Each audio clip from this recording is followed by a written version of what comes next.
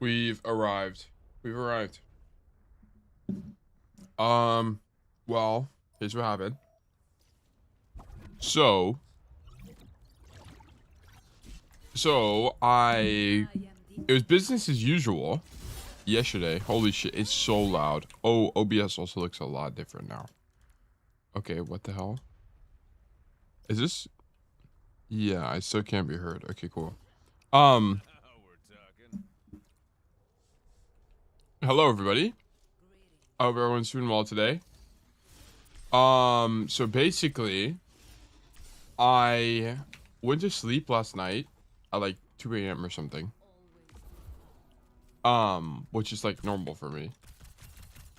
And I guess when I went to bed, I forgot to plug in my phone. Not okay. Well, I plugged my cable into my phone, but I didn't plug it into the wall. So it was just like a loose lightning cable. So like, I don't know how that even happened. I've never had that happen before in my entire life. So like, it like I don't even know how this happened because I'm looking at I looked at the cable and I'm like, it's obviously not even plugged in. It's not even like deceptively not plugged in. It's like obviously not plugged in. So I genuinely don't even know how it happened. So what is the Minecraft stream? That's a good question. I don't know. We probably could do a Minecraft stream. Anyway, I have a bunch of announcements I have to make today. Bro was dreaming I charged my, yeah, I cannot believe I didn't charge my phone. It's actually ridiculous. I apologize. I apologize for being late today. Um, I will say we are late today, but that does not mean I can go for longer. I have so much stuff I have to do. So I'm not gonna be able to go for longer. So I won't be able to make up for it. I apologize. Did you dream of Overwatch? No, I did dream of getting a suspicious amount of sleep. I was like, I was in bed, and I was like, dude, I've been sleeping for a long time. I was like, I've been sleeping for too long. And I wake up and it's like 11 o'clock. And I'm like, oh my God. Bro, dream of the future Warminator. Yeah, dude. We dreamed of many things. Get a wireless charger. Do not make the same mistake. Free charger coaching. W charger coaching. Much appreciated. Yeah, I've never had that happen before in my life, so I apologize. I've never had my phone like that. There's been times where I forgot to set my alarm. But I'm normally not late. I think I've been late to stream maybe like 2% of the time. Probably. But it's probably that infrequent. I'm like never late. That's why Nintendo alarm mode stopped, dude. You might be up to something. Is your Razor Naga V2 hyperspeed okay? Yeah, it is. Yeah, I'm extra sure. Extra sure, extra sure. Still not enough of a screenager to remember to plug his phone in every night? Yeah, my bad. I also have 2 phones too, which makes it even worse. But my other phone I like don't really use that much. Okay, we're going to, so first of all, sorry for being late. I do apologize. I'm normally not late at all. This is very abnormal for me. I apologize. Um, Today is the announcement day. I have stuff to share with people. I have stuff to share. A new page. Um, Exciting stuff. Exciting stuff. Let me grab the link to this real quick. And then let me ping everybody with the link. Also, there's so many like bombs going off in this damn. Oh, where is my Razer? Not gonna be too hyperspeed. Here it is. Feels like, why can I not tab between instances? There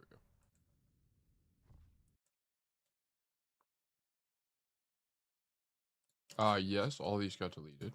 Okay. Okay, give me this.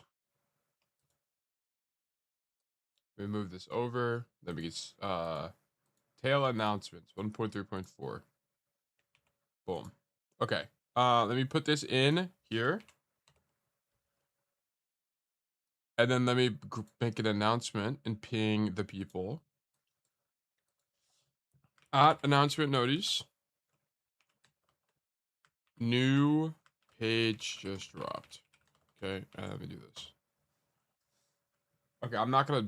They're gonna have to click on and read it because I'm not gonna write down this summary. Okay, so let's talk about it. So, Mr. Good to see you. Juicy Spices, good to see you. Are you looking for more tank gameplay? Yes, but we'll talk about it in just a second. I want to get these announcements out first. Zeph Scoopa, good to see you guys. Okay. Guys, news. We have news. We have many newses. Okay. Koopa, thank you for the primary subscription. Welcome back. Okay. Reminder. Minecraft server is online. Okay. If you guys want to play Minecraft with us, we'd love to have you. There's a Minecraft channel in the Discord. You can go to the top here, pin messages. This has more information about how to join our Minecraft server. We would love to have you guys. If you run into any issues, ping me or ping Raptor. Okay, you do have to get whitelisted, so we will need you to tell us to whitelist you. If you got a very cool server and a very cool map, you can use this map to fly around the server and see what's going on. People live in all different directions. What's even going on here? Yeah, I guess there's a house. Sorry, I didn't even realize people lived all the way out here. Oh wait, no, that's one of the mansion things, Woodland Mansion or whatever. But yeah, we got a world. We'd love to have everybody. Okay, so join. I'm peer pressuring you to join. Okay. Okay, so that's the first thing. Second thing, private coaching. I'm now announcing. Private coaching will open this weekend. Okay, the reason I'm doing it this way is because I'm only taking on 3 students, and I don't expect the spots to be open for very long. So I'm announcing it today, and then I'll announce it on YouTube as well. I'll make a post on YouTube. Here's how it's gonna work. You're gonna get, so you pay. It's a one-time fee. It's $350. You get 1 month, and then you get the following. You get 2 asynchronous 30-minute VOD reviews to begin the relationship and hit the ground running. Essentially, what's gonna happen is you pay, you schedule the day you want to do it, and the day of the week. There's like certain days of the week you could pick. And then I'm going to do 2 VOD reviews to start. I'm going to build you a profile, essentially. Okay. And then from there, I'm going to build you a student profile where I keep track of your goals, core issues, action items, and so on and so forth. It's going to be like an Obsidian post, but it won't be an Obsidian. It'll be a Google Doc. The reason it won't be an Obsidian is because it's private coaching. I mean, yeah. And everything on my Obsidian is public. Okay. And then you get 4 60-minute one-on-one private coaching sessions scheduled 1 per week. This will be for your reference only. They're not going to be public. And then if you can't make a book slot, so for whatever reason, if you can't make it live, then I'll record a VOD instead. Yeah, for the first cohort, I'm only taking on 3 students, and it's $350 for 1 month. So here's why. Number 1, I am not going to compete with people on price. I feel like commoditizing my coaching is not the way to go. It doesn't really make any sense. So I am bundling coaching together, and I think this is a fair rate for what I do, especially how thorough I am with my coaching. If this is something that's not affordable for you, I understand. That's why we do free coaching. That's just what it is.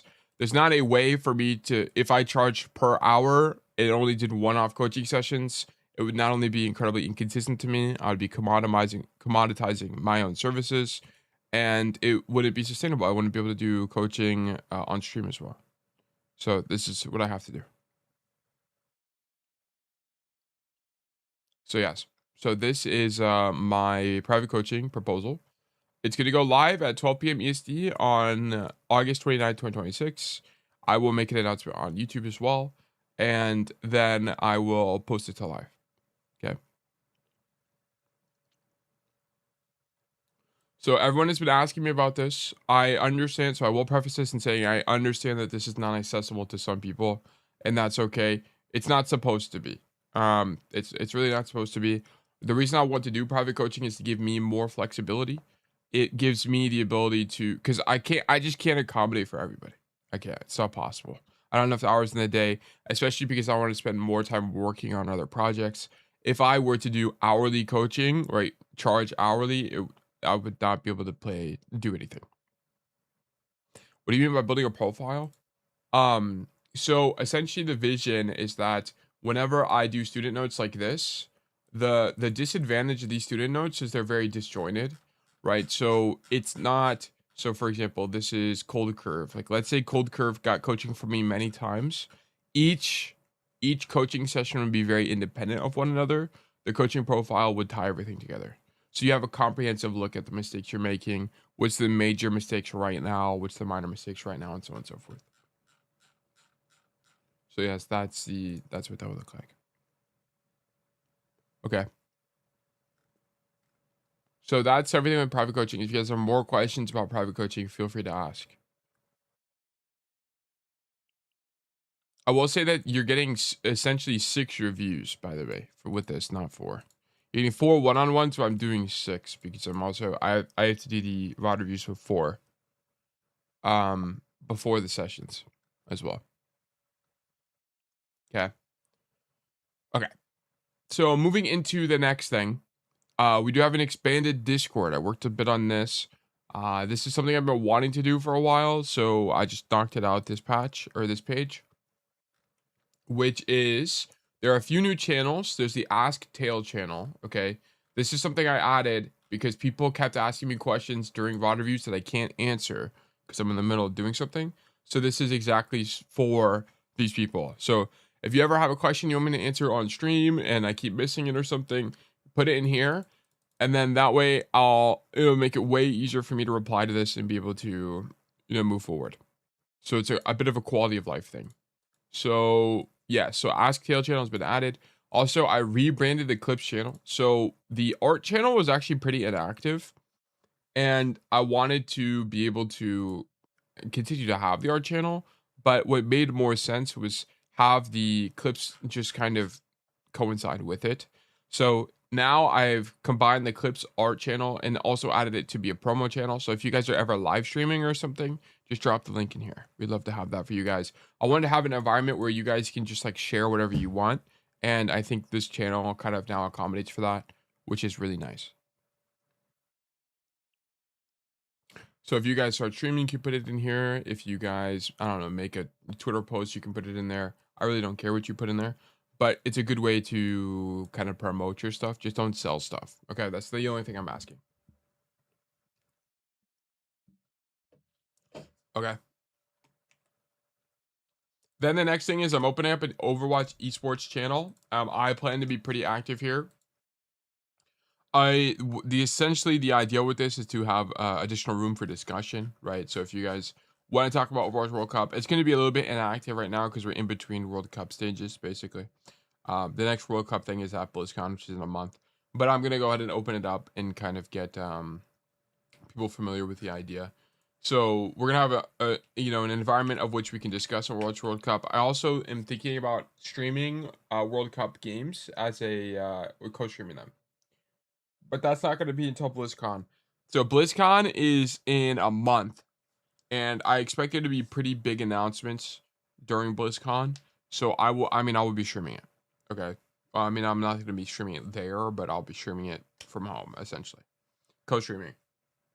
And I plan to co-stream most of the Overwatch World Cup games. We'll see. What about an LFG channel? I was thinking about it as well. I just don't know how active it'd be. We can maybe put it together. Yeah, for me, it's like if none of these work, I'll just like if they're inactive, I'll just smite them and then we'll go back to the normal channels. For me, the least amount of channels possible is preferred. So we're still continuing to work on this. Okay. So yeah, so this is the Overwatch Esports channel. Okay. And then I revised community coaching slightly. So community coaching, I now made it. Oh, now I think about it. Hold on. I need to make them pingable. So I split up community coaching. So whenever I first made community coaching, there was no wait, hold on. Something just happened. Sketchy, thank you for the resubscription. So resubscribe for 6 months at tier 2. Holy schmoly. Thank you so much, Sketchy. I appreciate the support. Oh my goodness gracious.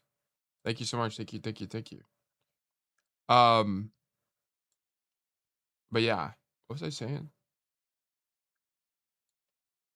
Oh yeah, okay. So I changed community coaching to now be specific for each role, which is something I needed to do a long time ago, but now we're just knocking out. So because whenever I made this originally, we were only DPS players at the time, but now we also have a lot of support players, we have a lot of tank players. So I wanted to make sure that they're split up so that when people ping, you're not just getting random pinged all the time. So hopefully this will help with community coaching stuff. This is something we needed to knock out a while back, and I just fixed. Okay, so this is something that I spent some time doing as well. There's now one role per Overwatch role, so that should make it a lot easier. Okay, then stream format changes. Um, so what we're gonna be doing. So today, this is an exception because I woke up late today, so I apologize. We're just gonna go straight to coaching today. But essentially, what we're going to be doing moving forward is the first hour and a half of the stream is going to be spent yapping and working on the obsidian. Okay. So if you look at the calendar here, you can, I mean, I don't ignore these things. I don't know. I don't even know why these are here. Let me delete them. Whoops. There was a long time ago where I was kind of like playing a bunch of stuff in this, but it just like didn't feel right. So I stopped doing that. But anyway, so you can see in here that the first hour and a half are going to be blocked for the obsidian stuff and intro to yapping. Okay, so what we're going the idea of doing this is because whenever I was doing the coaching VODs, I was not able to find the time to adequately make obsidian entries while still respecting the student, essentially. I could add more to the obsidian during VOD reviews, but it needlessly lengthened students' coaching requests, and also it made it really difficult to focus. Okay.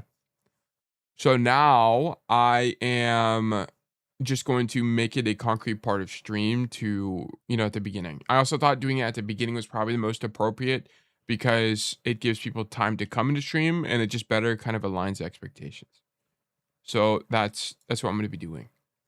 And then, yeah. So there will still be only 3 coaching sessions per day. I got faster at coaching, so we're still gonna be fine there, but it's gonna be all right. What does working on the obsidian entail? Like the Overwatch concepts? Yes, I'll actually show you. I have a plan. I worked on this as well. I was thinking about the best way to do this. Guys, we're going to gamble. Wheel of names. This is how we're doing it. Jeremy, thank you for the tier 1 subscription. Thank you. Thank you. Welcome back.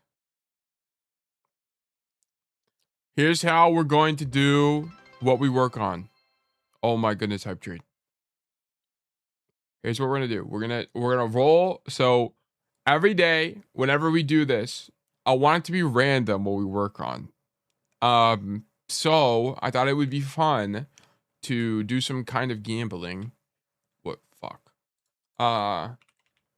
So I made wheels, and we're like, here's how it would work. Okay, we're not gonna. This doesn't count because we're not gonna do it today.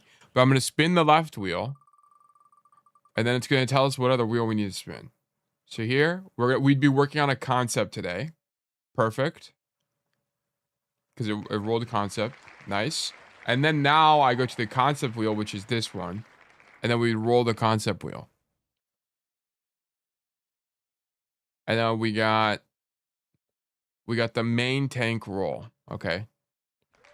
So now we would spend an hour researching the main tank role. I would do a lot of like really interesting research, like the etymology of main tank, how main tank is transferred to Overwatch 2, what are the main tank heroes, so on and so forth. Okay. But I want it to be random because I don't want to have like bias going into it. So yeah, this is what we would have done today. But yes. Okay. So this is the vision. This is the vision. And it'd be really chill. I mean, I don't really expect it to be high core result. It's a lot of typing, a lot of research, a lot of asking questions. I understand it's gonna be pretty boring for some people. I totally get that. That's something I knew going into this. So if it's not something that you enjoy, no big deal. That's why I have in the calendar as well. I'm trying to be very very aligned with the calendar. So if you see, so if you looked at that, you could just tune into the part you wanted. Omar Z, congratulations on being a true bug. This is fantastic. Here's the true bug roll. Welcome to the inside. You now have access to the true bug channel. Please do not leak the channel. But yeah, thank you so much for the support, Omar Z. I appreciate it.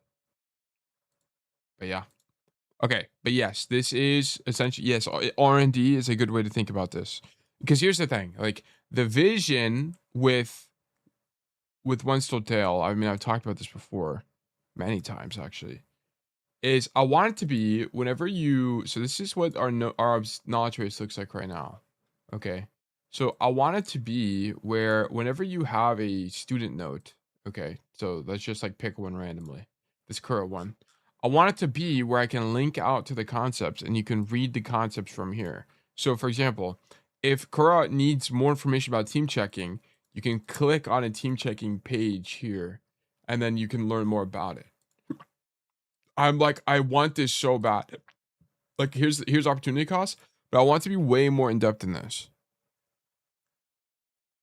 I want this to be way more in depth. Okay. But so this is kind of like the idea. And this, like, I want to get all of this done before the new year. Because the new year is when I'm going to go super heavy into growth, kind of no matter what. Okay.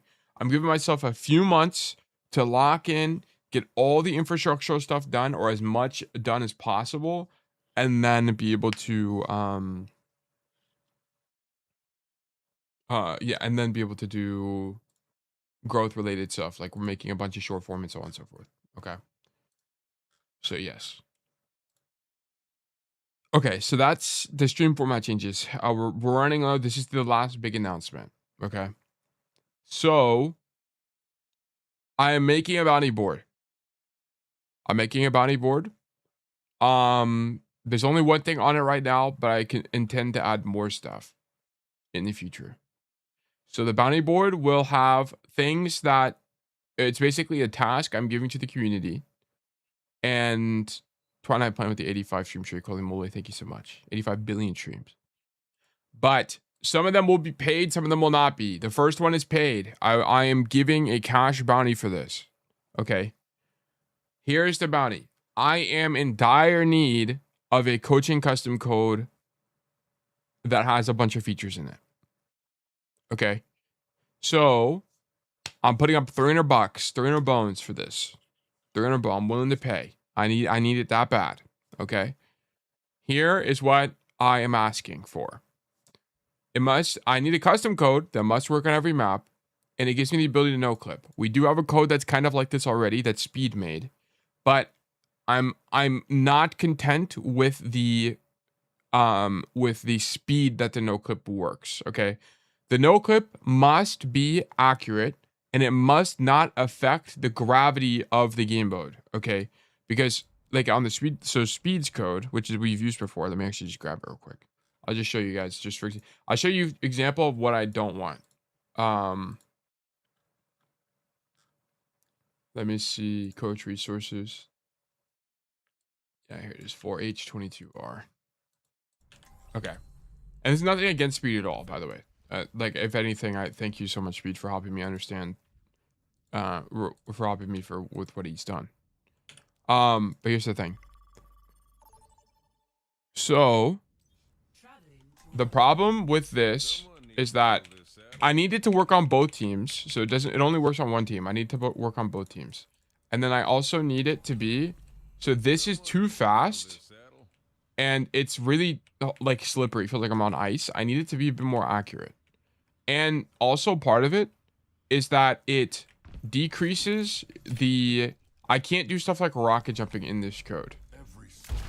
It like clips the accuracy, or sorry, I like get clipped in the air. And I need it to preserve the gravity. Okay. So this is like one of the biggest features. I'm going to be using it a ton. And I need this feature.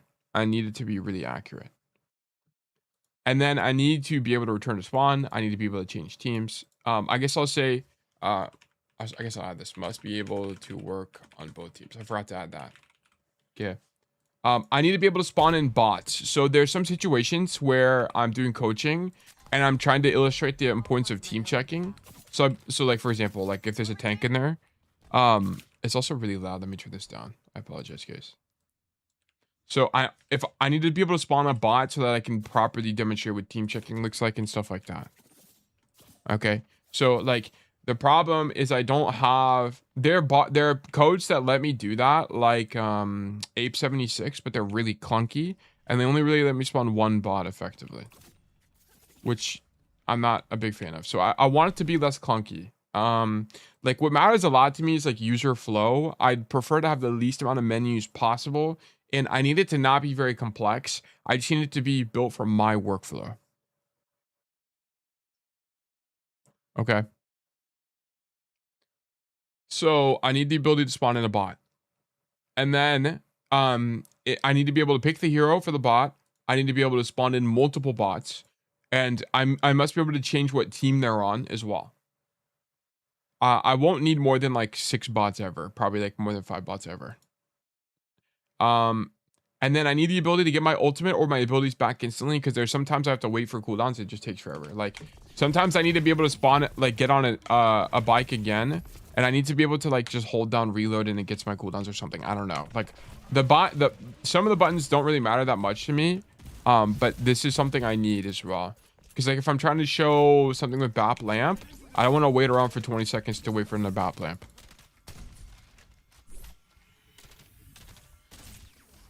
Okay. Would be nice features as well. I'd like the ability to teleport all players to one location. And then I'd like the code to be easy to remember. Okay.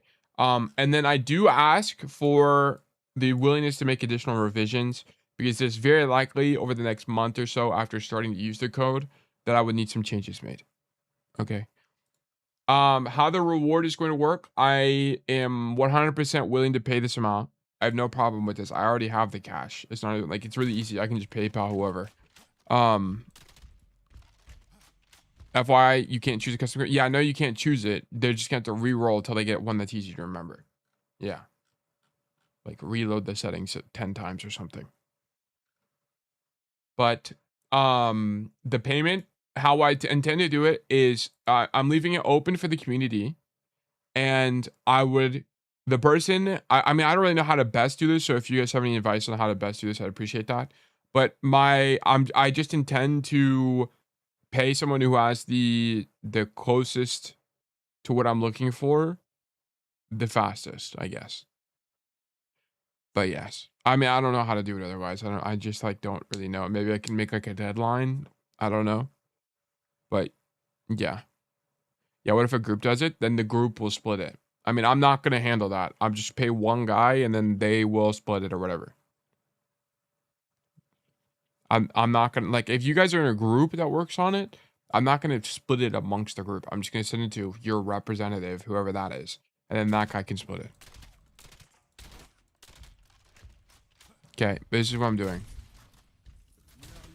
So I intend to have more bounties. I think me paying for these stuff, for like, okay, I'm not asking you guys to do free labor, by the way. That's not what I'm asking.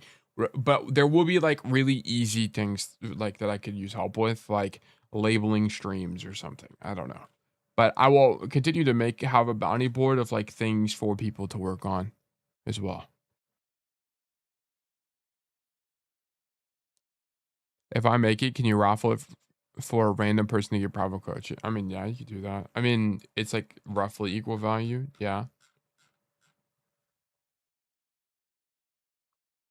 Okay.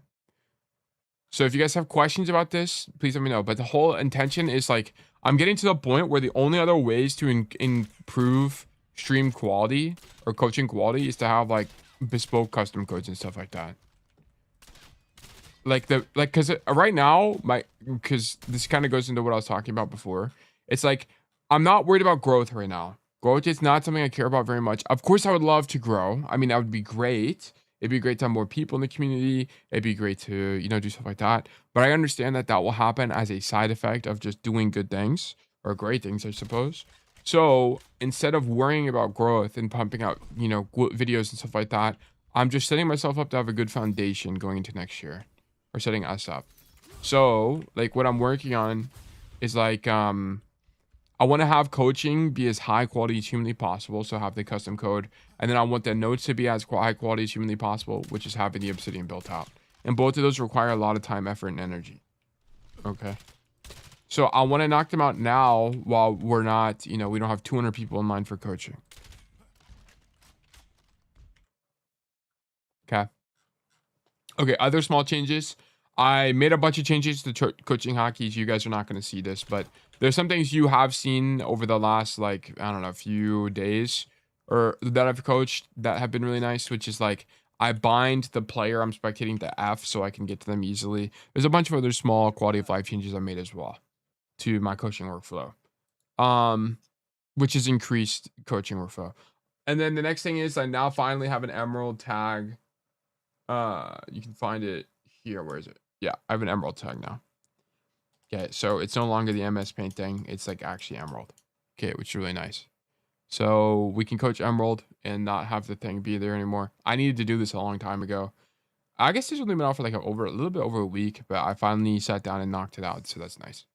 And then a bunch of Discord channels have been overhauled to look a bit nicer. So like community coaching, for example, the rules channel, the resources channel. I made them all look just a bit nicer. It's just a piece of homework that I've been wanting to do for a while, and I knocked it out. Also, stream schedule got consolidated with FAQ, so this is a genius idea from Symmetry to just put it in the same channel, which makes a lot of sense to me. So now, if you guys want the stream schedule, just check FAQs and schedule, and then this will not only show you all the FAQs, which there are a lot, because people ask you a lot of questions all the time. It's here as well. Become a true bug, Jeremy. We love this for you. Let me grab you. Jeremy, congratulations on becoming a true bug. You now have access to the exclusive true bug channel. Okay. Boom, true bug. Okay. And then I also changed some channel point stuff. So channel points, the only thing I think I changed was the obsidian redemption is now a lot cheaper. It's 10,000 now. 10,000 channel points.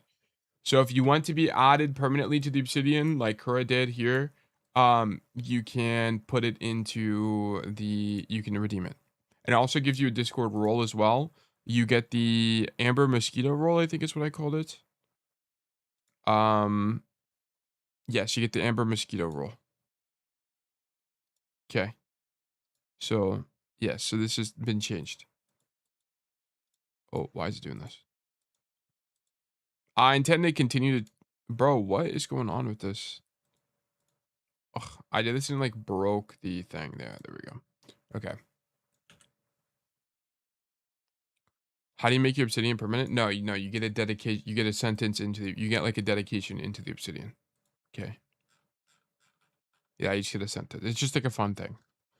I might make it even cheaper. I don't know, but yeah, I've added that now. And then, let's see. There's like 2 things left. So channel point requires a change. That's about it. There's a few other projects I'm working on, but I'm not ready to announce them yet. And I am currently still on track for my yearly goals. Big yearly goals are Twitch partner. We're definitely on track. We average like 40 some odd concurrent. Sometimes we get to about 50. It's just gonna depend on the day and what we're doing. But we average about 40 concurrent. I think with a few, if I super grinded out videos, I think we could get Twitch partner pretty comfortably.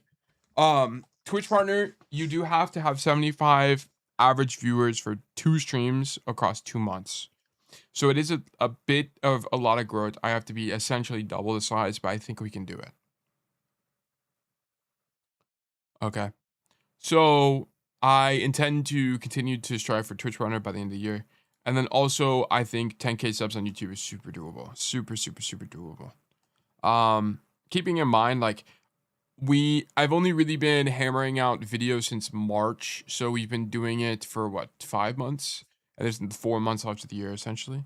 3 months left of the year, I'll say. I think we can hit 10K subs. I think it's possible. I think it's a little bit difficult, but possible for sure. And then there's other upgrades that I want to do as well. But yeah, so we're doing all of this in pursuit of quality. I am working very, very diligently. I work pretty much every day to try to get stuff done, whether it be videos. I also worked on a bunch of like coaching and, or sorry, editing workflow stuff because I was getting kind of tired with my current workflow. And I think I've got a really good handle on how to make good videos now. But yes, this is something I'm continuing to work on and explore. Okay. Have you read Stormwall Archive? No, I don't know what that is. Okay, does anyone have any questions about the announcements? By the way, how did you come up with your figure to be a worm? I needed something that was going to be one color, and then I needed something that represented my personality and was not a human. I needed to be a non-human, so I chose a worm. Will private coaching make it into YouTube videos? No, it is private, entirely private. I mean, unless the student wanted to do something, but I don't really want that expectation to be a thing. I want the private coaching to be private. Yeah. So how can I add that I only volunteer coach DPS? Okay, so if you only coach, okay, so if you had the volunteer coach role before, you now have the volunteer DPS role. Okay, so I just changed the name for that one. So if you see like 162 volunteer DPS coaches, I didn't even change it. Okay, so sorry, I didn't delete the role. I just migrated you over to this one. So if you want to remove it, what you do is you go to the um community review rules here, and then you unreact. You're gonna react to DPS again, and then you unreact, and then I'll remove it for you. Okay. You can also go to the top here. I'm pretty sure it's in this as well. Yeah, you can go to the top of your channels and roles, and then I also changed the onboarding questions as well. Okay. So you can also do it here. So you can just indicate that you want these. So I have all of them now. Okay. We're talking. So close, not ain't with the redemption for a permanent quote into the obsidian. We love this. We actually love this. Can I put this in real quick? Quote from Haikyuu. Quote from So Close. Nah, it ain't. On the date 8-24-2026. Because people don't have wings, we look for ways to fly. Huge. How much is private coaching going to be? It is $350. 350 United States dollars. Okay. 350.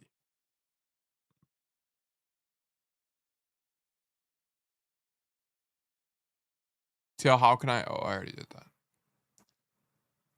Tell I gave you more homework on my channel. Okay, I'll check it out later.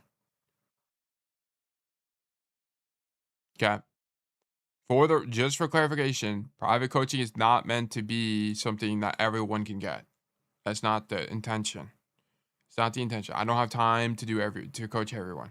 I just don't. As much as I'd love to do something like Spilo where it's per hour, I don't want it to be. First of all, I'd have to charge way under my current rate, which I don't think makes any sense. But also because if I'm not charging this much, I'd rather just coach for free. Because I can make content out of it. Yeah, that's expensive. Yeah, I mean, I can't offer it for cheap. I coach you guys for free, and that's how I subsidize this. Raptor with one sentence immortalized in the obsidian, of course. Let me get this in here for you. Hashtag Noom perk for life. Well, the hashtag like breaks my formatting. I guess I'll make it a thing in here now. TSM underscore Raptor 375. Today's date is gonna be 8-24-2026. Okay, and then let me give you guys the roles as well. At Raptor. At So Close. So you're sidage, right? Aren't you So Close? I'm pretty sure you are. Let me give you Amber Mosquito. Amber Mosquito. Yeah. I didn't expect you to be doing more Overwatch workshop stuff so soon after cursing at it so recently. Well, I mean, that's why I offered the bounty. That's why I'm offering the bounty. Okay. Yeah. I am Amber. Yeah. That's what I figured. Oh, well, I guess you already. I don't even need to ping you. Let me do this. Amber Mosquito. I also need a peaking speed. I know I already gave it to him.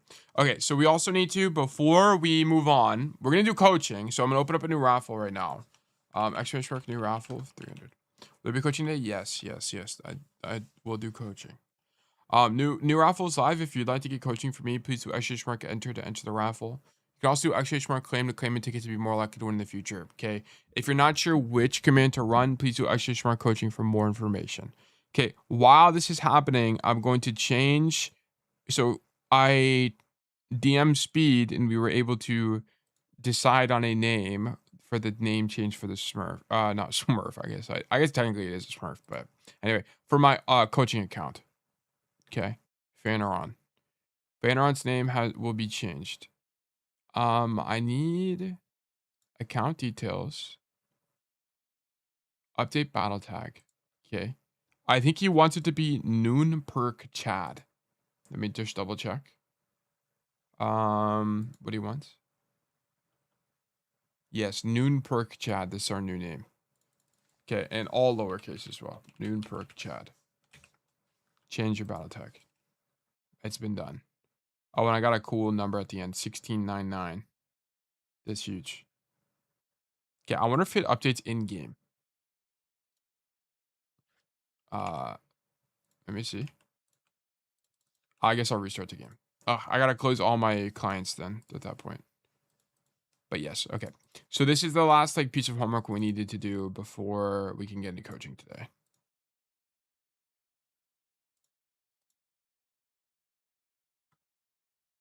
Should have been Noon Perk Lover. Take it up with speed. Take it up with him. In the arms. 80k channel points to make tail waste $10. Yeah, but they get to be permanently in every video now. The cameo. Okay. Sorry. Everything is still booting up. Give me a second. Tomorrow is my last day before my internship. I wish you the best of luck at your internship. 60k more channel points to go. Yeah, I think a lot of people use their channel points to get like VIP. In the 1v1s. I feel like who's the last person on 1v1 Zephs? Yeah, it was Zephs. And when was it? I was like, it's like a month ago. Oh, I gotta log it. I gotta type in all my information to log in again. 1 second. Okay, that one's done. Oh, I typed it in wrong. My bad.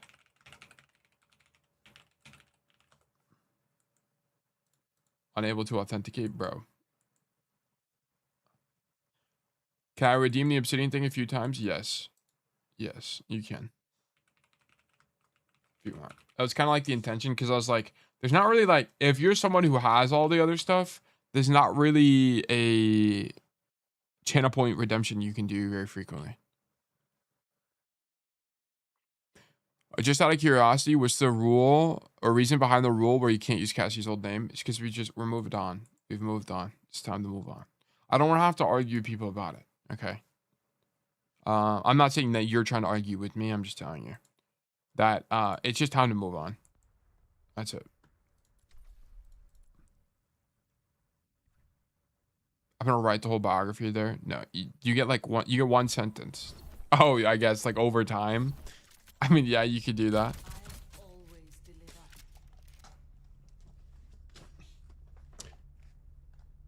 It's like 10k points, like 2 weeks of watching tail. Yeah, I don't really run predictions, so I mean, the thing is, we have a lot of people who watch like almost all the streams, who make it like every single time, and I appreciate that. Like, I appreciate you guys being a part of the community greatly.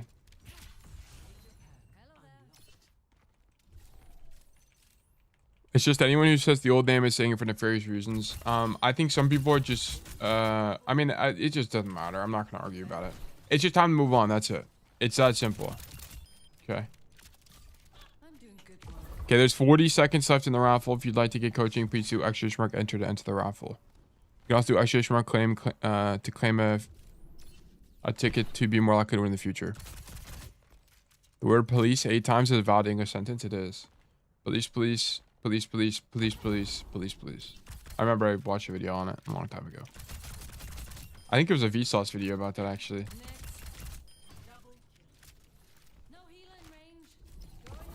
Okay, 15 seconds left. 15 seconds.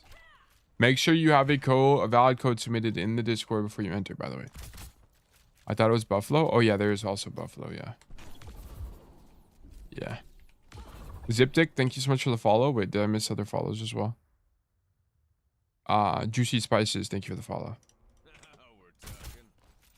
One sentence immortalized in the Obsidian. Let me get you real quick while we wait around. Give me your freedom, give me fire, give me the noon perk, or I retire from organic. Organic. On today, 8/24/2026. Yeah. You're now immortalized in the Obsidian. I guess I'll publish it as well so you guys can see it.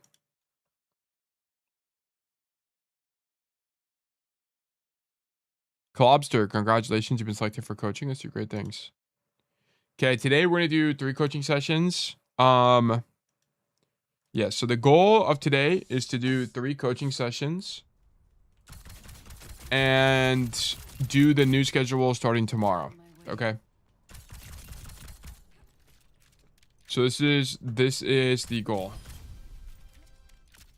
Can we do links like a YouTube link to a Rickroll? Yes, you can. It just has to be PC.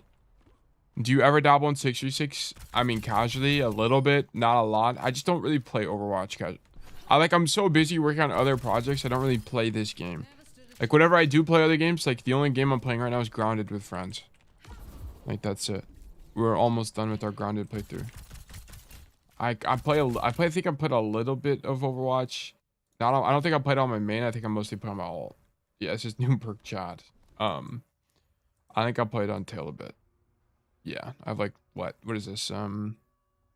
50 games played or something. I guess that is a bit. There's like 1 or 2 days where there's like 1 or 2 days where I just like played Overwatch all day. A week ago. At what state do you live? Oklahoma.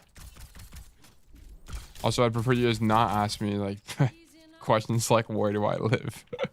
I know you don't mean anything, but I'm just saying. How much for coaching? It's free. Coaching is free. Okay, but we've already draw out. Someone already won the raffle. Yeah, but what's my address? You want my social security number?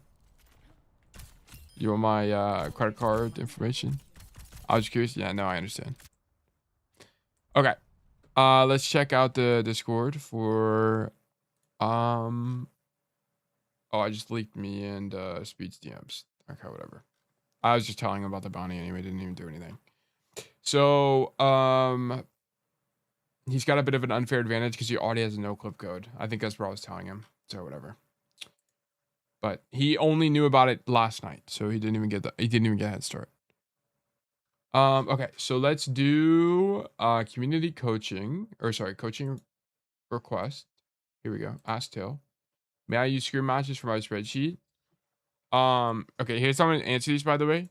On stream, whenever we're in between stuff, I'm just gonna go to create thread. I would prefer you not. Wait, let me just use the transcriber. I would prefer you not, as the spreadsheet is more to be used for ranked, so I have a good expectation going into it.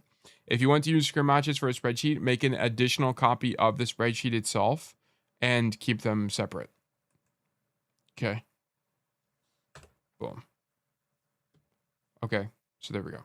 Tail coaching request. I'm looking for a claw. Clawback. Okay, Lucio. Fuck. Okay.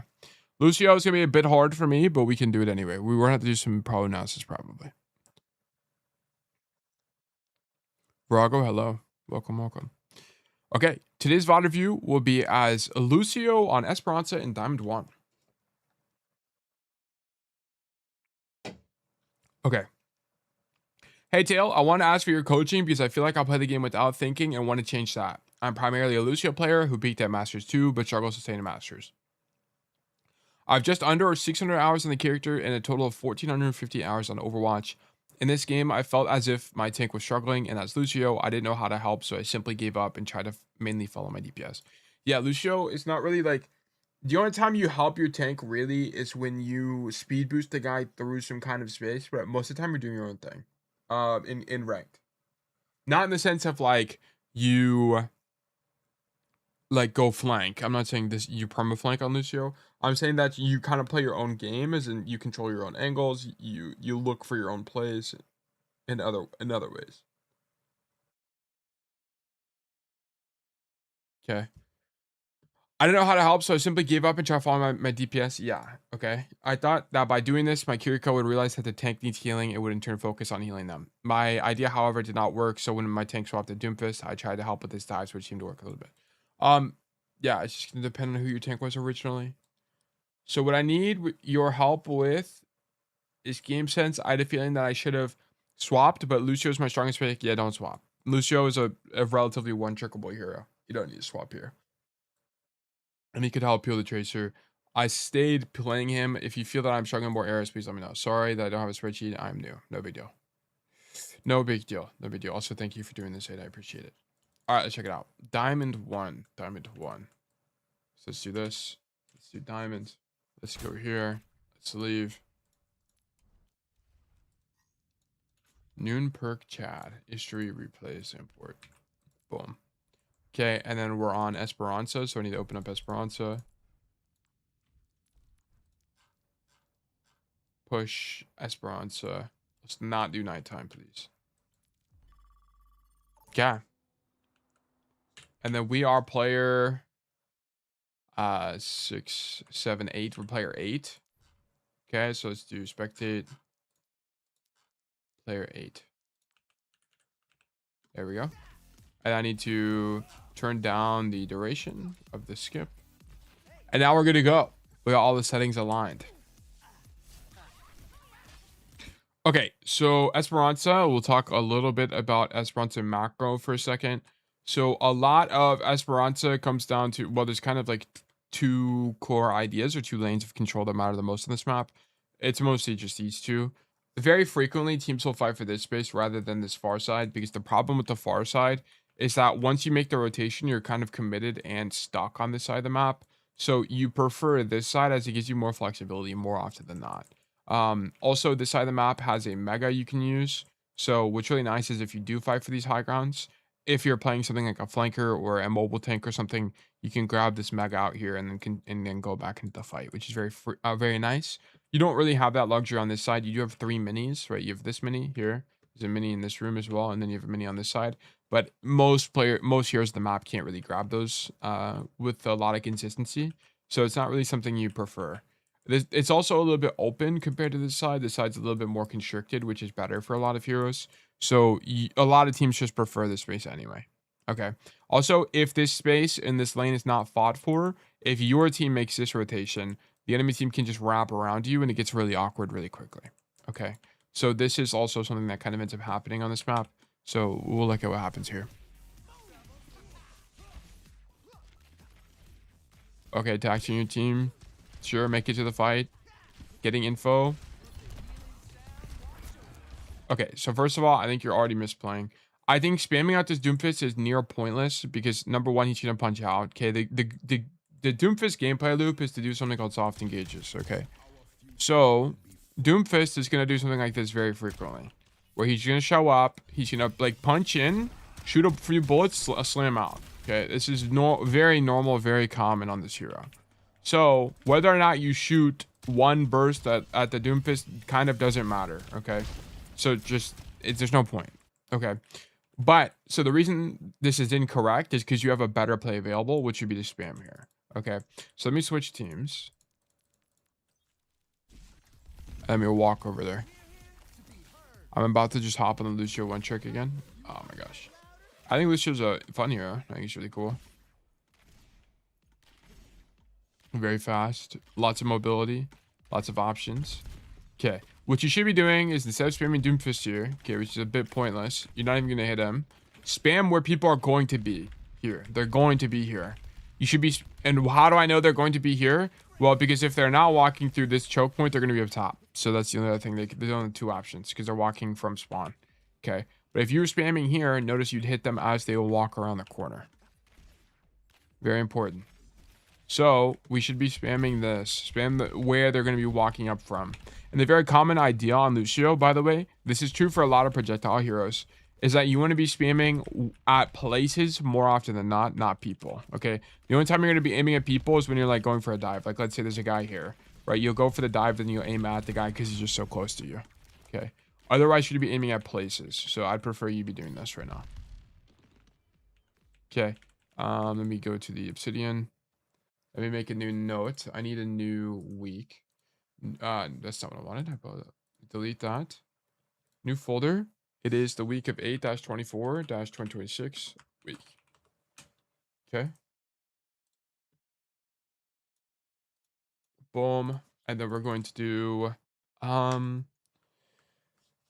is the order? It's name. Okay, so it's Clobster. Whoops. Clobster, Lucio, Esperanza, Diamond. Perfect. Then we're going to do insert problem. Nope, that's not what I wanted. That's actually wrong. We need to do insert template. Ugh. Sorry, my bad, guys. Insert pseudonym template. Perfect. Then we're going to do P1 spamming on first fight. Okay. Let me just make sure you don't end up doing it. Oops, my bad. Yeah, you make the rotation, but you already lost the value. You already lost it. Okay. Lucio is really good at spamming angles with your primary fire. You don't do a billion damage, but that's not really the point. If you were on this angle right now, instead of shooting the Doomfist in main space, you'd be able to not only have information about who on the enemy team is playing on this side of the map, but you'd be able to start building your ultimate early. Continue to fight for this lane by standing on this side of the map rather than shooting Doomfist. Okay. So, yes, I'm not a big fan of this from you. Okay. Yeah, because it's like you could have been spamming here. You'd be able to shoot these guys, and then you'd be able to recognize that all of them are rotating. So then you'd be able to walk forward and take space more aggressively because no one is here to mark you. Okay, but you miss that opportunity because you're not looking there.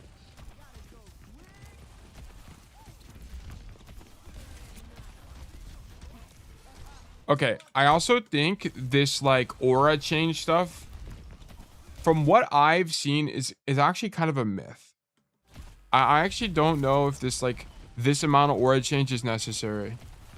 We'll keep watching, but I'm pretty sure it's like, I remember we watched Lucio before and they just don't change aura this much.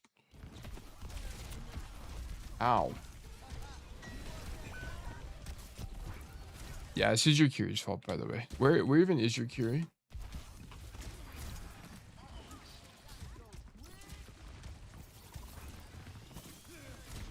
Yeah, this needs to be a Suzu on the hazard. This guy just misplayed. This isn't even your fault. Yeah, it's a bad habit of mine. It's not good. Yeah. The only thing I can think of here is because your guy, you can just continue to fight for the angle because it's kind of like, here's the problem. You try to make the rotation to save the hazard, but you're not in a position to save him. It's not convenient. I think you kind of have to let your hazard die, and then you have to just outvalue him. Like, I think a Lucio with more swag than you is probably like wall riding here. Okay, getting some height, probably. So they're doing something like, I'm not good at Lucio, so maybe they're getting height, and then they're speed amping, going in, something like this. The only thing that's hard is they're playing cast, right? So maybe instead of coming above them here, you're actually going to the high ground and taking more map control. I think this might be a more probable outcome. Because the problem here is that you get really scared. You don't help your tracer on the engage. Like, this is when you need to be doing something right now, right? Look at this guy. Boostio is in. You need to be here to help him. But the problem is you end up rotating the hazard and you don't even save him anyway. So I don't think rotating to help him, this hazard really makes that much sense. Because if you were going to help him, you needed to be here to begin with. Okay. Like, you needed to have, if your idea was to help this guy, you needed to be on this side of the map to be doing something. Otherwise, you're better off killing the cast with your tracer, because I think he would have died for sure. Yeah, he most definitely would have died for sure if you were with your guy. Okay. So I don't like this this fight broadly from you. X. This guy's in. We need to go in. Go in. Out value. Boom. Okay. Do this. P2. Outvalue hazard death. Rotating too expensive. Boom. Nice. You need to help your tracer on the engage here, as rotating to your hazard is just too expensive because you're not staged for the angle to help him. Really, your Kiriko just needed to Suzu him to keep him alive. It would be better for you to engage with your tracer to trade out for the enemy Cassidy on this engage. Okay, so you need to, I think you just flip the map. Yeah, you don't even get here in time to save him. He's dead. Now you don't have amp, and then now you have to speed your team out. You should be on speed here and not heal, by the way. This is minor, but because you just need distance. Whether or not you heal them for an additional 20 HP doesn't matter.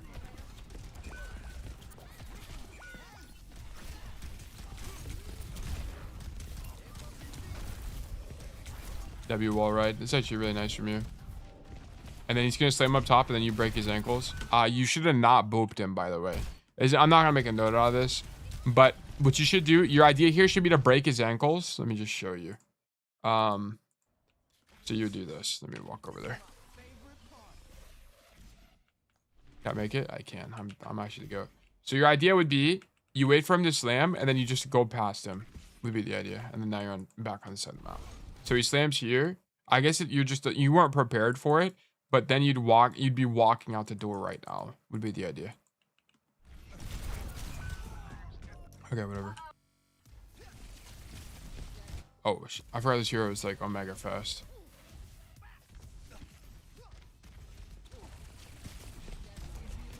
Okay. Heal the hazard. Go top. You fight for the room, right? Your tracer's up here. I would just be up here as well. Pocket your tracer on the angle.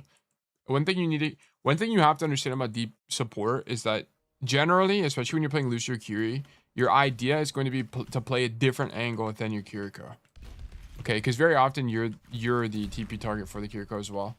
If you're playing on top of your Curie, right? So your Curie's playing here. If you're playing on top of your Curie and she gets dove or she gets engaged on, who is she going to TP to, right? She can't TP to Lucio because now you're playing the same angle as her. But if you play on a different angle, you can be the TP target, okay? Then you just kind of keep your head on a swivel. If your guy's getting engaged, then you can just go for the, I mean, you wouldn't amp, but you'd go for the peel if needed. But this is going to be really strong from you if you did this. So just kind of keep this in mind. I mean, you're not doubling up here, but I just want you to remember that, especially when you're playing Kiriko, try to avoid stacking on the Kiriko. It's going to be stronger for you to pocket these kind of people, right? Like, come pocket your tracer, help her win this side fight, and then you can continue rapping and get aggressive on your own play, right? So, for example, if you play with the tracer here, then if you guys don't get contested, potentially is a world where you come this way, and then you look to all in the Wu Young or something. Yeah, I paid little attention to my tracer, which is bad. Yeah. A lot of the time as Lucio, you're going to be plus one-ing the guy on the angle. It's very common, especially tracers, right? Lucio's really good with tracer on the engage. It's very common to see this happen. So we need to be a bit aware of this. I'm not going to, if this comes up as a regular thing, I'll make it a note, but we need to be having this in mind. Hey, just found your channel the other day, man. Good stuff. Thank you so much. Much appreciated. Yeah, but it's like, I want to point out, you control no space here, right? So you're spamming out the Kiriko, who's unswinging this angle anyway, right? The Kiriko is ignoring you either way. And also, she should probably fight you because she just does more damage to you than you do to her. But you'd be able to do a lot more with your tracer. Look, your tracer has to take this time to make this mega rotation. If you were up here, she wouldn't have to do that. And then you'd be in a position where all ending on the cast makes sense. But you're just too far as is, right? There's not really going to be a world as Lucio where you're right here and then you're gonna like wall ride through main to get the enemy cast, right? That's just instant death. And that should be make a lot of sense as to why, right? Because wall riding through this space, you're just in the open, right? Like, look how open this is. Especially when the enemy team is playing a hit scan or they're playing high damage supports like Wu Young, it's gonna be very common for you to get marked in these positions. Okay, where you really want is you want to use your wall climb to get up top here, fight the tracer, amp speed in, and then boom, now you're all inning. The distance is way shorter. Yeah.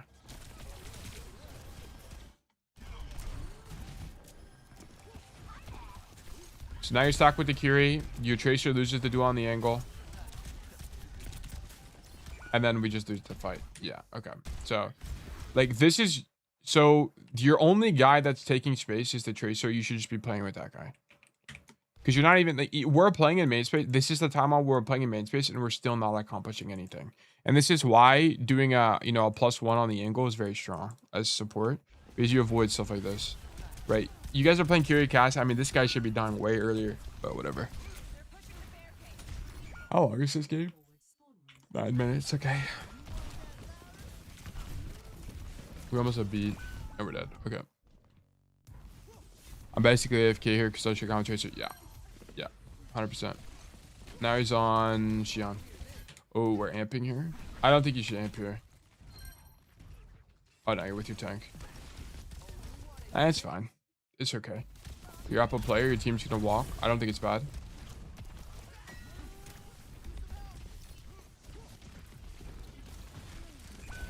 Yeah, I kind of don't understand this path thing. You're kind of just going places to go places.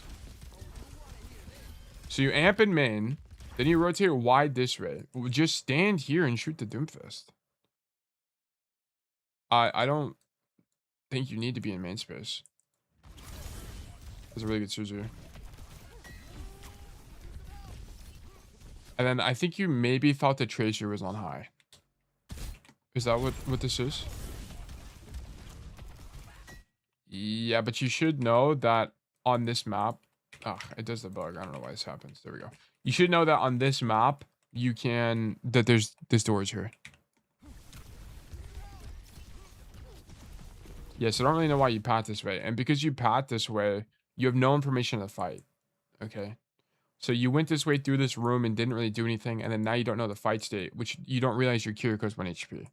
If you were here just shooting your gun, you would have seen when the Kiriko is 1 HP. Then you can just like wall right across, right? So it would look like this. Block all the way back. Okay. So I think you're a little bit too obsessed of having people in your aura forever. Right? You would just do something like that. You're at risk of dying, but you kind of, if you need to peel for the Curie, then you just need to peel for the Curie, right? So you go for something like this.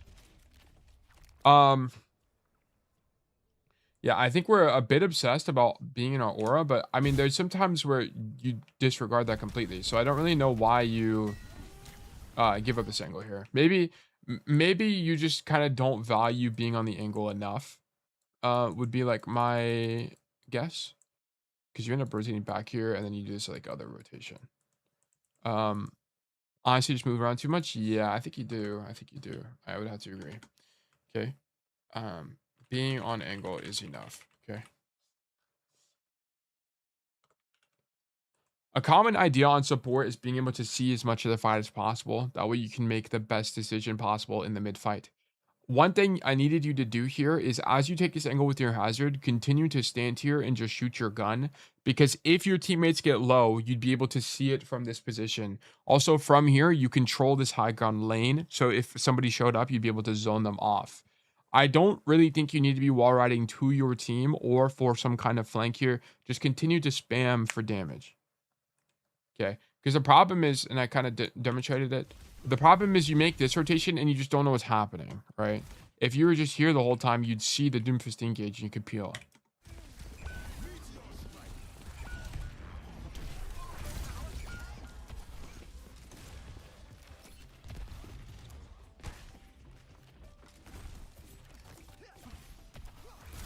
Okay.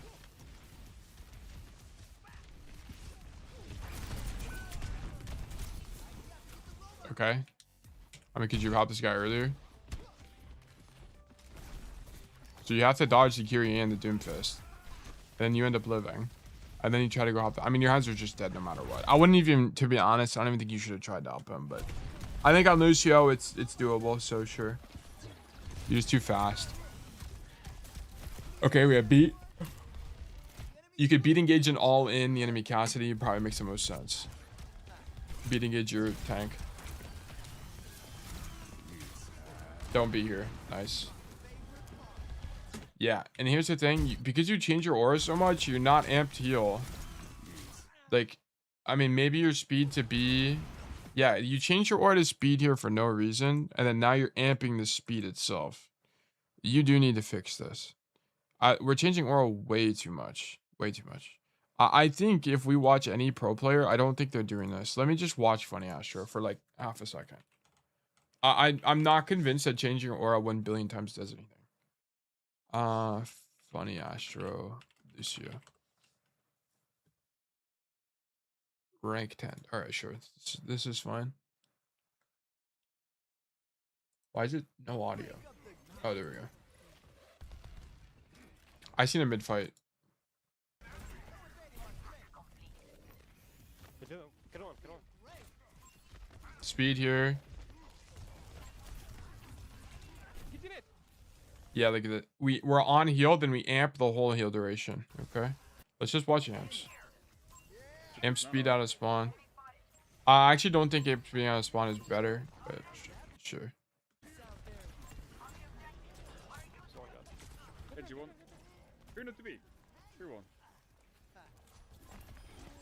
Eliminated. Okay. So look, we're on heal, then we use amp. Okay. Nice. 3, 2, 1. We're on speed, then we amp. Okay. Like he's getting full value from each of these amps. He's on speed and he gets amp. Okay.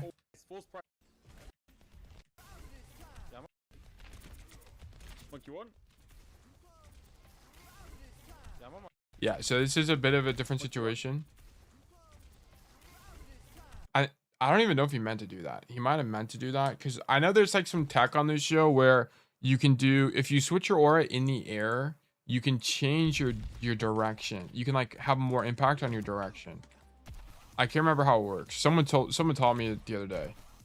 It's like you, I don't know how it works. It's like, I don't even know how to do it.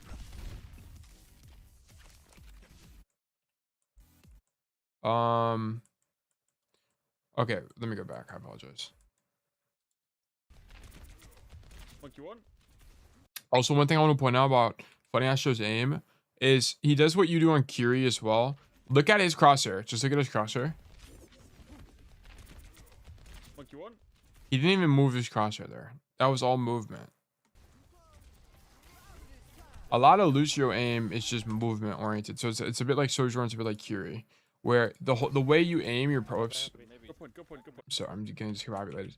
The way you aim your primary fire is like this, right? You shoot mostly based on your movement, right? So here you do stuff like this, and it's going to increase your efficacy greatly, right? Because it's too hard. Like if you're always using your crosshair to aim, it's just going to be too hard.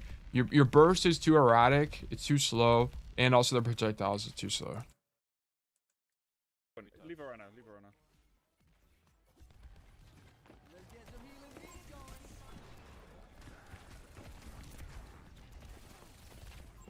Okay. So I think he uses speed to get himself out of positions. Right, so he amps heal. He speeds himself to here. Then once he's comfortably here, now he's in heal. And then we're in speed to go for the amp. And then we just stand at the back of the point. I think he also stands at the back of the point on this against this team comp.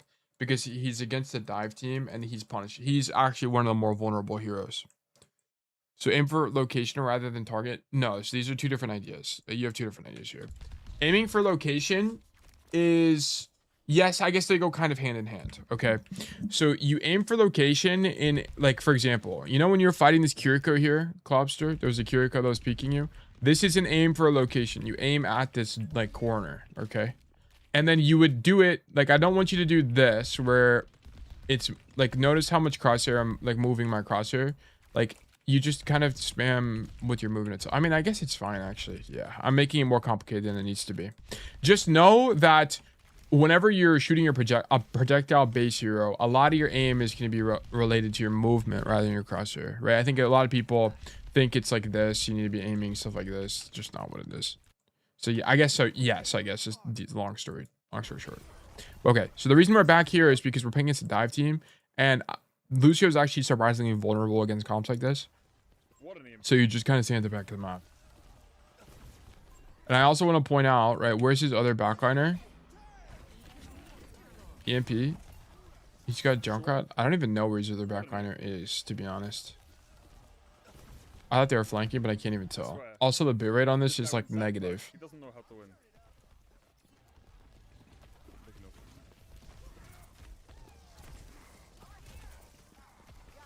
Why doesn't he go healing bubble? Guys, I have angle, I have angle. Yeah, I'm one angle. Oh, I did not know we are. Yeah, he needed to leave earlier. He also has... Like, Lucio just doesn't have a lot of HP. Guys, I have angle, I have angle. Yeah, I'm one angle. Yeah, he needed to have safer pathing here. I don't think he realized that his team wasn't holding. Yeah, this is the error, by the way. He shouldn't have made this rotation. Because the question is kind of, why would you want to be here anyway? Right? What would you even do from this space as Lucio? And the answer is not much. I think the only reason he did this is to get to cover as soon as possible, but there's a Winston bubble up. So he technically has cover. Okay. Why doesn't he go healing bubble? Yeah, and then he needed to commit to rotating away. Yeah. Guys, I have angle, I have angle. Okay, anyways, keep going. Amp out of spawn. Yeah, they have speed, by the way. Speed you. We amp here. Amp's like full speed. Yeah, they have speed, by the way. Right, like this is a Reaper. This Reaper, you'd be aiming at the Reaper. Okay, because it's just close, right? So you'd aim at him. Right? Boom. Nice. Then this Tracer, you wouldn't be aiming at the Tracer. You'd be aiming at this corner, which is exactly what Funny Astro does, right? He's not aiming at Tracer. He's aiming at the corner where the Tracer is playing or likely to be. Okay.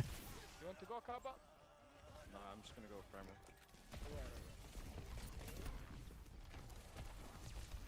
Okay, wall climbing. So I think he is playing for the dive here. Sorry, for the peel. So with the Ana comp, okay, so when your backliner is Ana, this is also going to be true for things like Zen, Ana, maybe even Baptiste to some regard, right? Peeling becomes a lot more important as Lucio, particularly also when you don't have alternative plays. So like, let's also think of this. If Funny Astro isn't right here, right now, where would he be?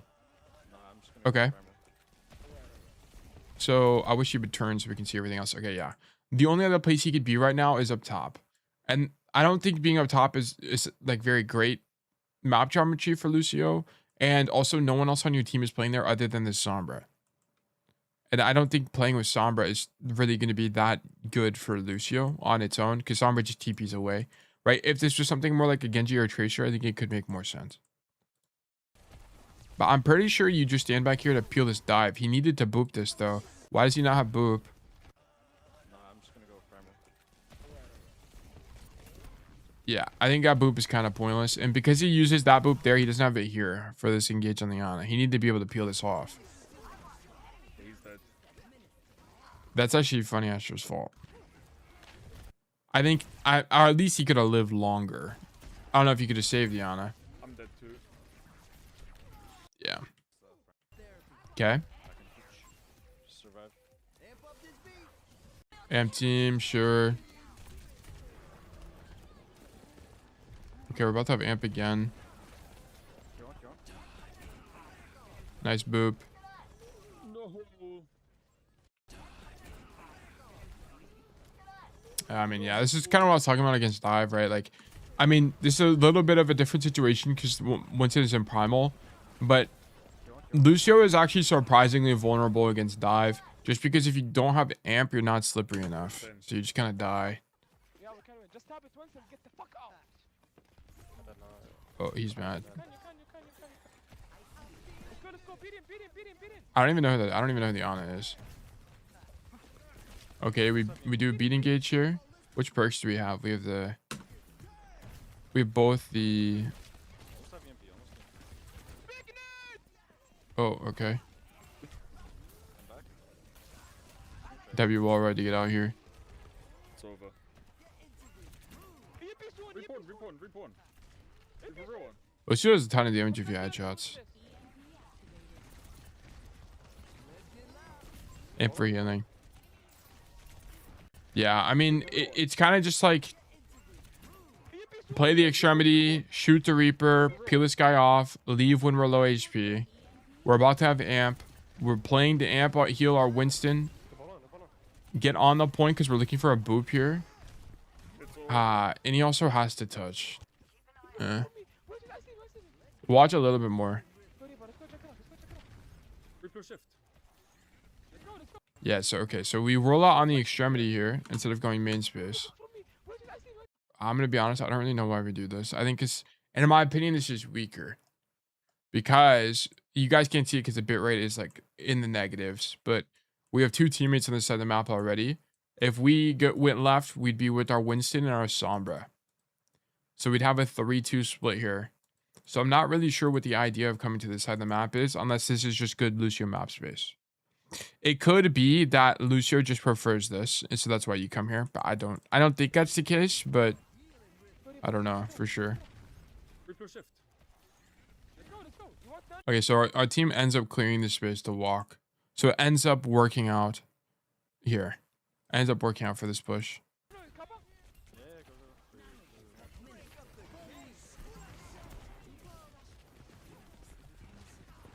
Okay, so we go with the Winston engage. So like the whole idea with this is our Winston is nanoed. So we walk with him. Yeah, I don't think he kind of anticipated the full collapse. I'm going to be honest though. Why not like, so if you know that they're going to collapse, because they're going to beat engage themselves, right? They're playing a dive comp. Why not just wall right here? Does that lamp? I guess I'm not sure Vasa. But I imagine like, I imagine flipping like this probably makes the most sense. I don't know why you do this, to be honest. Maybe he wanted to use the bubble as cover. I don't think it's horrible. I actually think it's quite good. But it's just they're too fast. It's kinda. I mean, that's a bit ridiculous, I guess. So whatever. Happens. Okay.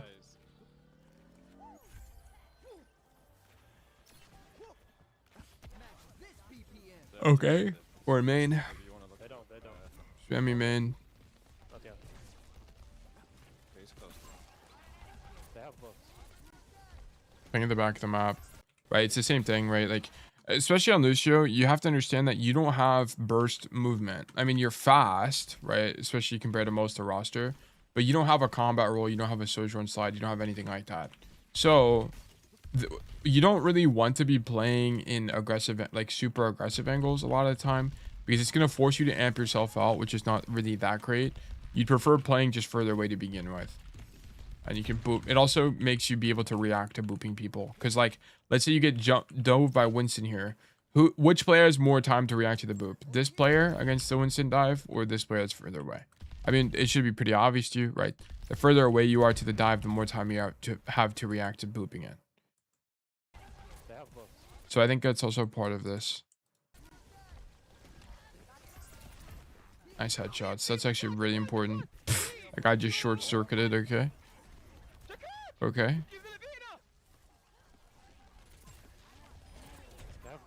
Yeah, so we're just seeing basic kind of lane control principles on support. And then some Lucio-specific stuff. Like, Lucio's the only hero in the game that would actually do this, right? But notice this, like, this is kind of the situation we had earlier, right? So, Funny Astro has put himself into a position where he sees things. The reason he turns around here is because he hears someone behind him. So he turns his camera to see who's behind him, okay? And then because he's in a position where he can see very freely, he can go to peel for the Ana, right? This is the exact opposite of the situation we had, right? Which is we were in a position where we don't even have that opportunity, right? Like, for example, when our Kiri got engaged on, we made this rotation, and we didn't even know the Kiri was being dove, right? Funny Astro's not making that mistake. Funny Astro was basically doing what I was telling you to do, which is just stand here, okay? Then you would walk across and then heal your guy. Same kind of idea. Okay. This game's almost over. I'm with you. Nice. Respawn and outspawn. Let's kill him. Probably here. No, probably here. Yeah, I got him. I don't know who the Ana he's duoed with is. He's gonna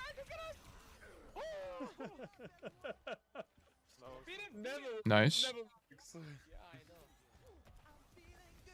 How about Sombra? All in Sombra. Yeah, lots of peeling happening against this dive comp.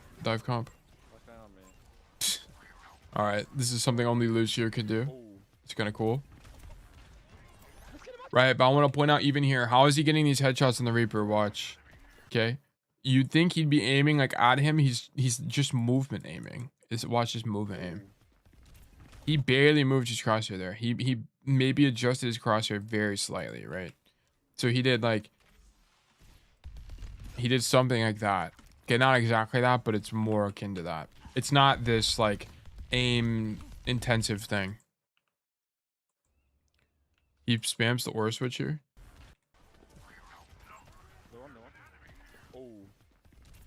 I wouldn't really say this is like a spam aura switch, to be honest. I just can't tell what he's trying to do, right? I would need to watch a lot more Lucio. Because I can't tell if he's trying to use his speed to get over the wall or if he's genuinely doing the like finicky switch stuff.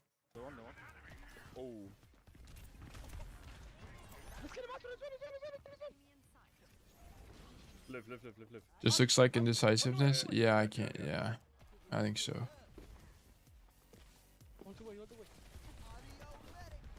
They die 5 feet. And we meet you guys on point. We are fine. Come point. Okay, he needs to not get his beat LOS by the Winston bubble. This is the big thing he's thinking about here. Yeah, and then he tries to. Okay, so it was a bit of a technique thing with the beat, by the way. So you go for the beat to save your Ana, and then So one thing you have to understand about beat as well is you do have a period where if you walk around, people can still get your beat even after you use it. So beat doesn't go through barriers, so he's gonna walk into the barrier in an attempt to give a sound barrier to the tracer, or the Sombra, whoever that was.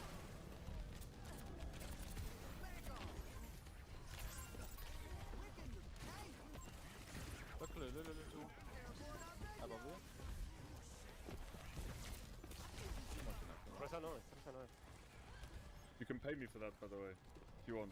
Yeah, I mean, I'm good too. I'm good. Nice. Okay. All right. Cool. We have more insight into Lucio. CrossFit spamming is just a bad habit for most Lucio. Yeah, I think so too. Yeah, I think there is some like movement tech you can do with it. I remember someone telling me about it a long time ago. But I think for most times it doesn't really matter that much. Okay, you don't want to be on this angle because you need to be in okay, you don't want this extremity on Lucio. If the tracer is here, let the tracer come up here. Because here's the problem, right? Did we ever see the only time Funny Astro was controlling an angle like this was when dude, I don't think he'd ever be here on this point, to be honest with you. The problem with this is it's an extremity of the map where you're no longer able to support your team. Like if the tracer's making this rotation, where you would mark the tracer is not here, right? Where you would mark the tracer is here on the rotation. Okay. Because you're just too far from the fight. You're too far, right? Look where the card is. Look where your team is playing. I mean, they're all pushing, right? This is too far. I understand you're trying to mark this guy, but you can't do it from here. Because now you're going to be way too far. Do you end up rotating back? Let me see. Yeah, you do. Okay, so you don't stay there for very long. Okay, we use literally every ulti in the entire game.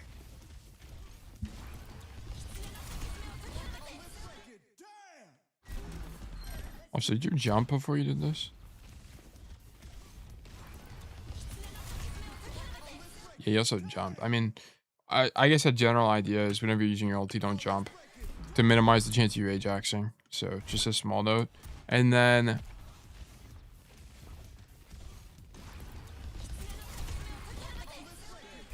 yeah, I just don't think I don't think Funny Astro would have had the staging for this fight. I think how Funny Astro would have played this is sure we get zoned by the Deadeye, we amp our guys, then we leave this side of the map.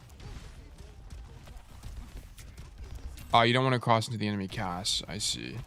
Yeah, but I think Funny Astro would do like wall ride, stand here, do this. Is that even doable? Let me see. Because you need to not be here.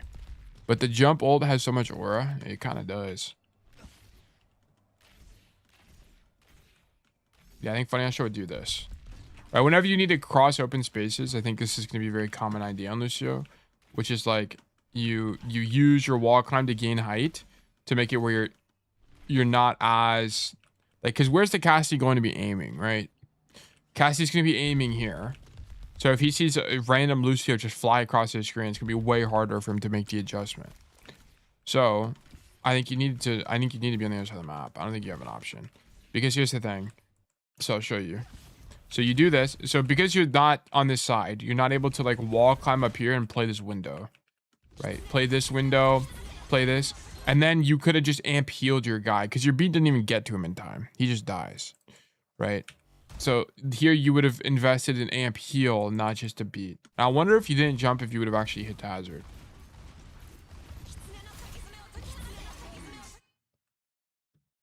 I'm gonna be so for real. I think maybe if you didn't jump there, you actually save hazard.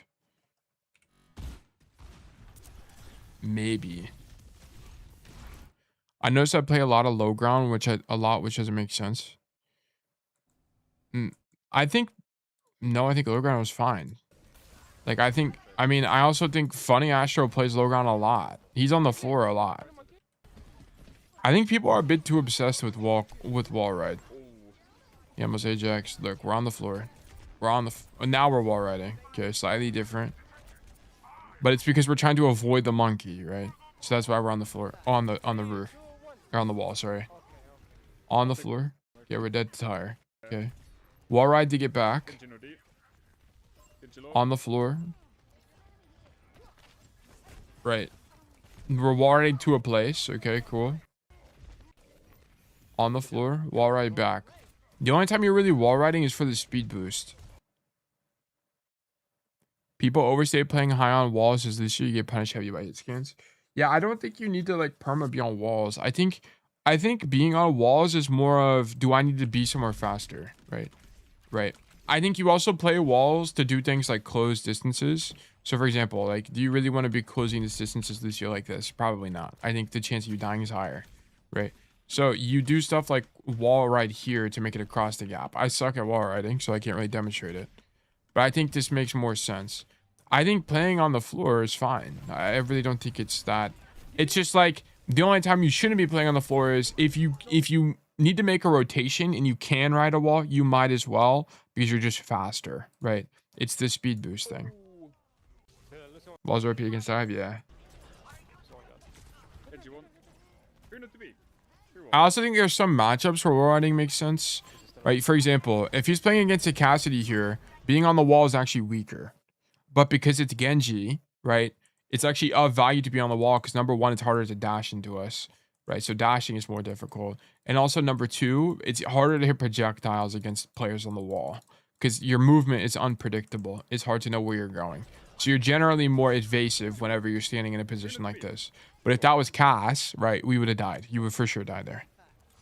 So it's just going to depend. Or like an Ashe or I don't even know, an Emre. It's a lot, you're more susceptible to death. Or even like things like Tracer. Okay. But I don't like Funny Astro isn't perma on walls. So that's kind of what I wanted to demonstrate. Let's keep going. But yeah, so I think you needed to be on this side of the map because you would have been able to just better control space, but also set you up for better rotations here. Okay, so don't mark this, and then the car is here. Make this rotation, and then like play the wall, play the window. You could even wall ride on this side to get up top. Either would be fine. Problem 4. Play inside corner. Okay. Boom. You play for the outside lane of the map, which I think is very weak for Lucio, as whenever you look to mark the Tracer on the right side, you miss the ability to stage on the left side, which gives you more options. The general idea on support is to be able to play in a position that lets you see as much as possible while still controlling space. If you play on the outside lane of this map, you're too far from the cart, which means that when a fight happens, not only will you lack information, you'll also lack options and good timing of which to execute them. Okay. So yeah, so just for clarification, you needed to wall ride across, come this way, and then you had two options. You can like wall ride like this to end up in the top window, or you could have just wall ride through main, right? So you can wall ride this way, something like this. Fuck.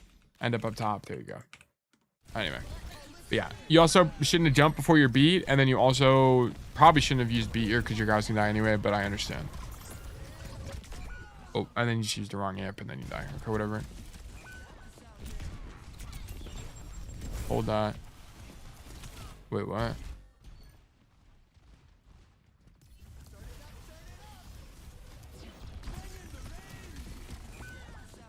Could you have known to go left off rip?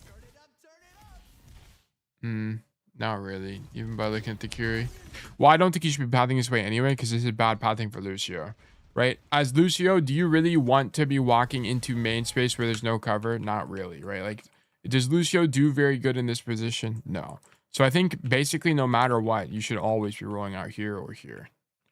Because you're not a hero that does well in these kind of spaces. So you just expose yourself to risk for nothing. You need to be pathing in one of these doors in these kind of fights. I think this is the worst pathing you can have. Unless you had beat. I think or you had to touch, one of the two situations. Okay, P5, spawn pathing. Boom. I think your pathing out of spawn as Lucio is quite bad here. I don't think going into main space makes much sense as Lucio because you don't have range or the ability to really do anything in this space. I think you're better off pathing to either extremity using the side spawn doors. And then making a rotation from there. I saw your videos on YouTube and I just want to say I love the content. I love the coaching. You've helped me improve a lot. Winters, we love that for you. That's fantastic. Thank you for being a part of the community and watching the videos. Yeah, and I want to point out, right, because you path the main space here, you waste time in a space that's not even good for your hero, which means you're slightly late to this angle. You could have potentially saved the Curie in a different timeline. I don't say it's, I think the chance you save me is like 10-15% max. And I don't think I've ever seen people fight here ever. I didn't even realize, did you guys know there's a mini here? I didn't even know there's a mini here. What the hell? I did not even know this. This might be like the most obscure mini in all of Overwatch. Nobody ever fights in this. It's just like such bad space for most. Is there a mini over here? No, there's not. Yeah, nobody ever fights in these rooms. Okay. Oh, we're dead. Yeah, so I was talking about the Wu Yang. Nice breaking this guy's ankles. But against, like, this is what I was talking about. Against heroes like Wu Yang, you're just going to die while wall riding. Wu Yang, Wu Yang's probably the only projectile here you die to here. Maybe Kiri as well. So, yeah. I mean, whatever. Let's keep going.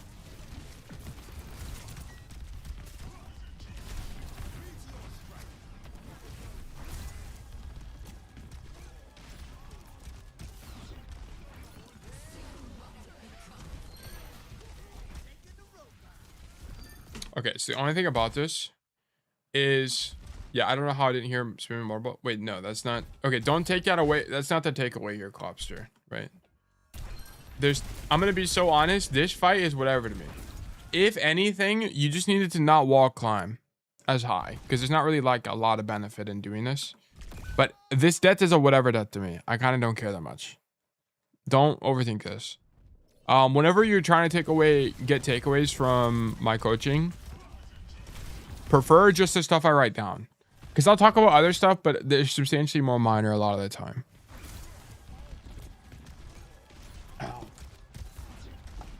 Okay, so I think you make a bit of a pathing error. It's like, there's not a reason to go back in the main space, so why walk in the main? Just stand on the corner, wall climb the corner or whatever, and then do stuff from here. So slight error. But I want to point out, right? So you're on this angle, the Doomfist engages. Your Kiriko plays aggressively and TPs away. Now you're standing here healing your team. I mean, you don't even have enough time to react to the Xion engage. And I think it's okay.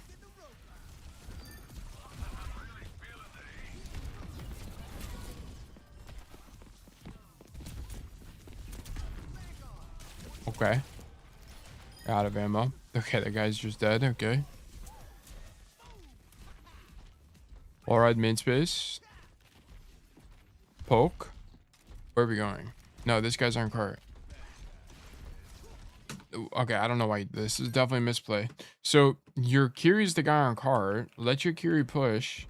Right? Kiri's the best player to be on cart here, by the way. Because your Kiri can just TP to wherever she needs to be. So this is actually optimal. But you need to play this way more aggressively. Like, where's my stand here, boop the Doomfist as he tries to take the high ground? Okay? Where's that? Where's my stand here, poke the walk up? I kind of don't care what you do, but you need to be on this side of the map. You should not be walking to cart here.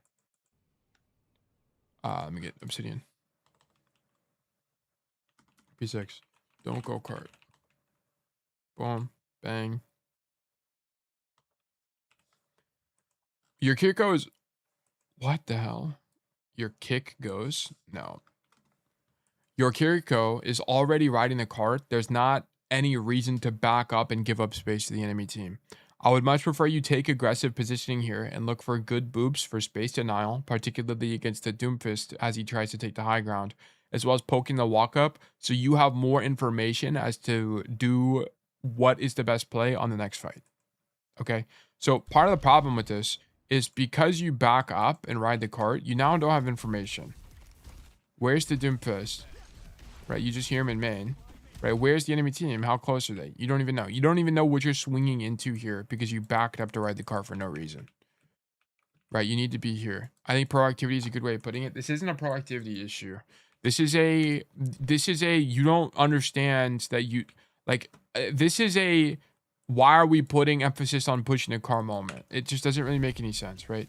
You turn for this Kiri to see what's on cart and then you just pass to the guy in the angle.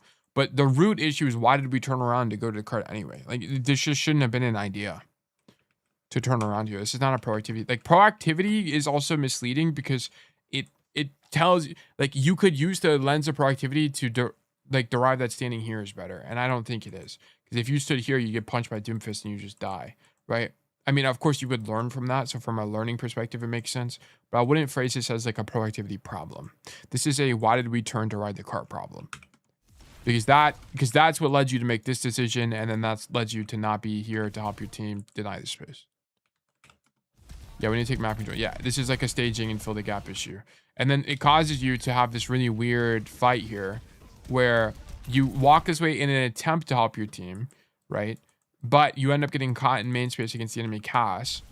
And then it forces your amp and you almost just die, right? Never mind, you do just die, right? So the root problem here is you just kind of, you need to not back up the cart. Like you need to understand that a really big part of Lucio is space denial. A really big part of your kit is space denial. You have the ability to boop people off of high grounds and you have really good spam. So whenever you're already on a position, you can deny from the enemy team easily and actively, right? So the optimal play this fight would have been to, instead of backing up the cart, I mean, I'm beating dead horse. This is the last thing I'll mention about it. Yeah, also not worrying our guys in front. Yeah, exactly. So what you needed to do is just walk up, right? Come here, stand here, and just shoot your gun. Just shoot your gun. Because when the Doomfist tries to slam up top, boop him away, right? Then you just deny this space. It's a lot of denial. Think of yourself like Brig in this situation. Okay? And I want to point out, I think you would have been able to boop him. Let me see. No, you would not be able to boop him. So you would have not kind of boop on the Doomfist, but you'd be here right now. You'd be able to spam out Wu Young. You'd be able to spam out Cass. Then you'd be able to boop the Doomfist away from here, right? Then you'd be able to continue to play the door. You would have not needed to use amp on yourself. Okay, and then you'd still be alive. Yeah, you'd be very comfortable here. Yeah. You would be doubled up with your Kiri, but this is your Kiri's fault, not you, right? Because your Kiri needs to continue riding the cart. And I want to point out, I think part of the reason your Kiri gets off the cart is because your team is taking a bunch of damage, and you're not there to heal them.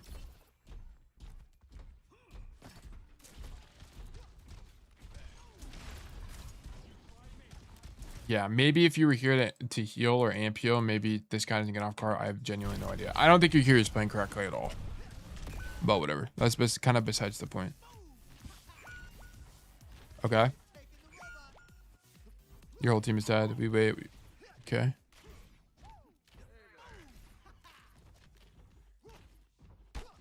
Taxiing our team. Love this. They're on Doomfist now.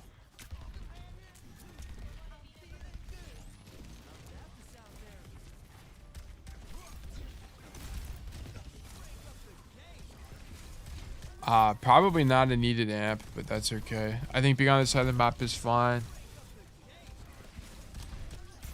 The problem, you just have to understand that amp is a really long cooldown, right? It's 12 seconds long. So if people are just like 75 HP and you can avoid using amp, I'd prefer you to do so. Just be on heal aura.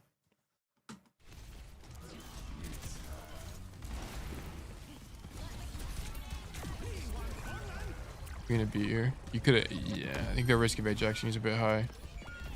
Yeah, and you win the fight anyway. Oh wait, no, you're losing the fight. I think you should. I think you kind of need to beat her. I mean, you'd be stacking. Never mind. I think you'd be stacking support ultis again. But I want to point out, like, you needed amp now. Like, this is what I was just talking about. Okay, so we'll actually make it a note. So your Doomfist takes 5 damage poking, and you're amping now. The only guy getting healing is the Doomfist. Okay. Wait, you saved the Xion. What? How you got to save on Xion is actually genuinely beyond me. This guy took 5 damage this whole fight. What? How did that even happen?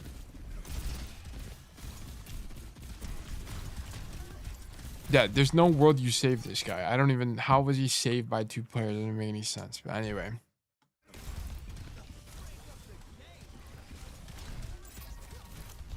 But yeah, I don't think you should amp here on your Doomfist. Sorry, I was looking for the time to pause. It's here. So, and it's mostly, this is the idea of opportunity cost, right? Amping someone near full, not in danger. Okay, boom. The problem with using AMP on the Doomfist right now is not so much that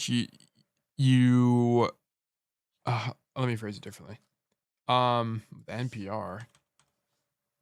Whenever you use AMP, you now put it on cooldown for the next 12 seconds. So you have to deal with the idea of opportunity cost, okay? Every single time you're using AMP, you're basically saying to yourself, this is the best time to use AMP for the next 12 seconds. And I don't think that this is the case currently because your Doomfist is near full HP and the likelihood of him dying is quite low. We should just be on heal aura here because you end up needing to have your speed boost amp or your heal amp later in the fight as the Kitsune comes out from your ally Kiriko. Okay. This is the idea of opportunity cost. Because the Doomfist gets papers from the Curie anyway.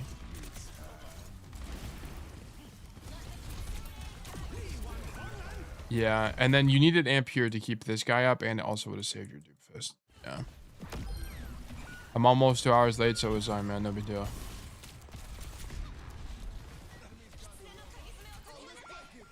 We're beating nothing. This fight's lost.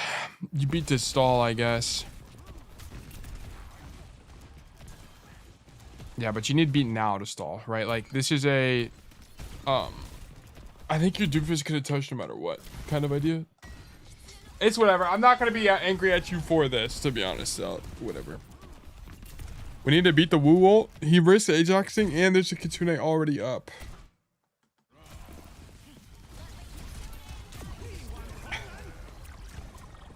Nah, he needed Ampule. B would like B. I think it doesn't do anything here. Like he needed an Ampule way earlier. In my opinion, he needs to greed the B. I think you can hindsight that he needed to use B here, but I don't think like there was a way to know. In my opinion, maybe a more experienced Lucio player could help you. I think the amp was the real like insidious problem here. Yeah, so you see how you're aiming at this cast? This is kind of what I was critiquing earlier. I'll make a note of it now. Just spam the cast, just spam this corner, right? Look at how you aim.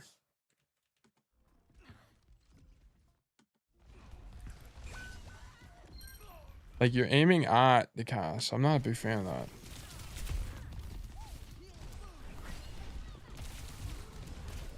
W juke.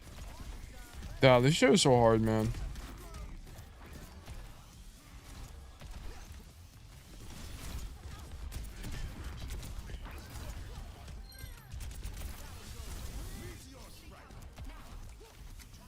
Oh!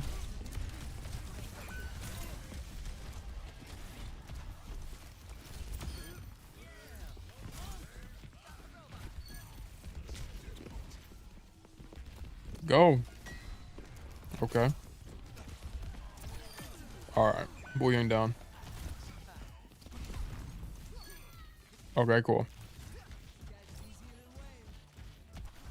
Alright, it's time to win. This is where we make it all back. Wait, what? You don't team check basically ever, by the way. So you show up on the angle. Yeah, you're just walking around. You don't even know where people are, right? You need to be turning around and just seeing where your team is. Every fight. And you like hardly ever do this. Whenever you're here, there's nothing else to do. Just team check. Team check. So you know where your Xion is. You know how far back. Like, you should be pocketing. You should be taxing your Curie right now because your Curie died. Right? Look. But you don't even know this needs to be a thing. Right? You need to be TPing. You need to be doing this. So why I suck at tank? I never. Yeah, you have no idea where your team is. Like, you need to recognize that this guy needs a taxi. It's your job to do that. You're the Lucio player. Right? But you don't turn around. You never turn around. Turn around. Well, you are right here. Let me actually just redraw this. Turn around. Okay. This guy's dead. Needs taxi. My handwriting is horrible. I apologize, but I think you can kind of get the gist. Okay. 8. Lack of team checking. Okay, boom. I feel like you basically never turn around on Lucio, particularly before fight starts, so you don't know where your team is. You need to turn around and go taxi your Curie as they just died. So they can get back to the fight faster. Yeah. You turn around, Kyrie, Curie. You turn around sometimes, like, you turned around the fight to go push the cart, but that's not because you wanted to team check. That's because you wanted to push the cart. Okay, like, it's a little bit of a different issue. But because you don't taxi your guy, right? You're overextended now. Your Curie's not back. And now your whole team is swing. Your whole team is swing, for the record. I don't think anybody is playing this correctly. The only person who should be on cart right now is Doomfist. And then your DPS should have packed this way, because they should know that they can't play aggressively anyway because the Curie's not back yet. So your DPS misplay as well. This isn't really... This is your fault for a different reason, but your guy dying is independent of you.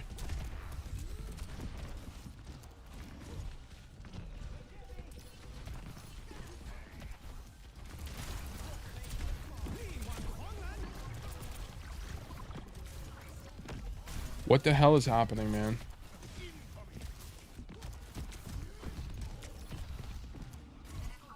This space is actually so good for the shield. It's crazy. Now you go over the wall. Yeah.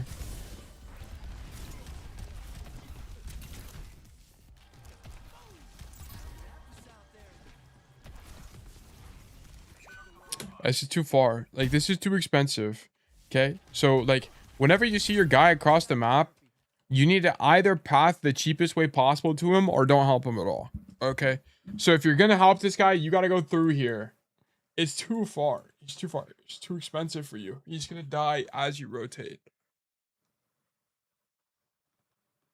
Because if you want to play with the Doomfist, you should have been playing with him the whole time, right? So, for example, like, if you wanted to help him, really, you're curious the guy that should be helping him because it's cheaper for the Curie to get there. But, like, if you wanted to help him, you need to be going now. Like, you need to have the idea now. Because you would have looked through the wall and seen him, and you would be rotating now to have better timing. I have no idea why I would try to help with that. Yeah, it's too expensive. Okay. Yeah, I'm not going to make this no because this already came up once. But you can't help everybody. This beat need to be way earlier. You need to beat this way earlier. So that's the only thing, right? Here, you need to recognize when this guy pops Deadeye, you need to recognize to yourself, holy shit, we're going to try to win. That's what you need to recognize. So you need to beat now. Okay? This is too late. It doesn't click with you fast enough. Okay? Boom. Okay, I don't have a rule of thumb for, like, to fix that though. So I don't really know how to help you on that. You would have saved your Curie there.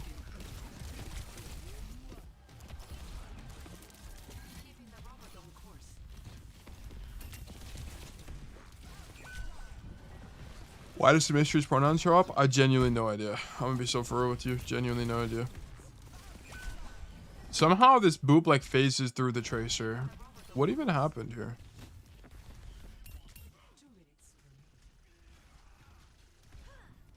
Oh, she's out of range. Yeah, I mean, ideally you hit the boop because you would have saved your caster.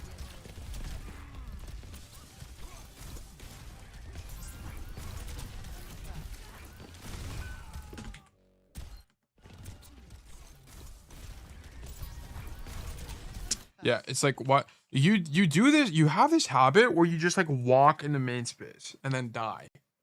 Just stand here. Stand here. Like, I can't tell what the problem is. It's either you're trying to get close to hit bullets or you are trying to be in aura range. I can't tell. It's like one of these. But I need you to be okay with just being on an angle. Like, we watch Funny Ass Show and he was on angles all the time. Like, look, let's go back. Don't let him out. Okay. So here. Good job.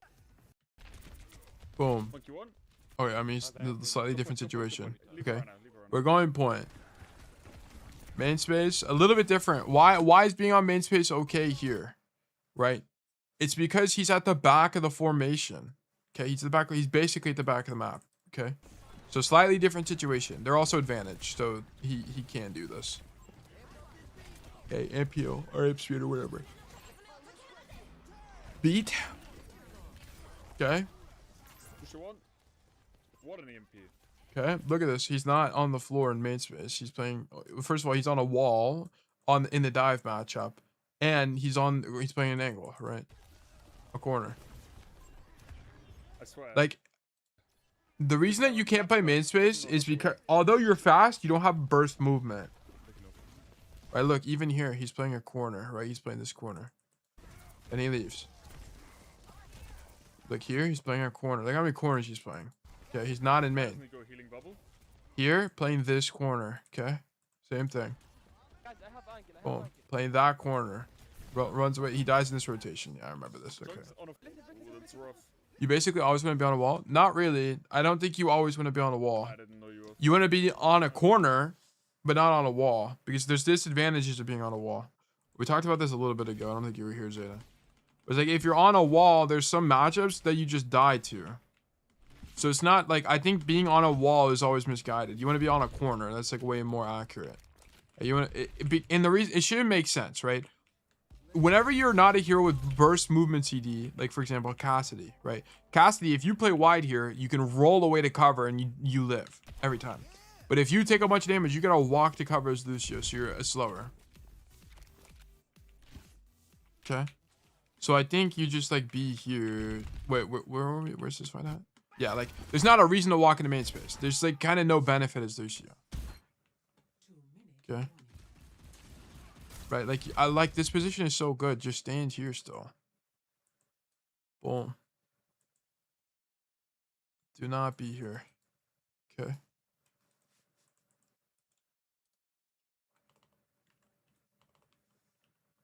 P9. Stop walking into open space. Boom. The only heroes that play open space frequently are heroes with burst movement cooldowns like Tracer, Cassidy, and Sojourn. Because you don't have burst movement CDs on Lucio, you only have speed. You can't afford to be in main space as you're just unironically too slow to get out of this space effectively, so it's unsafe. Continue to play on angles such as where you're at currently to shoot people like the Doomfist.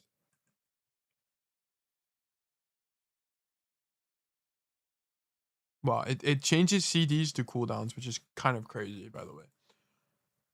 It's gonna have their way with me if I'm on a wall. Yeah. Well, yeah, it's like hit scan tracer, like specific heroes. Wu Young even. In Wu Young meta, my team played Wooloo, and I was perma skybox, so enemy ball couldn't power drive me. Yeah, I mean, it's just gonna depend on the matchup. We're dead. Here you touch too early. Yeah, like your idea for touching should not be to fly into their backline. Your idea should just be to play here and like dance around the card. So you just had the wrong touch idea. I don't really know why you did this. I think you tried to dodge the Doom ult. Is that what this is? Meteor strike. Yeah, but even then, I think even here you should still go card. So whatever. Shoot him in. Yeah, we're dead. Okay, also, I don't think any of your beats were good this game at all. By the way. So this is going to be another, like, problem for you to wrap it up here. Bookmarks. I need Clobster. Ultimate. Okay, so this one is... Yeah, okay.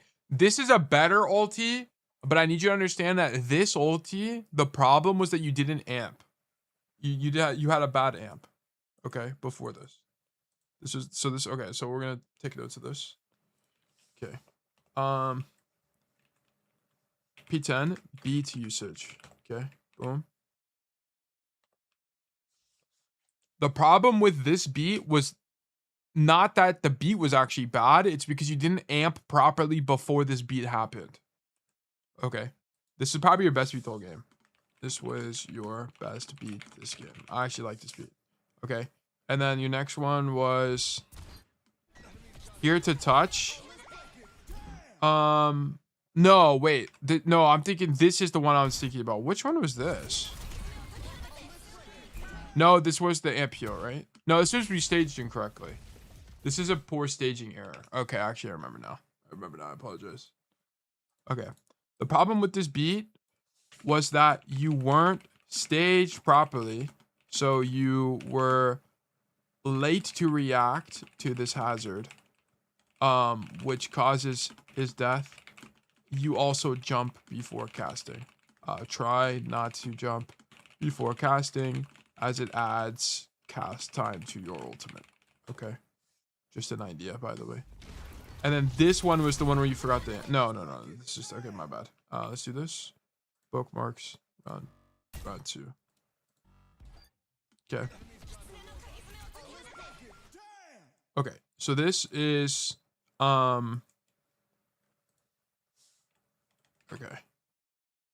So we're doing... What the hell? I screenshot everything, my bad. I just want this. There we go. The problem with this ultimate was not so much in the actual beat itself, but it was because you didn't amp properly in the middle of the fight because you amped a near full HP Doomfist when you needed to amp way later in the fight. So you didn't really get a chance to beat. Yeah. Okay. And then the last one is this one. Yeah, you need to recognize. Okay, so this is the same thing. Or this is a different thing.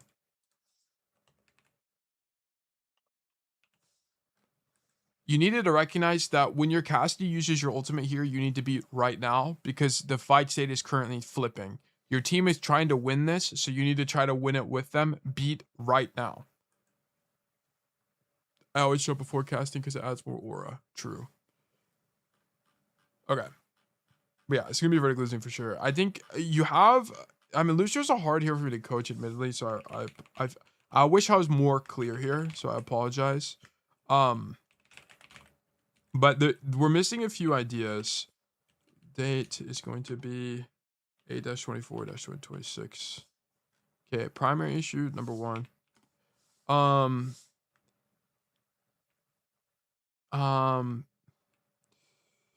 do I want to phrase this? Okay, let me just start listing them all out in secondary issues, and then we can move stuff to primary. Number 1, team checking lacks severely. We aren't really aware of ally positions frequently, which means we miss opportunities to peel or play angles as a +1. Okay. This is a missed idea. Yeah. So, okay, this is going to be a primary issue, right? Frequently making rotations that are too expensive for Lucio. If they are across the map, it's not possible to help them. Bruh, more often than not. So instead, opt to outvalue. Okay. If you wanted to help them, you needed to stage for it or approach the mid fight differently. Okay. Yeah, this is like, there's 2 times where we try to help this hazard or a tank and he's just across the map. There's not a way to do anything about it. Right? It's just like kind of doesn't, you have to understand that if they're that far away, you need to just let them die and do something else. Because you needed, if you wanted to help them, you needed to help them way earlier, right? You needed to be in a position to help them to begin with, essentially. Okay. Oh yeah, so we keep walking into main space. Is that feel like your other major issue? We continuously walk into main space as Lucio, which is not preferred. You want to prefer playing corners and sometimes play walls. Okay. Um okay. Like the corners is definitely the answer, I think. You have to understand that Lucio is not a hero that has burst movement cooldowns, so you aren't able to escape main space actively like a Xion, Cassidy, or Tracer. You want to prefer playing corners, as if you take damage, you need to be able to duck into cover quickly, which you can do as Lucio. Okay, so that should make a lot more sense. Like Lucio's, like Sombra or Tracer, what? Like Cassidy, Xion, or Tracer. I mean, Sombra's not even incorrect, but that's the service hallucinating, I suppose. Spawn pathing, don't go cart. If someone is already on cart, don't play cart. Play cart. Poke the walk up or do something else so that you'll have more complete information and build ultimates. Well, I guess there's multiple things. Build ultimates and deny space. Okay. Boom. Okay, don't go cards, lack of team checking, stop walking open space, beat usage. Yeah. Okay, so the beat kind of beat is a little bit more difficult because I'm not like a scientist on Lucio. So one. For your beat usage, I encourage you to think about if there was any way to prevent needing to use beat in the first place. There was a beat this game where you felt compelled to use it because your team was taking a billion damage. But if you had just held your amp for longer in the fight before, you would have been able to heal people instead of having to use beat. Okay, so this is just something like whenever you're water viewing yourself to think about. And then also you should also consider using beat when your team is trying to flip the fight state. So for example, your Cassidy casts his ult in main space in an attempt to turn the fight.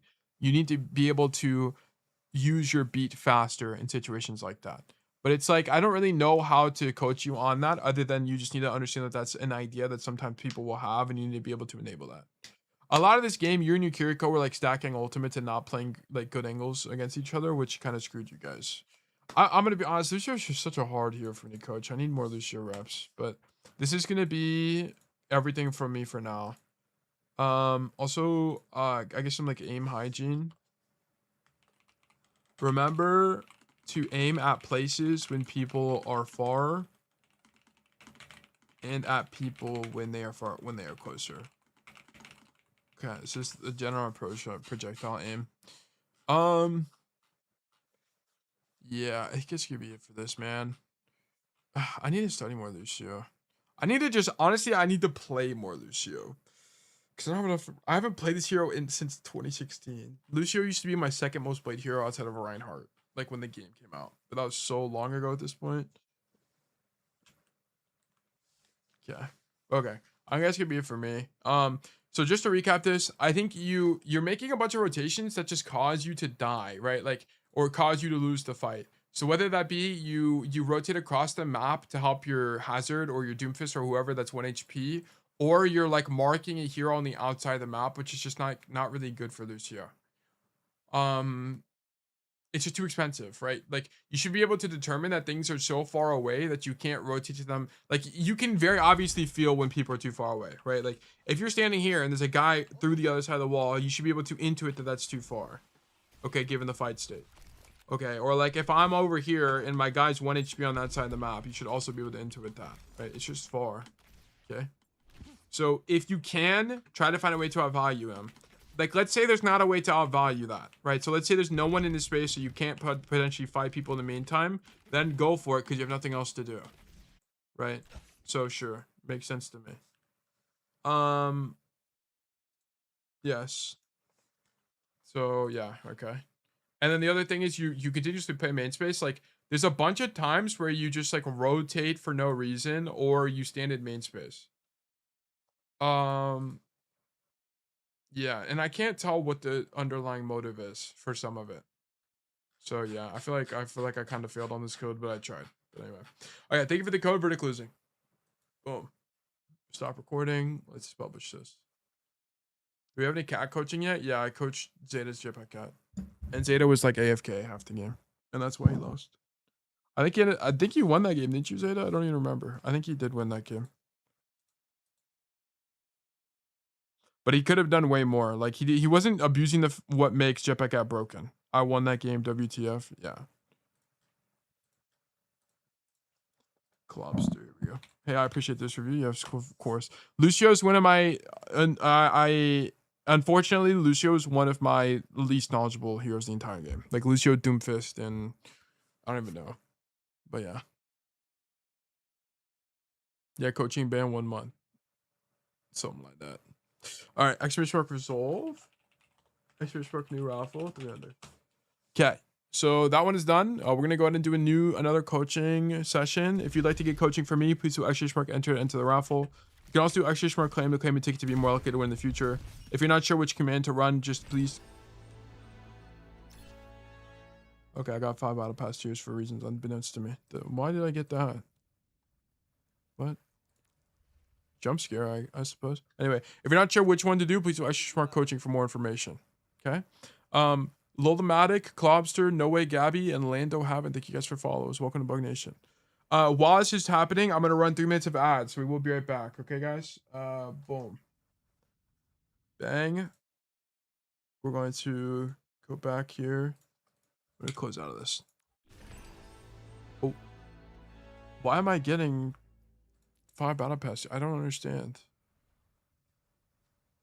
Something happened? I miss playing Overwatch, but I cannot play until he's back. That's me coded. What am I ever supposed to do without Weaver? You ever have a nap and feel more tired after? Literally me. Yeah, I get completely discombobulated if I take a nap. It's horrible.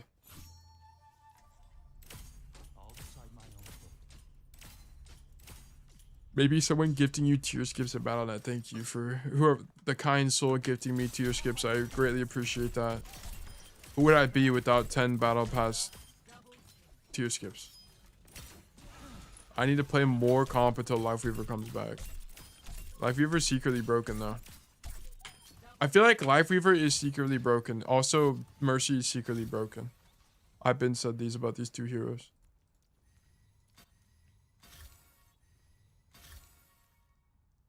I don't really have any good skins. I guess Formal Wear is a pretty good skin. Mage is okay. I guess Rainy Day is the best one. This skin is fire. Lifeweaver is piss horrible. This is untrue. Lifeweaver is secretly broken. The free thinkers know that Lifeweaver is secretly OP. I'm not talking to anyone who's mean to Weaver ever again, me included. It's over for everybody. Guys, do exclamation mark claim, do exclamation mark enter. Do exclamation mark claim, exclamation mark enter. There's 2.5 minutes left. 2.5 minutes. 2.5 minutes. I'm lucky that the Lifeweaver players have damage unbound. He does 1 billion damage. If Demon is overtuned at the moment, do you think it's bad to learn tank with her? Developing bad habits? No. Nope. I mean, you'll develop bad habits whether or not a hero is broken. It doesn't really matter. Like, okay, so for example, if I'm playing Domina, let's say Domina's broken and has 1,000 health. Okay. I think the likelihood of you walking forward and just like doing stupid shit is still high, even if Domina was broken. Okay. So I think you're fine, to be honest. Don't worry about it. Also, I think Demon is only broken in the highest levels of play. And Demon is also only broken because Jetpack Cat is a hero. So like a bunch of stuff happened to make Demon broken. It's not because I think Demon is strong. I think Demon is for sure strong. But I think contextually she's only like broken in like competitive play, for example, because Jetpack Cat exists. If Jetpack Cat did not exist, this would not be the case. But Jetpack Cat is the most overtuned hero in the game and has been broken for a long time. The Jetpack Cat was broken starting when they buffed Jetpack Cat's damage for no reason. I really don't know why they did that. It's just that Jetpack Cat wasn't mega popular. Now Jetpack Cat is mega popular because every team is playing it. Outside of Cat Bastion. They're playing Cat. They're playing Cat a bunch of shit. They're playing Cat Demon. They're playing Cat Cass. They're playing Cat whatever. I don't think her kit is broken. I think she's kind of broken by design.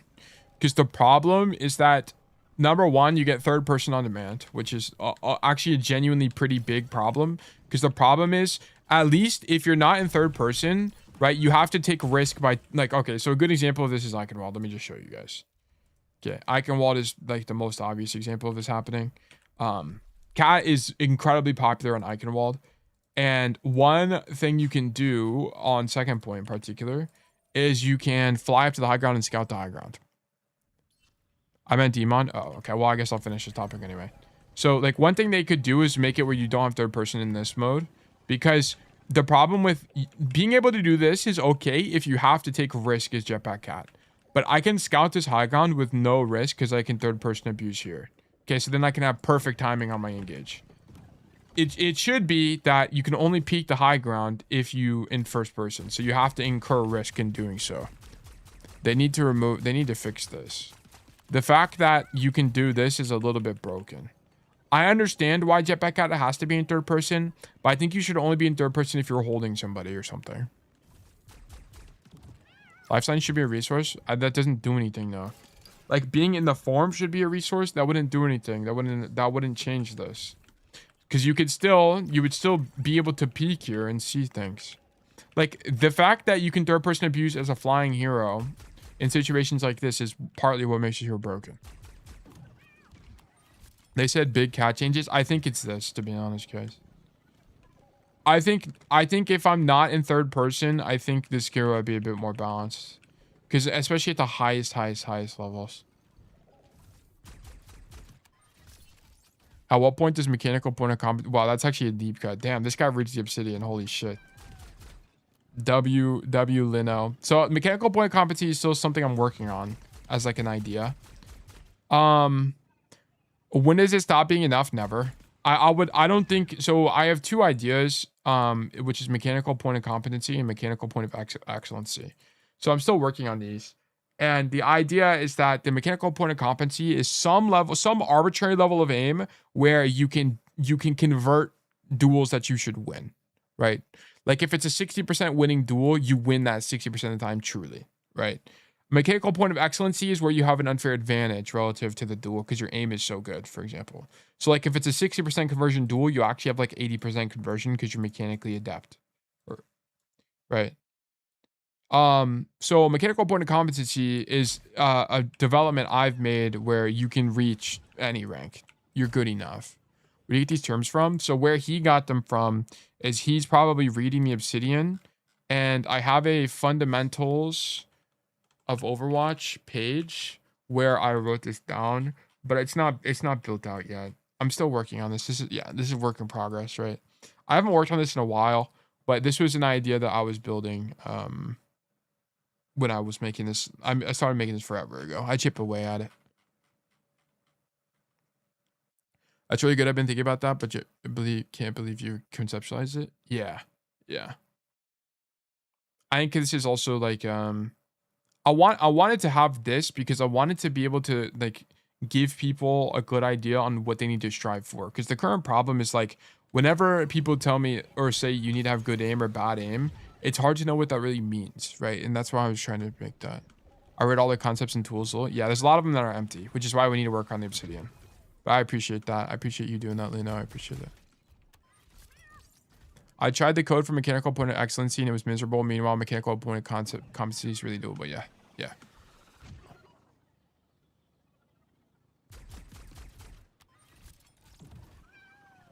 Okay. Okay. I need to be right back. So Soki or Saki, I always keep forgetting what you want me to call you, but congratulations, you've been selected for coaching. We are going to put up a video real quick. I'll be back. I gotta do something.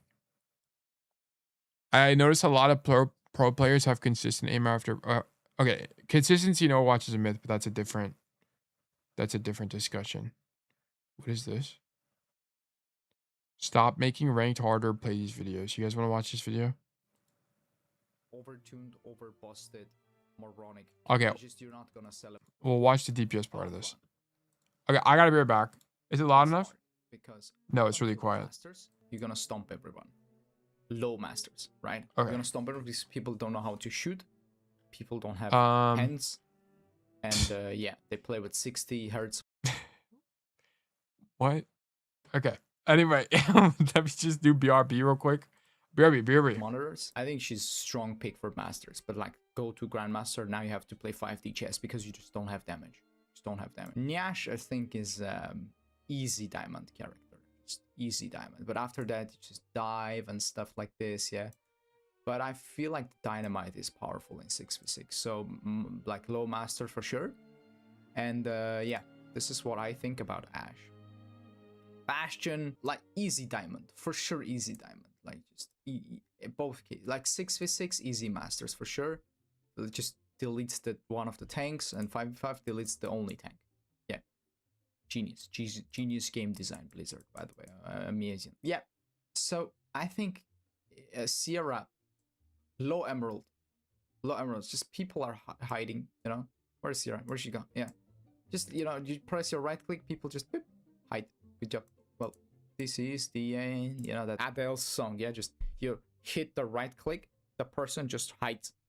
Hold your breath and count to 3 until that thing is over, right? Yeah. Now, Macracity is going to be, I feel like, easy high diamond that you can also go for masters. Like, no, but we're talking about good players, right? Good hands. Yeah, for like, okay, master. I think master. After master, you have to play 5D chess already, yeah? So it is harder to push for higher elos with Cass. 6v6 is a bit harder. So I would say like low, you can imagine this is low B in 6v6, yeah. Echo, always good for to hit like 5v5. Like diamond for sure. Diamond for sure. And now after that you have to deal with hit scans, you have to deal with a lot of counters, so yeah. If your goal is like a diamond DPS, for sure, no problem. Emre, I think, is powerful. I think he got his buff, ult buff. You just spam whatever you see, and then you just press ult and you win. Easy, yeah. And 6v6, I think Emre is the Grandmaster DPS. And the reason why I think is, again, for that same reason. Because you, in 5v5, you at least you have to, like, off angles and stuff. 6v6, just shoot the tanks and farm your ult and just kill everybody. Freya, Grandmaster in both cases, for sure. Over-busted, over-tuned, spam the tank, accidentally kill somebody. It's like very hard to play. Even Masters, they have to commit for Freya, which is hard. Yeah, and then when you play Freya, people kind of pick Mercy, you know, like high elo. They'll be like, oh yeah, you Freya, now I'm gonna go Mercy for you. Like, this is insane, man. It's insane. Genji, high carry potential. I think just consistently like easy diamonds for sure. Yeah, I think easy diamond for both cases. Can go for this guy. Yeah, by the way, diamond is not that easy, guys. I'm saying easy diamond, but right now diamond is not that easy after emerald. Yeah.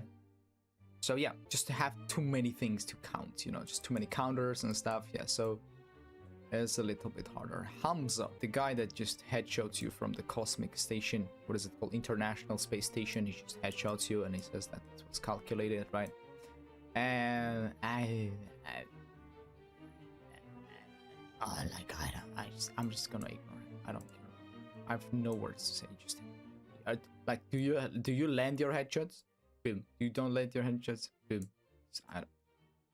Such a boring character. I hate this. I don't want to even talk about this. Nyankarat. Nyankarat is going to be easy masters. If you play correctly, both 5.56 easy masters. If you flank, if you spam in the correct moment when you need to spam, right?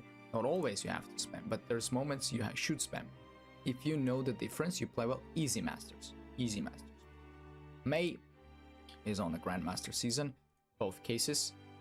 Just, you know, if you play Mei clean, no mistakes, no errors, it's there. GM is there. Just a matter of time. It's a matter of time. She's unstoppable.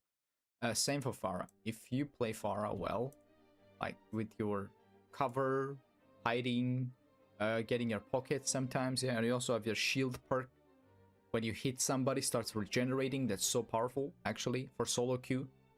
Yeah, same for Reaper. Again, if you play Reaper correctly, you're unstoppable. Up to Grandmaster for sure. For sure, yeah, like, there's almost very few things people can do against a good Reaper.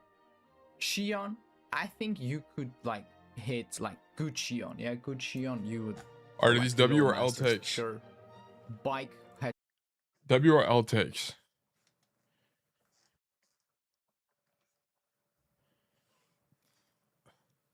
What is this tier list? Stop making ranked harder to play these heroes. One-shot combo.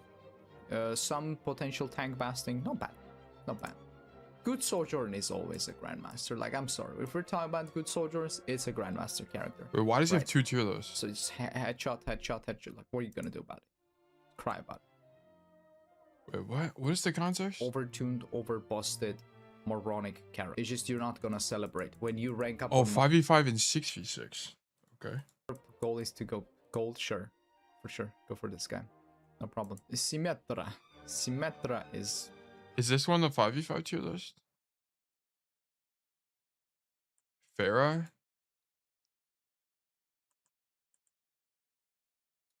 He's low-key Up just to yapping. masters, I think you are unstoppable. Up to low masters. I Wait, think you're what? Up to wait, we're not going to champ? Bro, where's my champ at? Boom. Okay, who we're putting in champ? Hazard. We're putting Cass. We're putting... the fact that Cassie's in Masters is a bit crazy to me. I think Soj being in GM is a bit crazy to me. unstoppable. And for 6v6 is a Grandmaster character because you're also tank buster in 6v6. Yeah. I think Sim is Torba turbo broken. I think Sim is champ. I just think... maybe not. Maybe Sim would be like good in the GM, maybe. So it's just champ, you're right? I don't think so. I think Soj being perceived as broken is not true. I just don't agree. I don't think Soj is a good solo queue hero. I think she's one of the worst solo queue heroes. I think if you are Kirksu, then play Sojourn. Okay? If you're the random Andy, play Cass. Play like a different hero. Play Cass, play Xion. Play Ashe. Soldier. Yeah. I don't think Soj is a good solo queue hero. I like on paper she is, but she's too weak. She's like impossible. You have to hit every single fucking rail to do anything. Jordan is an easy emerald. It's like you just cancel. It's the same some for people. Tracer too. No, I think Tracer's. I think like there's a bunch of opinions that I just disagree with in the community. Do I think Tracer is a complex hero? Yes. Do I think Tracer is the hardest hero ever to pick up? No, absolutely not. I think players can get a bunch of values on Tracer regardless. The fact. Like I don't think Tracer. Like if you have good macro, Tracer comes relatively easily. That's your existence.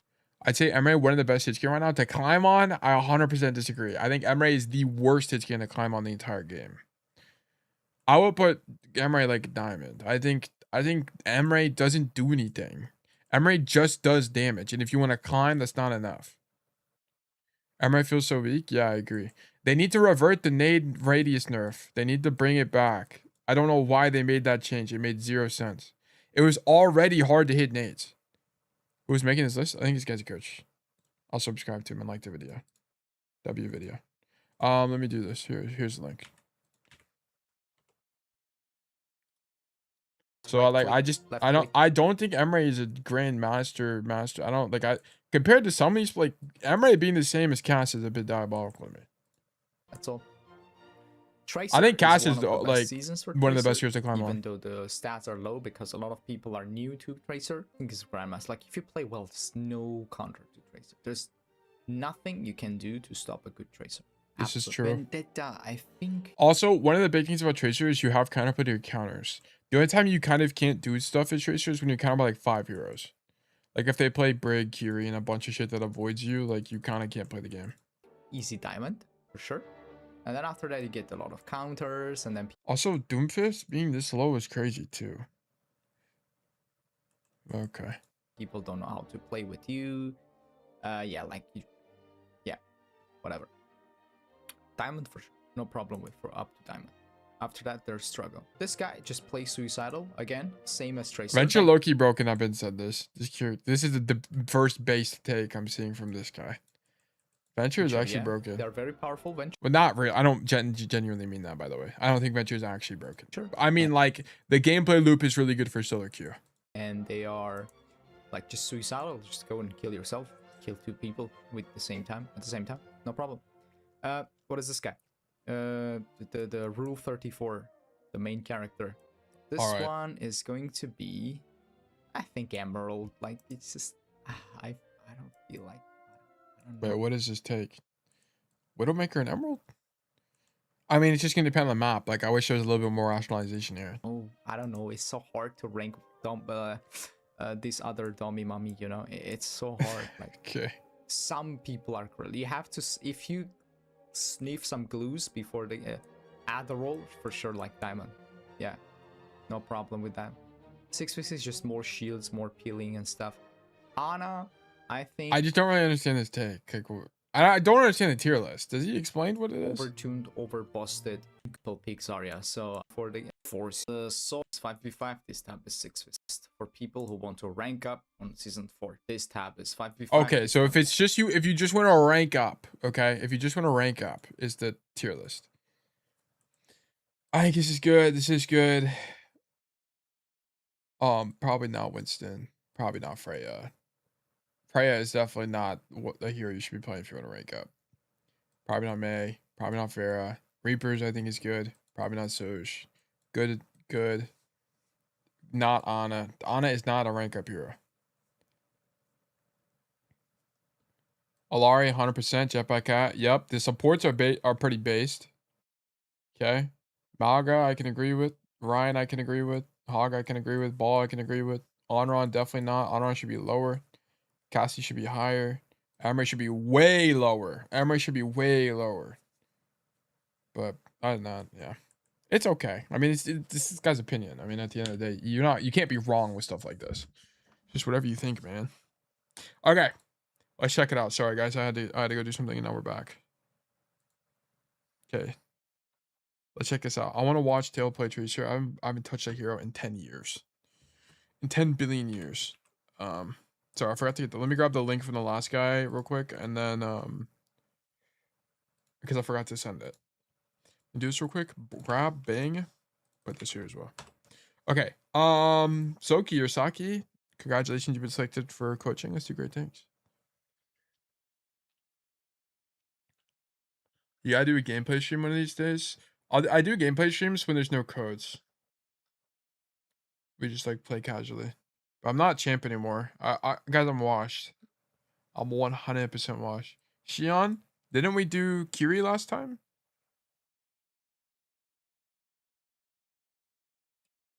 Hey, I recently switched to DPS because I realized I have more fun on that role. Okay. What were your close conditions?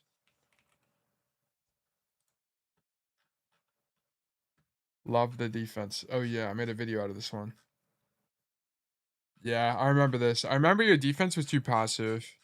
And then, yeah, your defense was too passive. And then you didn't really understand the value of angling on Kiri. You kind of just played mid. I mean, you did sometimes. It was just like, sometimes you would angle, sometimes you wouldn't. There wasn't really like a clear pattern to me. I remember watching this. Yeah, like here, you didn't angle here. You didn't really understand the idea of continued rotations on the flank, which you can do a lot on Kiri when you're playing a flex DPS that like stands in main as your other guy, like Ana. Yeah, then we need to do this angle. Remember this. Okay. So you switch to DPS, sure. Okay. We go back. Here. Oh, that's the wrong one. Wait, what? Oh, okay. There we go. Hey. Well, I guess this is plat. Let me change it to plat. Platinum. Hey, I recently switched to deep. Well, I guess I'll. Today's VOD review will be as Shion on Oasis and Platinum 2. Hey, I recently switched to DPS because I realized I have way more fun on that role compared to support. That's what I want to pursue from now on. Okay, sounds good to me. I recognize that support needs high game sense as I've been high rank on support before, but after my return to Overwatch 2, I just feel more drawn to DPS, although you coach my Kiriko lately. Well, every role needs game sense. So, like, okay. Man, there's so many, like, attributions in the community that I just, like, don't think that makes much sense. Like, I feel like a lot of people say that, like, support needs more game sense than other roles. But I just don't think that's true. I think every every DPS, every role needs an adequate amount of game sense. It just takes different forms. And I also don't like the word game sense. I think game sense is so, like, what does game sense even mean, right? It's kind of like saying mechanics. Like, what does mechanics even mean, right? I don't really like these broad concepts. So you won't really find me using them. I use mechanics, albeit I need to work on this, right? Like, one of my downfalls as a coach is I use this term. I wish I used it less, but I don't really use the term like game sense or like positioning, right? I'll use positioning to be like, you did XYZ staging problem, which was caused by XYZ issue, which caused you to have bad positioning. I'll say that, but I won't just say you have bad positioning. Katrina Purelight, hello. Welcome from the YouTube. Pleasure to have you. But yeah, so that's what I'll say on this. I just don't think, I think like every role needs game sense. It's just like the form, it looks different. Now I'd like to understand what's the fundamental mindset shift when going from support to DPS. How does that approach the game at a basic level? It kind of doesn't. Like, your approach to Overwatch is the exact same. Like, there are things that are good and things that are bad on Overwatch. It's just that your kit is going to look different. So the tools you have are different, right? Like, okay, if the goal, so for example, what the hell? I forgot I'm on Jetpack Cat. Okay, anyway. If your goal is to build a house, okay, right? Let's just say our goal is to build a house.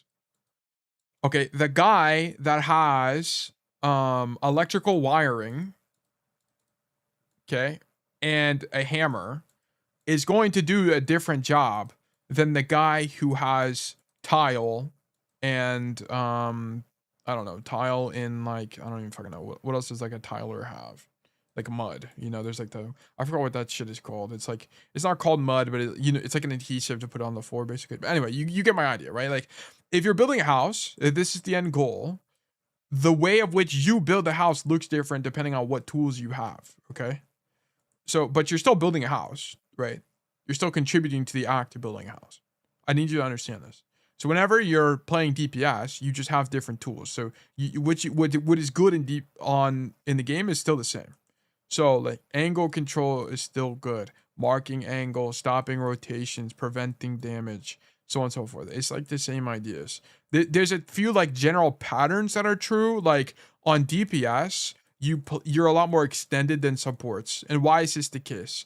Because on support, vision is like disproportionately more important because you need to be able to use your cooldowns defensively as support, right? So for example, right, like let me close this. Okay, so for example, let me switch to Baptiste or Curie. No, Baptiste is gonna be a better example of this. Okay, so on Baptiste, for example, I've been watching Tail for a while. I have a question. Now is a good time to ask a question. I'll answer it in a second because I'm doing this read through. But here's the thing. So if I'm playing Baptiste, right? Like, and I'm defending on second point Eichenwald. Do you ever really want to be here as Baptiste? Not really. And there's two reasons why. Okay. Guys, what are the two reasons why Baptiste wasn't going to be here? What are the two? Who knows? I'm actually curious if you guys know. I'll give you guys tickets if you can guess. Grouts, that's what it is. Fonzie, thank you for that. I appreciate it. I don't know why I called it mud. Bad movement, low vision. Those are both the answers. Nice job, I hear you. Perfect. Okay. The problem with being here is number one, you have bad movement. So it's actually really hard for you to get out of here as BAP because you don't have lateral movement abilities. So you can't rotate out of this position. That's problem number one. Problem number two is on support, you want to have a lot of vision because it lets you use your cooldowns properly. So for example, if I'm here, notice that if I had any players on that side of the map, I can't see them. So if I needed to lamp them, I wouldn't know that that's the case. So you're not going to prefer a position like that because you need extra vision, right? This is true for a lot of supports, which is why supports play at the back of the map very often, right? So you would want to stand here as Baptiste, right? Because you don't need to use your movement CD to get anywhere because you don't have one. And then if someone needed a lamp, you would be able to see them to lamp them, okay? This is the key difference. But I want to point out that this isn't true for every support, right? So for example, if you play Jetpack Cat, being able to see everybody doesn't matter as much, right? Because you can do stuff on your own. Like Jetpack Cat can control space on her own and be safe about it. Like Jetpack Cat, come over here, shoot people here, whatever. You could also like fly above the choke and do stuff like this, right? Which is all safe for Jetpack Cat because you're just the fastest hero in the entire game, basically, right?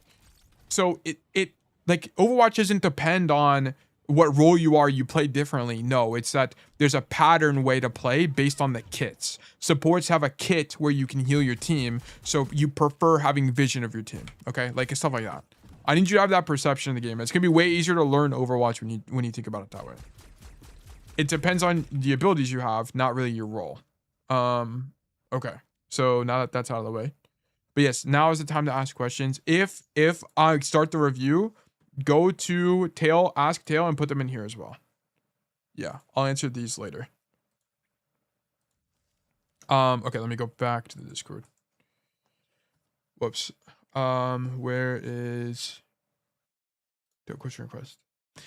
Also, how do I play Xion correctly? Which I'd be focusing on. Xion's gameplay loop is basically you, number one, go main adjacent. Okay. You go to a main adjacent angle, and then number two, you bike the flank. This is the most common gameplay loop on this hero. Do you believe main and flex DPS roles like macro responsibilities? Yes, but like big but, right? Like huge but. That doesn't happen in solo queue. Okay?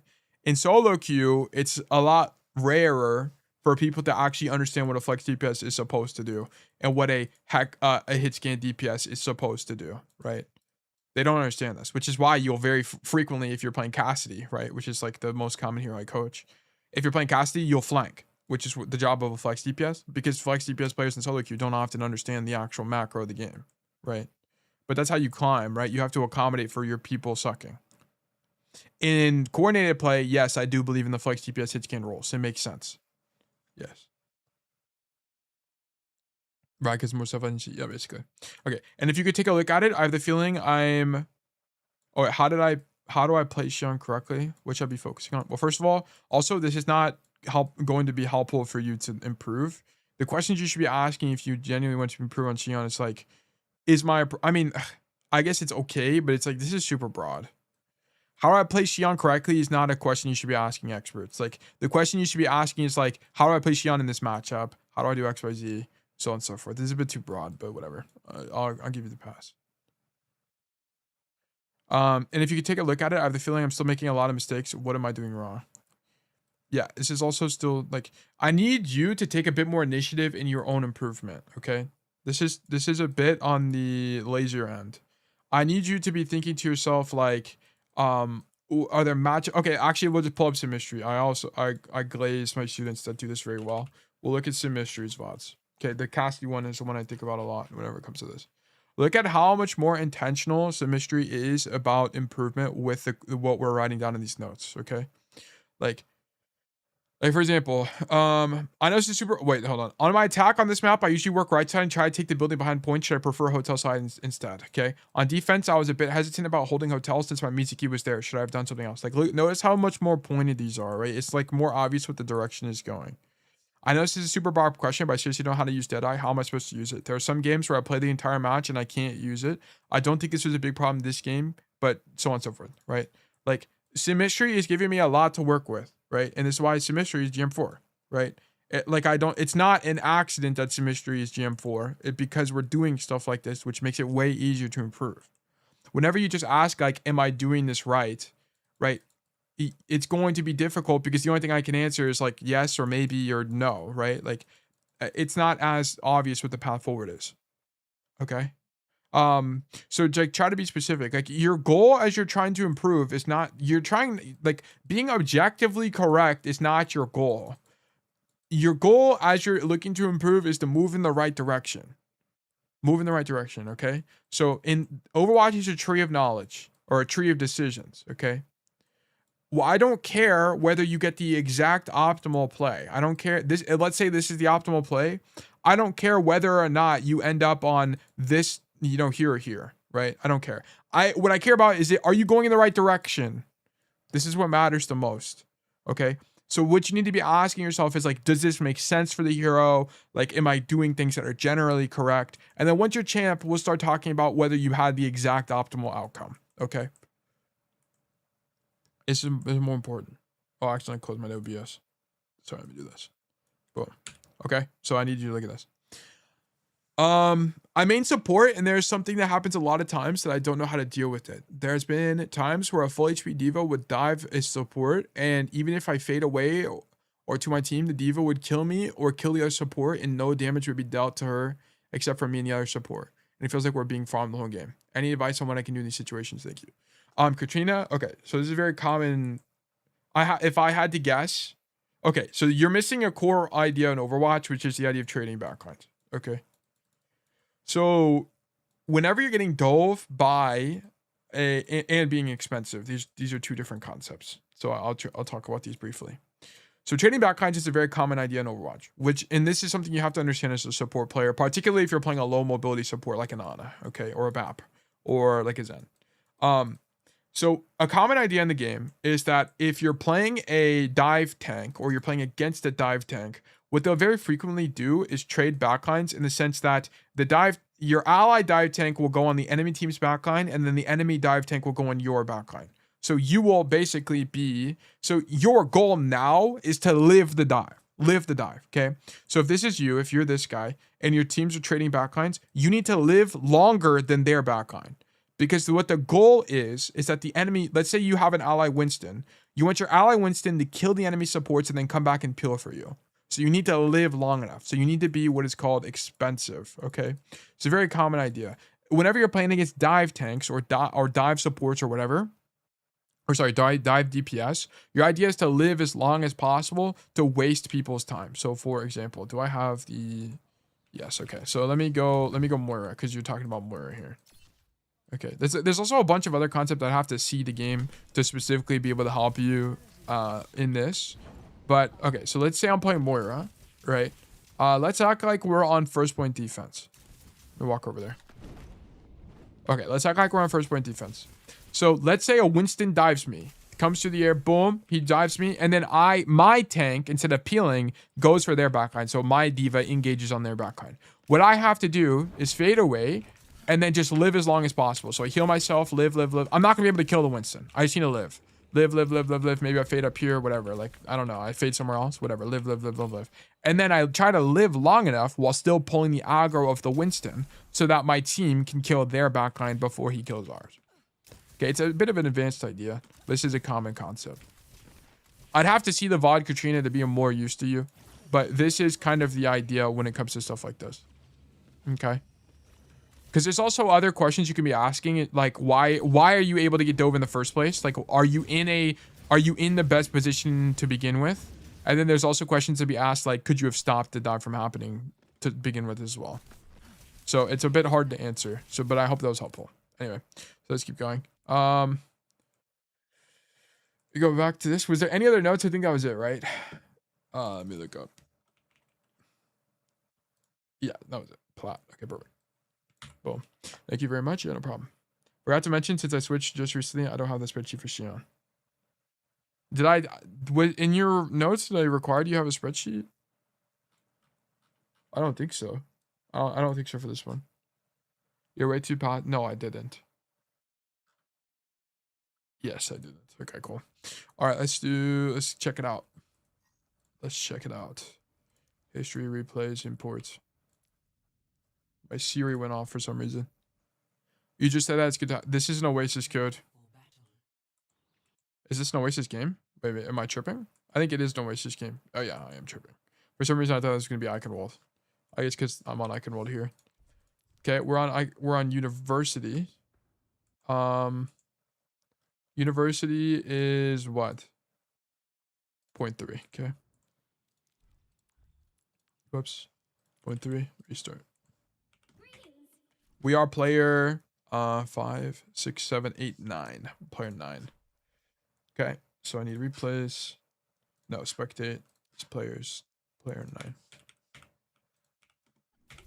Never mind, you're player 10. I apologize. Player 10. There we go. Okay, let's check it out. Oh, okay. Wait, I'm also on the wrong client, but whatever, life goes on. I need to do this. Boom. Boom, boom. Okay, we're playing Xion. What made you pick Xion? You just like her or what?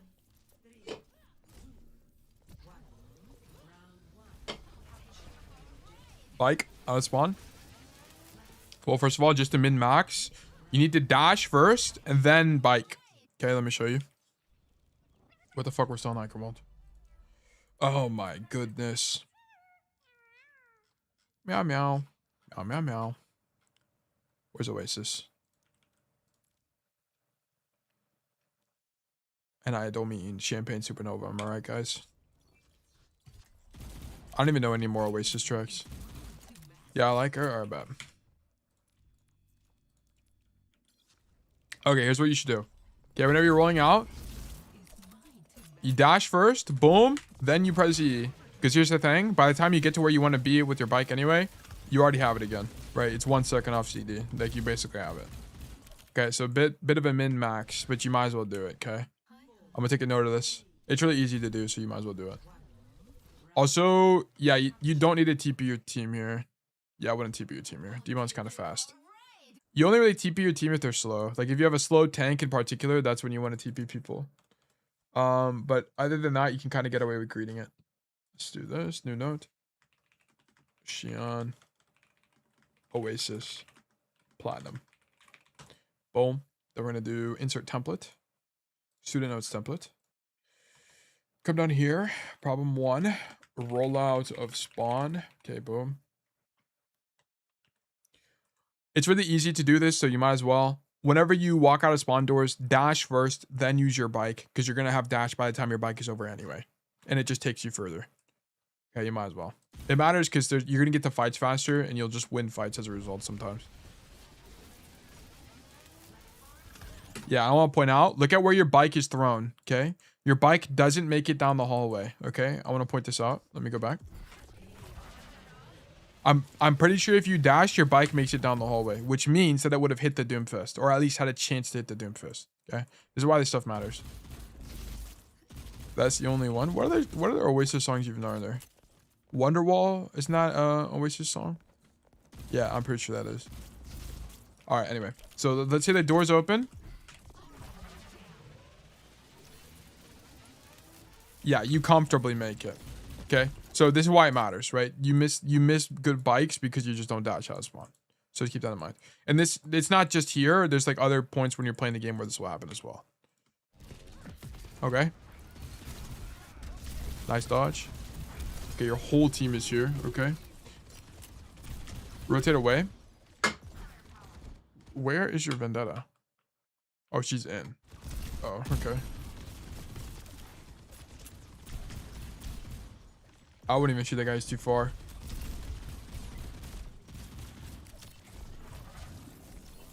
No, because it's not how you use bike. So bike is not really a cooldown that you just like throw like this. Bike is a cooldown typically that you use to get to flanks, okay? Or you'll use it to poke the walk up sometimes. It's going to depend on the team comp. I personally don't think it's very good. I think if you're going to do that, you might as well play a different hero. But the bigger thing here is that, number one, this guy's way too far away. So he's too far. And then more importantly, you now incur opportunity cost. Guys, how long is Bike's cooldown? Who knows? How long is it? It's a long ass cooldown. Okay. Who knows? P2. Bike usage. 15 seconds. Yeah, it's like 15 seconds. It's so long. You can't use it here because also, whoops, I switched profile on accident. Okay. You can't use it here because now you also can't use it for the next 15 seconds. We did this shit last time. Yeah. Yeah. You must understand this. Okay, boom. Bike is not really a poke tool most of the time. You will bike for poke occasionally in some matchups, but this is not one of them. What you need to do is, instead of using bike from 10 million light years away, where you're likely not to hit the bike anyway, you need to be using bike to make a rotation into backline to have more pressure against the enemy team.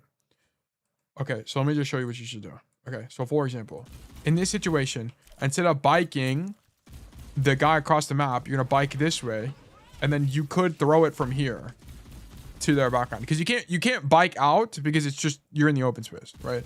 You could maybe bike to like this position and dash away, but you have to understand about Xion as well, is whenever you're throwing your bike extends your hitbox. Okay, so here, if they shoot the bike, you take damage, so you have double the size of your hitbox whenever you're in that animation. So you really, really, really want to avoid throwing the bike if you can. Okay, so it's too far. It's not going to hit. It ends up hitting the guy, but it didn't really do anything. And then now you're not on this angle. Like right now, you should be pressuring the Kiriko and the Juno from the flank, which is exactly what I was talking about. Right, you need to be on the flank. What the fuck? Where are they learning in here? Dude, they just used the power rule. The derivative of ax squared is 2ax. Huge W power rule, or whatever it's called. What is this? The change in velocity equals, what is that? V naught natural log. What is this? I've never seen this in my life. Is this moment of inertia? Why is there a moment of inertia here? What they got going on here? Why they got the tangent of this random ass parabola? What is going on here? Why they just said, they said, art team, just put random mathematical terms on the board. The delta V is the rocket equation, I think. Oh, really? I've never seen that in my life. What is this? 1/2 something x squared. I can't even tell. It's like too low res. Isn't this moment of inertia? Because it's the cross product of your angular velocities, and then I is moment of inertia. This is torque. It's supposed to be a torque thing, right? It's something physics related. Anyway, we're on a huge tangent. Anyway, but yeah, you should be on this angle shooting them right now. That one is torque, yeah. It's been so long since I've done any of that stuff. No. That's not how this here works. You do not want to be in a cast animation, okay? You do not want to do. You want to just throw the bike here. Like your idea should not be to jump. You need to break this habit. You have to break this habit. If you do this too much, I'm just gonna close the VOD, by the way, because this is an error you can't make on Xion. It's too it makes too many problems. It causes too many issues. You need to just throw the bike, like just for clarification, right? You bike here. You have to get used to throwing bike on the floor because it doesn't lock you into the animation. Okay, I mean I missed, but you see the idea. I did my undergrad in physics. Now I don't use it for anything in my job. Yeah, I did engineering for a lot of my time in college. But then I switched to economics just to finish faster without that. I did industrial engineering. So it's more like optimization based. You have no movement CDs. Okay, so this is the problem with this. I don't mind this aggression, but the problem is you can't go this wide with no movement CDs. Okay, so here, notice this. We have no, whoops, let me do it in red. You have no dash, no bike. So you could play here, just play, you would play tuck to the wall, okay, rather than go wide. Going wide is the error, okay? Wide is wrong. Okay, and I'll explain a little bit more about why this is the case in a second. Playing wide with no movement CDs. Okay. Boom. Whoops. Whenever you don't have any movement cooldowns, in this case dash or bike, you need to not play wide because you're at risk of dying if someone does swing you. Okay, so for example, the problem is if you don't have any movement CDs, like now, if I take damage, how do I get back into cover? I have to walk back into cover. Okay, so you need to just, whenever you don't have either movement CD, you need to play like this. Like play super safe, because if you take a bunch of damage, you need to be able to just walk into cover. This is going to be way more conducive to success. I don't mind this idea. I actually think it's quite strong. It's just you're playing too wide. That's the only thing. Yeah, that's why you die. Did you also use Obsidian for uni? Yeah, but for a different purpose. I didn't use it for notes. Because I'm going to be honest, I didn't really need to study in that. Like, the classes I was taking were really easy, like macro conceptual classes. So it wouldn't even, I didn't really need to study that much.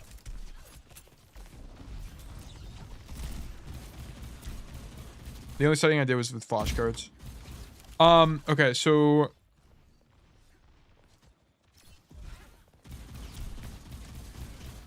I actually don't mind this that much. I think it's okay. A bit of downtime here, but sure. Okay, the only thing about this as well, so you have a bit of a micro thing happening here. Look at your movement. Fuck, I didn't mean to do that. Did I go further or back? No, okay, so we're here now. First of all, you probably shouldn't dash forward, but who cares? That's not a big deal. Here, I want to point this out. So you're on the angle. Forward movement, lateral movement, forward, backwards movement, forward, backward. Like, look at you're doing like this kind of operation. Okay, I don't want that from you. Like, look how much forward and backwards movement you have on this angle. what you should be doing is play a corner, pick your favorite corner, left or right. I don't really care. Pick one. Probably right is just objectively better. Play here and then move laterally. Lateral movement only. Okay. Lateral movement only. It's going to make you more evasive. You move faster when you move only in one direction in the game. Okay. Whenever you start moving forward and backwards relative to the observer, aka the Cassidy, you're going to be moving slower. Okay. Stand here and just do this and move laterally only. Only A and D movement. Okay. Should I just use A and D for the corners? You should be using A and D pretty much most of the time you play the game, right?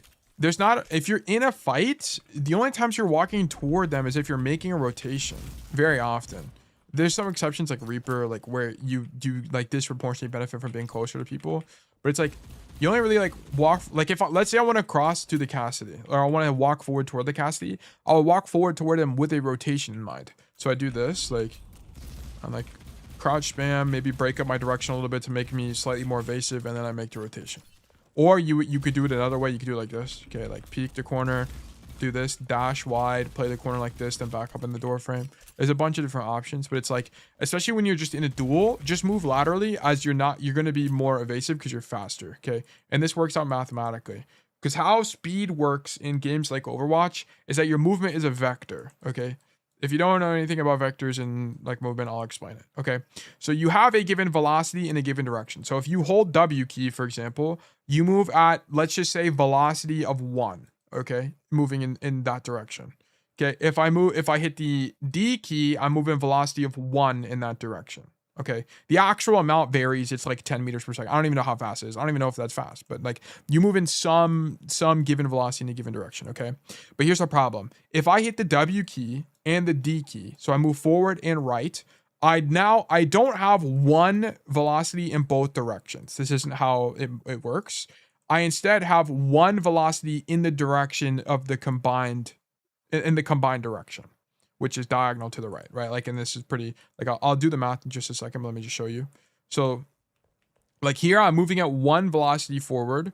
I'm moving at one velocity to the right. Now I'm moving one velocity diagonally to the right. Okay, because I'm holding W and D at the same time. And here's how it works out mathematically. So mathematically, right? So you move 1 in this direction, and that means you move in some velocity both forward and to the right here.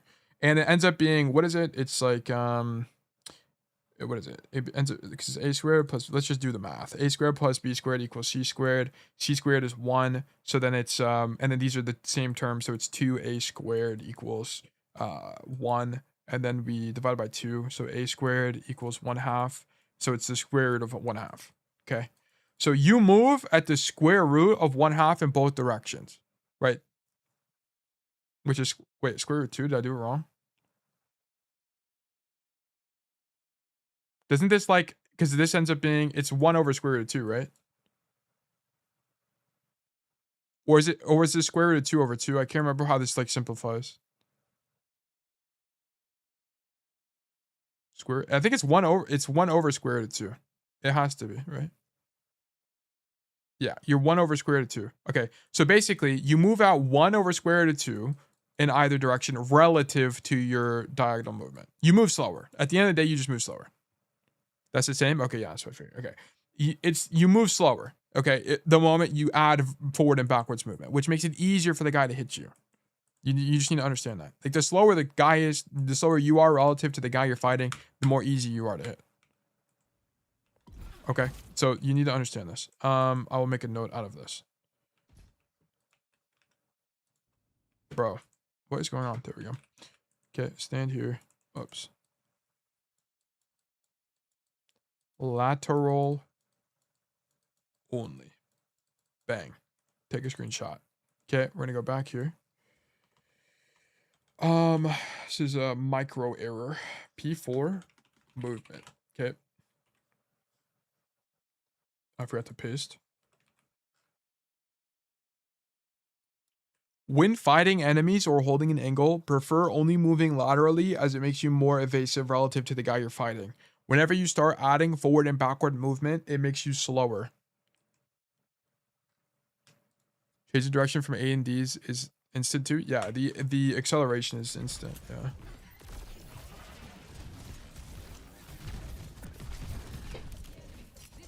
Yeah. Okay, you need to stop throwing your bike. It's not good. Here's how you would do this, by the way. You have two options of how you can do this. You can either bike and let go, or you can bike and dash. You need to understand an essential concept in this game is using, or as Xion is biking, and then you can cancel it with dash. Okay. So what you'll do very frequently is you'll bike, jump, and then dash in the air to get the aerial bonus, essentially, without having to do the cast animation. So let me just show you. Okay, so you'll do something like this, where you like do this, jump, and then dash out. Right? Very common.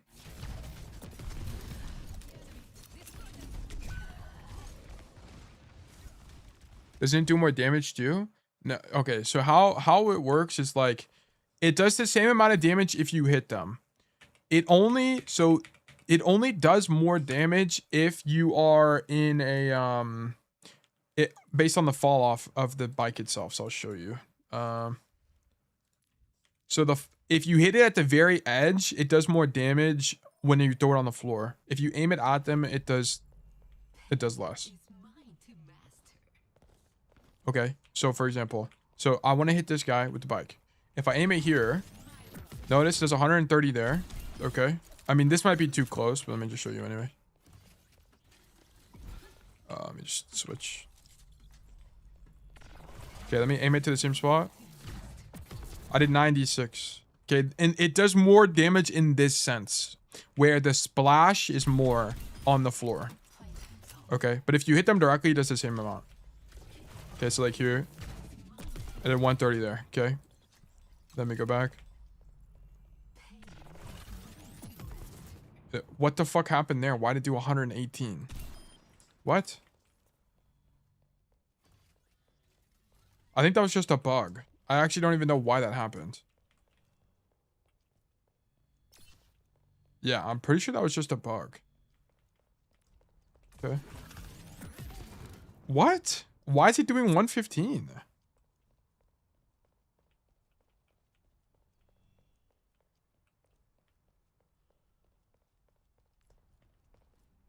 Wait, what? I think I'm actually running into a bug here. I don't know what's happening. Also, why are these guys not regenerating health? Do these guys not regen health?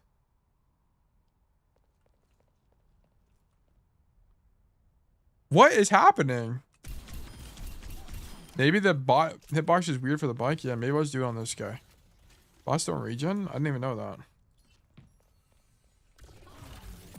Okay, that did 130.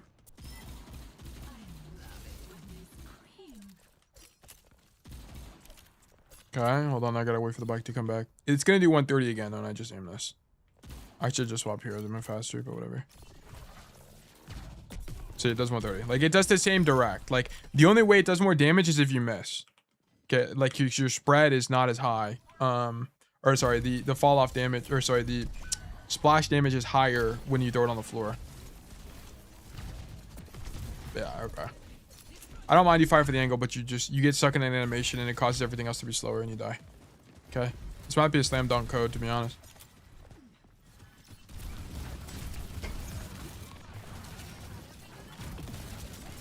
Okay, and like bike, I don't really want you to bike like this, because here's the problem. It's okay. Like, you want to bike when people are going to be moving forward and backwards relative to you. This is kind of like the core thing.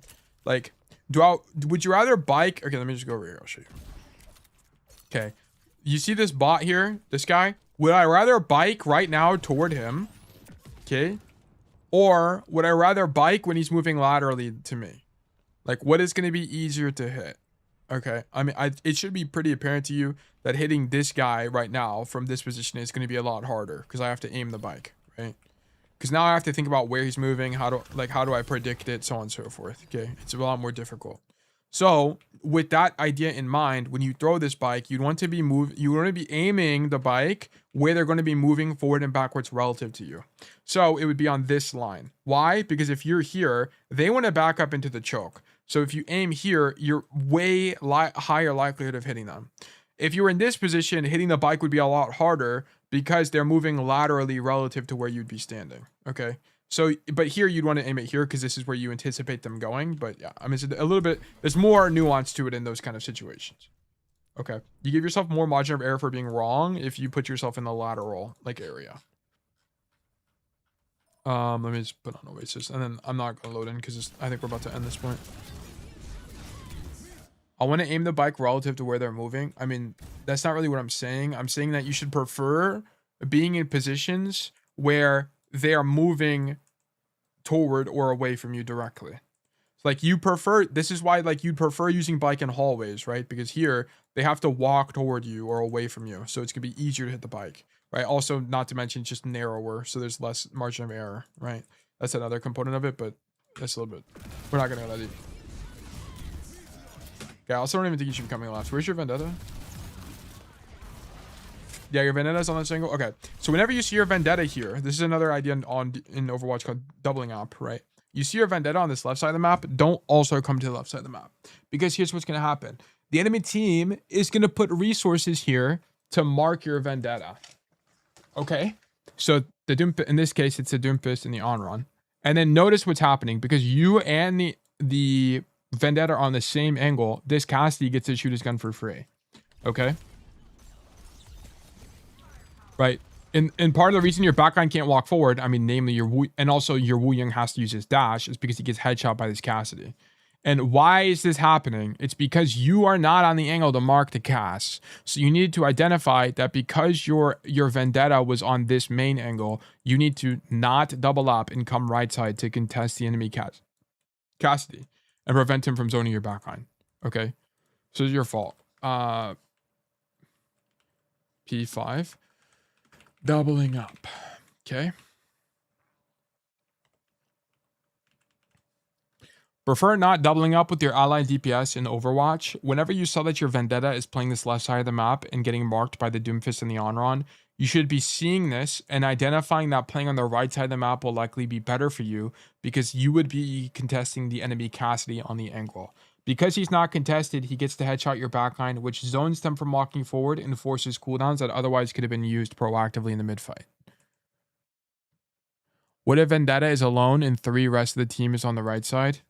I mean, it's going to depend on, like, the situation. If you have 3 guys here, like, are you late or are you early? Like, if you were here to begin with and then the 3 guys on your team doubled up with you or stack with you, that's fine, right? If your Vendetta's alone on this side, in my opinion, I think more often than not going right side is going to be stronger. Because part of the value of playing a DPS is you get good economic trades by living on angles. So Vendetta coming to this side, as long as your Vendetta is not dying instantly. If your Vendetta is critical HP, then help her, okay? Or if your Vendetta is losing a fight, then help her. But if she's just on this side of the map, I don't think playing with her is good because you want your Vendetta to go 1 for 2. You want your Vendetta to go 1 for 3, 1 for 4, right? Even if she ends up dying, as long as she does this for long enough, it's good for your team. But if you come to her angle, now she has worse economic trades, right? Like now you could be going 2 for 1 against the enemy team. Now you could be going 2 for 2, which is even. There's more margin of error. There's more ways to lose economically. Okay. Does Cass flashbang hitting you during pike force you to throw it? It just disappears. It just disappears. Yeah. It just disappears. It's really, it just stops it completely. If you're late to the fight and your Vendetta is here and your whole team is on the right side, it's just going to depend, right? Like, is your Vendetta 1 HP? Who is on this side of the map? Is this side of the map even good map geometry for you? In this case, it is, right? But like, it's just going to depend on a bunch of things. Like the 4-1 situation you're mentioning is a bit more advanced. It's a bit more complicated because it's just going to depend. It's really situation. Like Overwatch is not a game where it's like, Overwatch is a game where you prefer things, but you don't always do them, right? Like you prefer not doubling up, but you don't always not double up, right? Like there are some situations, particularly when you're playing a hero that's like 2 heroes that align very well. Like Cass and Xion will frequently double up because they just play the same angles, right? I mean, you can avoid it, but there's some maps where that's unavoidable. And this is why Overwatch is a very map-dependent game, right? Like what map you play informs very heavily how you play it. Or how you play your hero differently.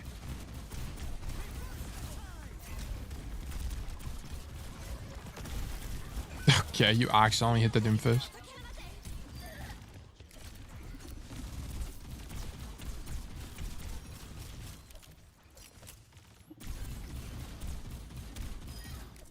Okay, this is a winning matchup, but I do want to point out that you're doing this mistake a lot, right?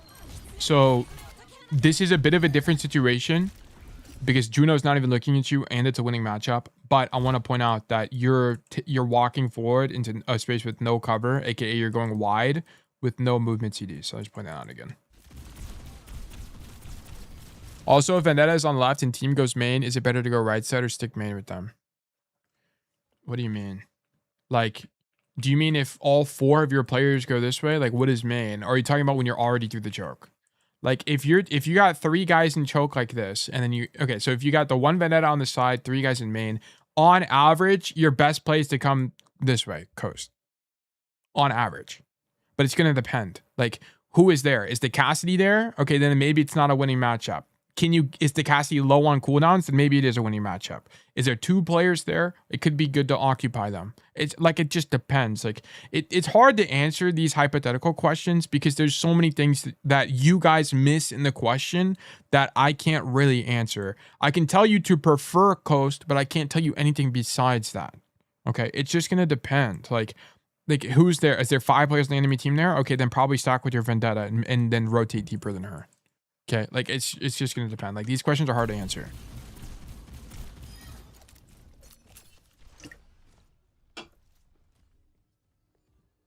I like this, but be in this corner. Okay, nobody ever checks this corner, and it's way closer for you.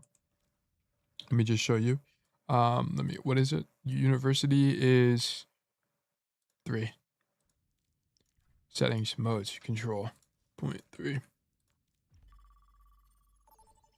Your notes are always very eye-opening. I'm trying to think about those things more and break the autopiloting.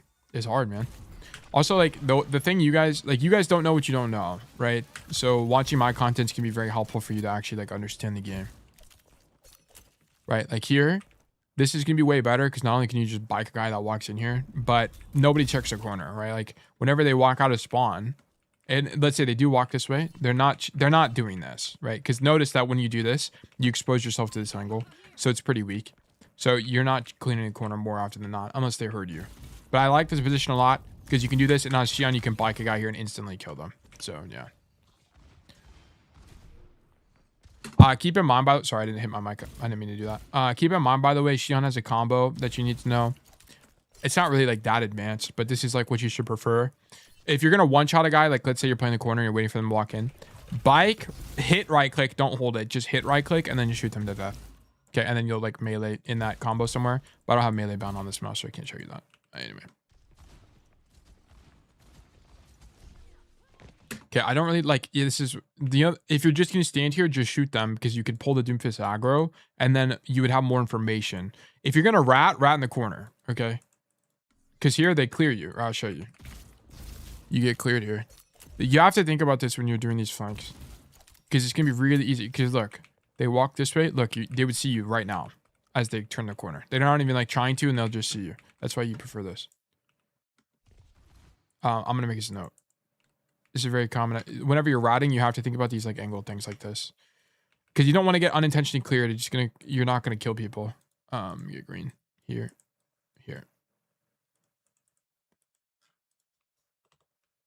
Boom. P6. Ratting. I need to talk about ratting more. I always forget to mention it. Whenever you're choosing these ratty angles like this, you need to be playing angles that don't unintentionally get cleared by the enemy team. So in this situation, you should be playing on the opposite side of the door frame. Is it just bike hit for the one-shot combo or something else while hit right? Okay, like here's I'll show you after this map. Because I don't want to have to boot it up again. Okay, and then you're also missing a combo here as well. So if you're gonna do, okay, so we're missing a bunch of stuff about Xion. If you're gonna ulti, I guess I do have to go to practice range again. All right, this is very slow going, but once I mention them once, I don't have to mention them again, which is nice. So here's what you're gonna do. So your idea, whenever you're doing a ulti engage, is you want to bike. Okay, watch carefully. Okay, you're gonna bike. Left shift ulti, okay? And then use your ulti. So there's a bunch of reasons why you want to do this. So number one, a lot of the time you want to left shift in it is so you get the overhealth and the cast animation for your ultimate. And then also you can interrupt.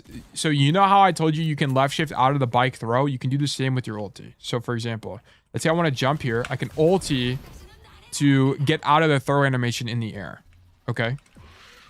So you need to do this. And then the reason you want to use your bike is because, I mean, you might as well because you're going to all in with your ulti. So you might as well do it, right? So like you would do this, left shift ulti. Then, I mean, people just die instantly all the time whenever you do that. So this is the combo you're missing, okay? So ult lets the bike go without jumping? Yes. Well, without the throw animation, the ulti does.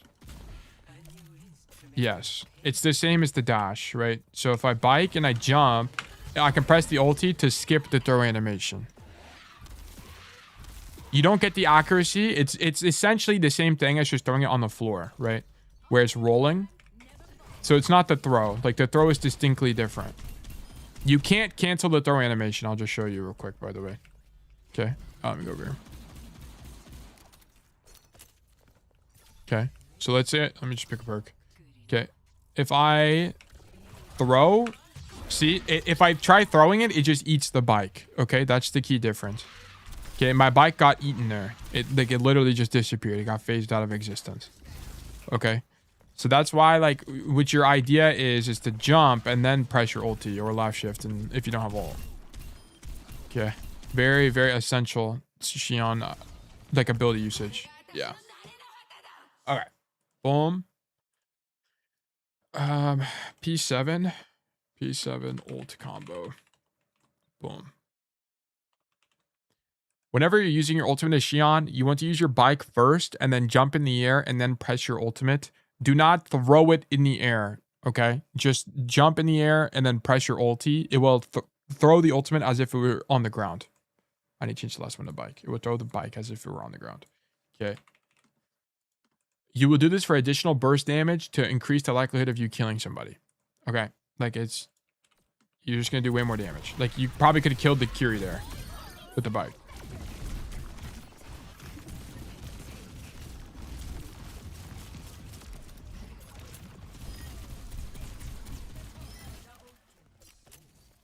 Okay.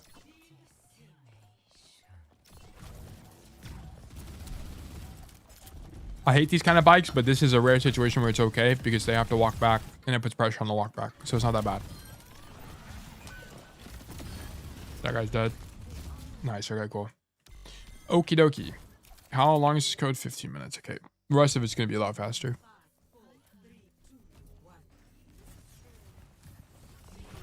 Go left.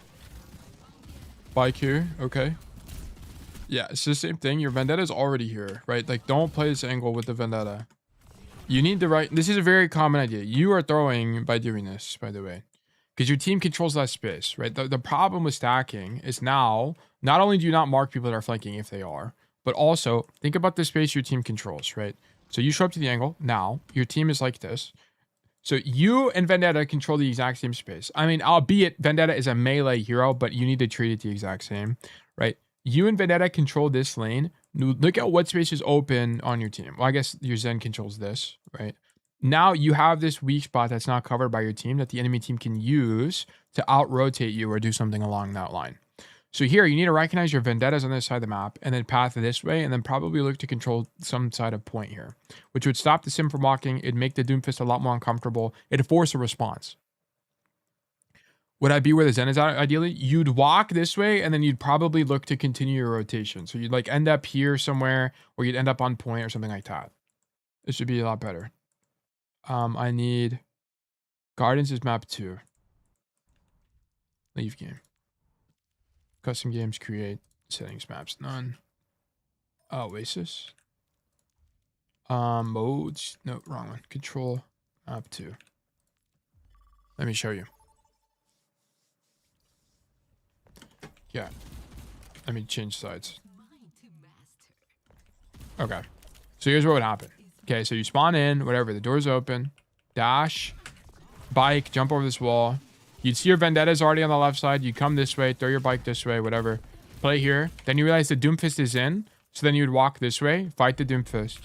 Okay, boom, boom, boom, boom. You'd hear the Sim here, back up, play the corner so you don't get yourself poked out. Then when your team walks to help you, you can go wide. I would hold the dash. That way you can do something aggressively here. Maybe you dash this way. Look for this. Boom, boom. Continue rotation. When you get bike, maybe you throw it down the hallway. I don't know. Something like this, right? So just like, oh, okay, my DPS goes left. Let me clear right side. Yes, but it's contingent on your hero. Like, oh, Xion on this map is really... Xion is really good on this map. Why? Why is Xion really good on this map? Everything's in your effective range, right? From here to there is 20 meters. From here to there is 20 meters. Like, everything is really close. There's these hallways for your bikes. You are lucky because you're playing a good Xion map, okay? But there will be maps where you have to double up because you don't have options, okay? So, like, an example of this is going to be a map like, I don't even know, Junkertown, okay? Junkertown. That's not what I wanted to do. Let's say we're on Junkertown, okay?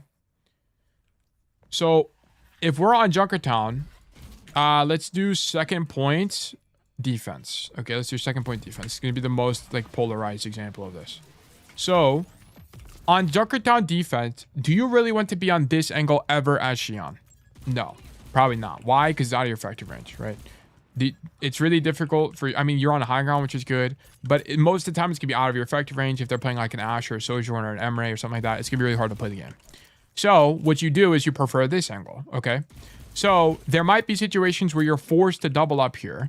Or you're forced to play a suboptimal angle. Because your ally DPS is also being an idiot and playing with you or something, right? So, like, let's say you have an Ashe and your Ashe is playing here. Sometimes you'll also have to play here because of your Ashe. I mean, this is not as good of an example because you do have an option. The other option you have as Xion on this map is to play on the floor here like this, okay? Which is, it's playable. It's not the end of the world. But the reason you do this is you can stall cart. You have fights that are in your effective range like this and this. You're zoned from the high ground, so you can still do stuff.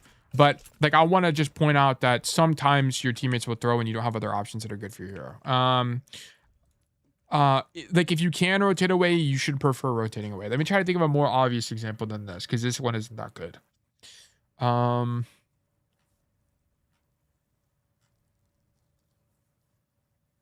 Most maps you can rotate away. Most maps you can rotate. Okay. Like King's Row, let's say we get King's Row, okay? Maps, let me do King's Row. Circuit, yeah, Circuit or Jib are like the ones that I can think of where you like don't have very many other options.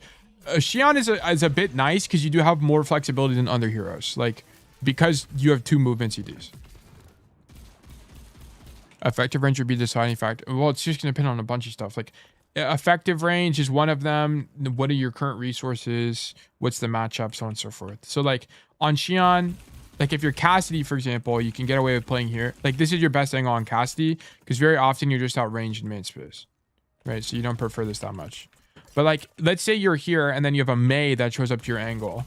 Then you can rotate to main space and then play here. Like there's not very many situations, but just know that it exists, okay? Like, I think the most, like, obvious example is going to be, like, Circuit Royale, right? Like, Circuit Royale is a one-lane map where there are very few rotations that even exist to begin with. So you have to play this, you kind of have to play the same angle as your ally DPS because you don't have any other options, okay? Let me show this really quickly. Okay, so...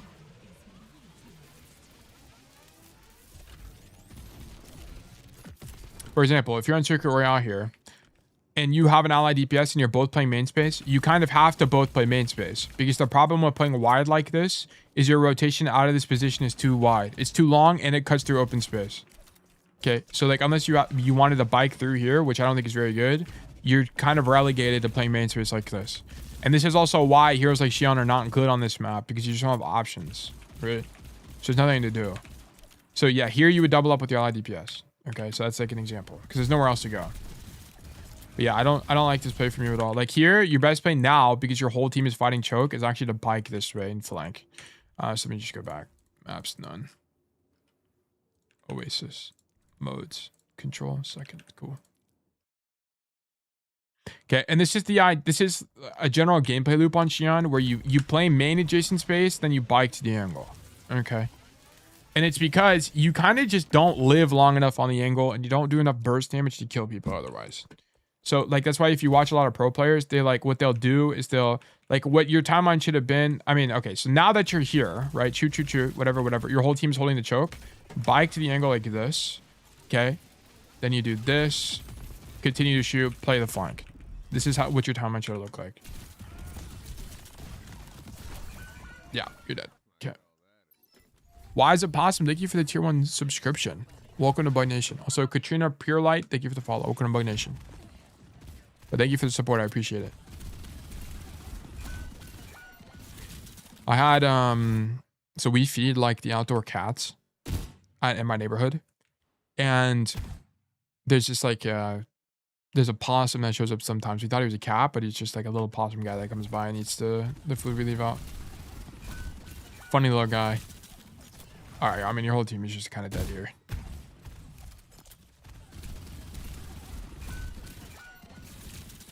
Yeah, I mean I don't really know. I don't even think there's anything to do here other than not come to this angle. Like one thing you could think about as an idea is come this way, right? You can also bike this coast. Let me go over there. So, hello, Boygon Mon. So one thing you could do is walk to this side of the map, like dash here maybe, pull out your bike, and then you can do a flank like this if you wanted. I think it's okay at best, but just know stuff like this exists on Xion. Taylor, I have good news. I've been offered Disco Nitro in exchange for coaching a team. This is fantastic. We love that for you.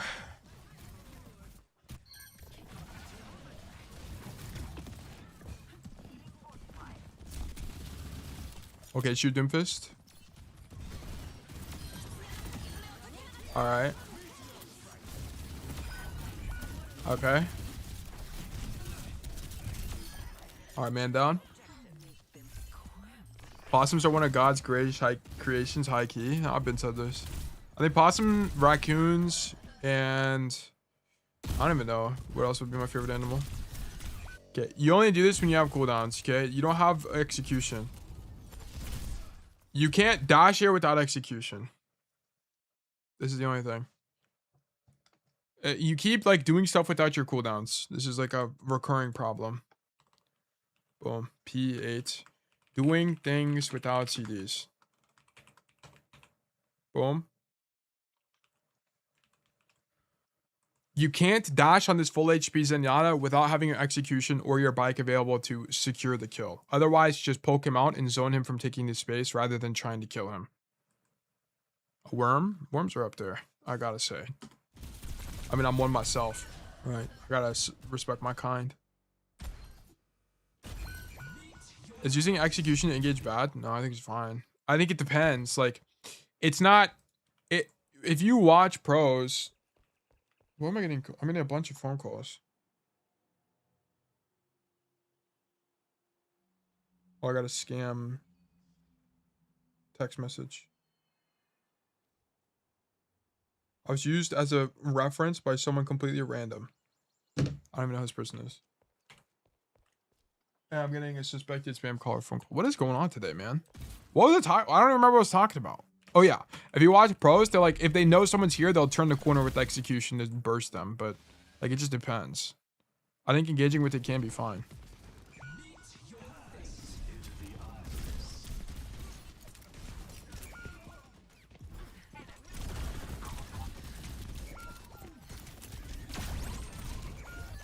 All right, we're dead. I mean, this fight was just lost because you died early. And I mean, whether or not you showed up here kind of didn't matter. I mean, you should have identified that this fight was lost and not done this, but whatever. This is the only time I've seen you do it this game, so it's not gonna make a note yet.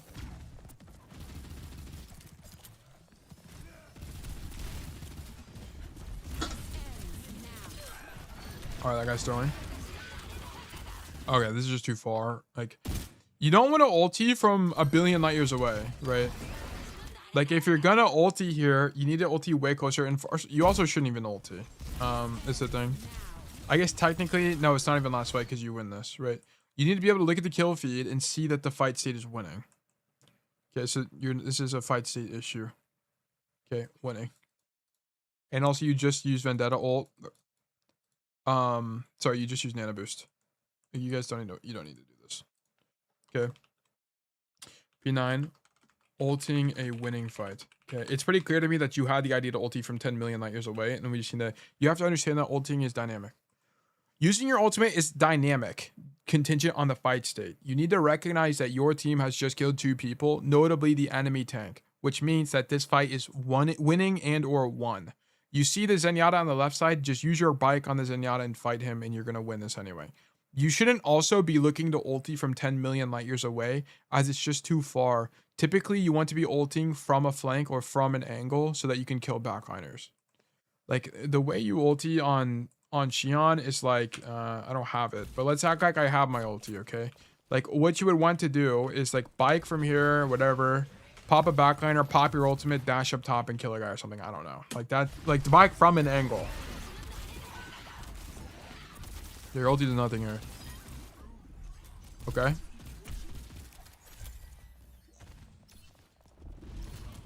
Okay. I prefer you not bike like this. I think biking for a poke is weak because it means you don't have bike for the next 15 seconds.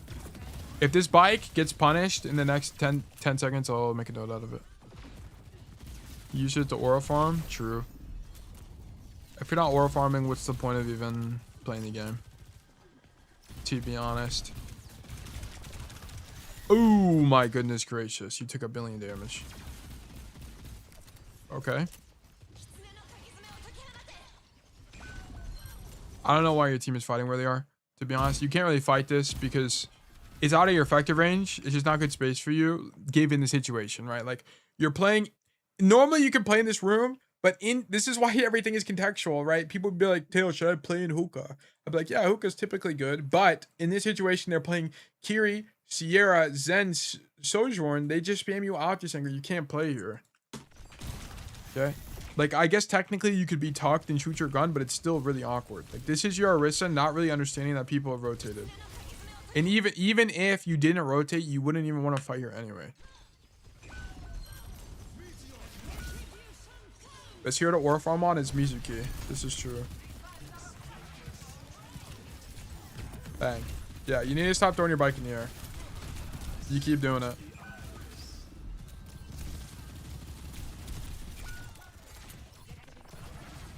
Bang.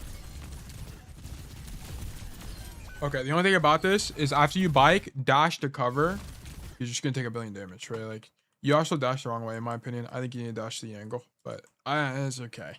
Because technically, if you dash this way, you unswing these guys, so it's probably fine. Oh, whatever, then. Yeah, you needed ulti this fight, like, most importantly. You just shouldn't have ulted the last fight. Okay, you lost that point. Life goes on. Okay, I would TP your team. Now you should TP your team, okay? You need to recognize that your team is slow. You're playing Ana, Zen, Orisa. This is a comp where you TP, okay? TP slow people when you're on a fast character, okay? P10. Whoops, P10. TP slow heroes win on fast hero, okay?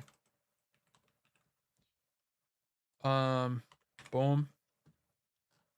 Dude, you know what? I'm vegetarian, but you know what sounds so good right now?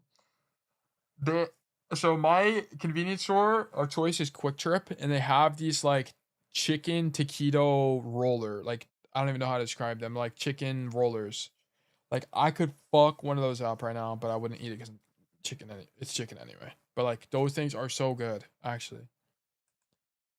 Here you should TP your team out because the rest of your team is really slow relative to your hero. Just TP them out and swap back to Xion. Does it depend on the map? It does depend on the map, but like, and swap back to Xion. It does depend on the map. There's some on all control points you might as well. It's like good anyway. Roller dog, yeah, basically a roller dog, yeah. The cheese only ones are good also. They are pretty good, but they're not as good. Like that chicken, like the buffalo chicken one is so fucking good, actually. It's crazy.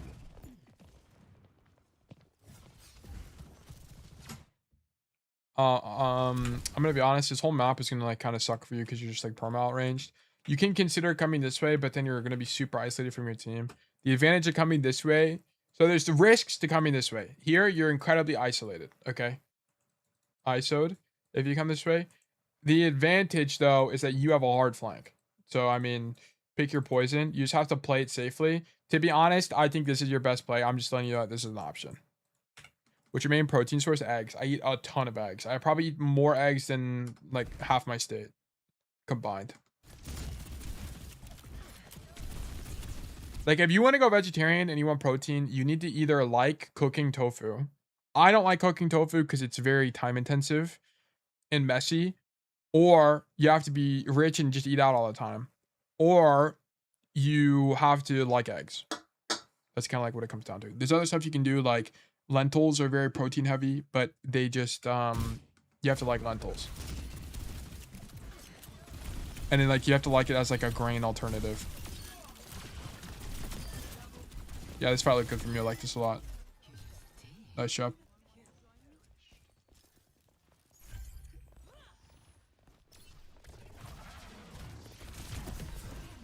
You gotta stop. Okay, if you do it one more time, I guess I'll finish the VOD, but it's like, you gotta stop doing this. It's really bad. You just take 1 billion damage. Yeah, see, you took 90 damage there, and you got discorded. Good angle control from you. Love this. Now your Vendetta's here. I'd rotate away. Rotate away, rotate away. Nice. Look at this. Like, look at what happens. Your Vendetta comes to your angle, which is her mistake, by the way. So this isn't your fault. It's your Vendetta's. But look at this. You guys got the question mark found, formation going on here. Okay. Because I'm asking the question marks and you're literally in the shape of a question mark. What is going on here? Okay. Your whole enemy team now gets to make this rotation for free. Okay. This is the thing. You need to recognize your Vendetta's doubled up and come here now, because you need to understand that your team is now weak on this side of the map just because you see this guy. Okay. This is the same problem. Same problem.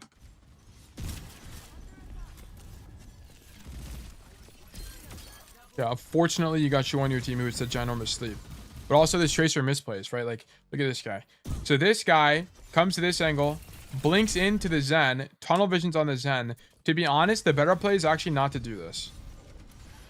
Well, first of all, you shouldn't be doing this because he doesn't even have recall, and he's got 1 blink, so now he's got 0 blinks. The best play is to do this, in my opinion. Take the space because it's empty, then open up the flank on backline. Be way stronger. So that guy just misplays and dies. Oh, I'm sorry, I skipped this.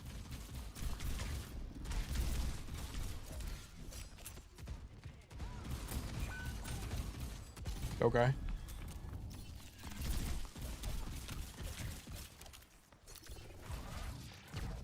Oh my gosh, I'm about to explode. Okay. I saw the vision, 1 clip Zen, pick up mini, 1 clip Ana. That was the vision. That was the 5% timeline. We were gambling everything.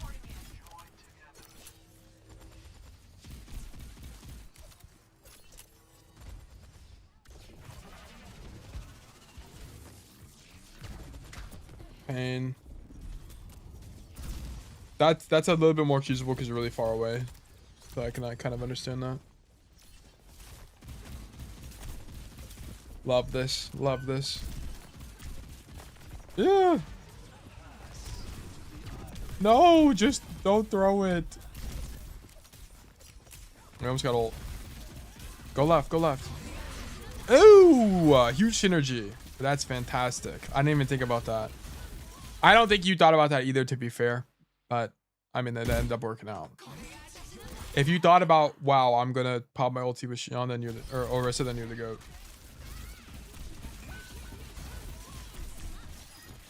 I actually thought about it. Okay. Then you're the GOAT. Bang.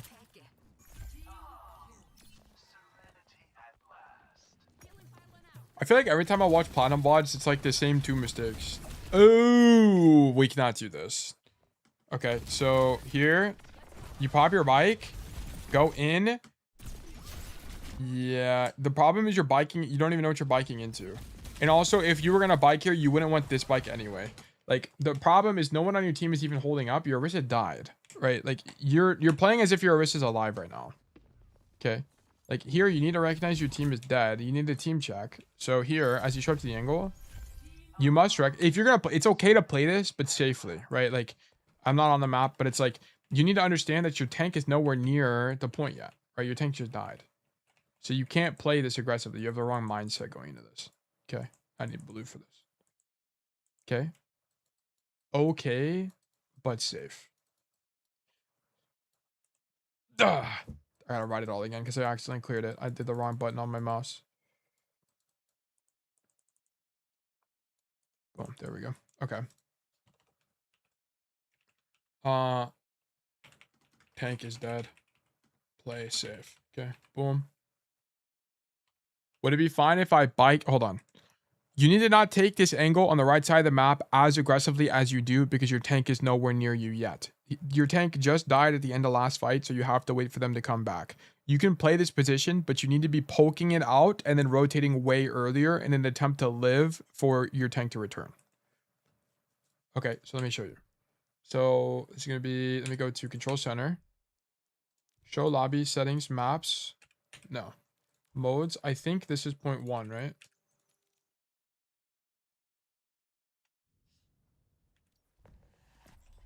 Yeah. Would it be fine if I bike dashed backwards at door? Bike dash backwards? No, here's what you should do. I don't even think you should use bike. I think you should just stand here. There's a problem. You can't fight for this. Like, even if you did bike damage, what is it going to do anyway? Because your team can't walk forward. Just stand here. If there's a guy that shows up here, zone them out. Okay, your idea is going to be to dash backwards like this, and then you just deny the lane. This is a lane denial idea. But you have to also understand that, like, technically, I think you're in the correct position because this is better space for Vendetta. So your Vendetta can stand on this side of the map, ideally, and then you're on this side of the map. But, like, for example, if you're playing Ashe, like, you would need to play this based on your ally DPS. If your Ashe is here, for example, being on this side of the map is better. If your Ashe is here, you'd want to be on this side of the map. It's just going to depend where you stage. But, like, given the situation, you're the first guy to an angle, so you choose this side. That's fine. Now your Vendetta should be playing the opposite, ideally, right? Playing here, just scouting, getting information, then dashing out. But, like, I don't want you to hard commit to any of this because your tank is in here. Like, no one can do anything with the pressure you're making from this angle. You're just doing this for information, poking, and maybe getting some early CDs out, and then, like, a 5% chance of just randomly killing a guy. Okay. They need backup to here. Whatever. Shoot. Deny the lane. Let's say they rotate to the other side of the map. Then you could, like, bike backline like this or something. Like, go for this play, maybe. Blow a guy up. I don't know. Okay, that's what you would look for. But yeah, you just don't realize your tank isn't even here, so you're just dead. You would only do this if your tank was holding the choke, and they're not alive. So you kind of throw that fight. Okay. And then I don't think you should be staging for this space because this space is just kind of bad for Xion, right? Like, do you really want to poke the walk up in open space out of your effective range? Not really. This is like 30 meters plus. Okay, like preferred pathing is to be coming to the opposite side of the map.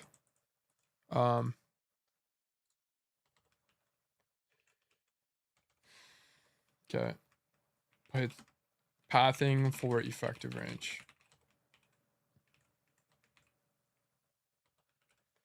Pathing to the left side of the map here is just going to put you at a disadvantage as the fights here are out of your effective range. Instead, you should be looking to close the distance by walking on the right side of the map and then rotating to the left side if this is where you wanted to play.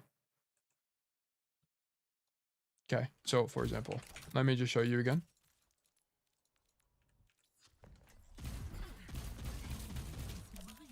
I make this tofu dish all the time and it only takes a few minutes. I will check that out. Okay, walk this way. Walk this way. Okay, notice I have this whole wall as cover. Then I can walk this way. I can fight for this space. Then if you wanted to play main space, you'd come here. Now notice this is in my effective range, right? So you path for your effective range. Then if you want to play on the other side of the map, you could do this, dash across, whatever. Then you can do whatever you want. Okay. But this initial pathing out of spawn by walking this way is just losing to begin with, right? Like, you have really poor cover here. All of this really sucks as cover. So just walk this way, safer. Bro, I keep in the wrong key. Ugh, and then it does this bug. I don't know why this happens. Wait, what?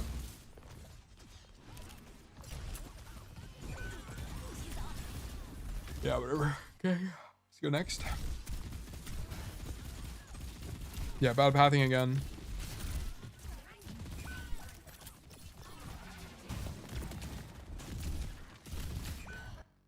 Yeah, the only thing about this is, so you take bad pathing. I want to point out that good pathing would have avoided all of this. You'd be here right now. Then you could have looked for this flanked for backline if you were here, or you could have done this and poked out the May. Like, it would have just been preferred. And then you would have saved bike. Then you would have bike for like now, if you want to bike this guy with complete information, or you'd have bike now. Notice you go for this bike and it puts you way in the main space where you get walled off from your team and you just die instantly. So this isn't, is this a bike judgment error? Like, maybe you should be biking from here and throwing it? Yes, but the root cause is you didn't path this way to begin with. Like, you would have gotten lucky that you wouldn't have even walked into these bad fights because you would have had better pathing and ended up on this side of the map. Okay, so this is a pathing error. Yeah, you did. All right, you lose. All right, yeah, this is vertically for sure. Okay, this is a slam dunk improvement code. Okay, student. Saki, rank, platinum. Map, Oasis, bruh. Hero, Xion. Date is going to be 8-24-2026. Okay, primary issue. Stop biking in the air. It's more often bad than it is good. As it extends your hitbox and locks you into an animation. Okay, you don't really want to do it that much. And then number 2, avoid doubling up with ally DPS as you give up map control and get coincidentally marked by the enemy team. Okay. Your general gameplay loop on Xion is to off angle main space, then bike to angle. Bike to flank. Okay. Secondary issue number 1, I need you to roll out of spawn better by dashing first, then bike. Okay. TP out teammates that are slow, mostly when your tank is not fast. Okay. What else? Movement. Oh yeah. Only lateral movement in duels. Okay. Ratting. Prefer ratting in corners that won't get cleared. Ask yourself if you will be on enemies' screen as they take angle. Okay. Stop going wide without movement CDs when fight isn't obviously winning, such as someone being low HP, as you don't have mobility to leave when things go wrong. Okay.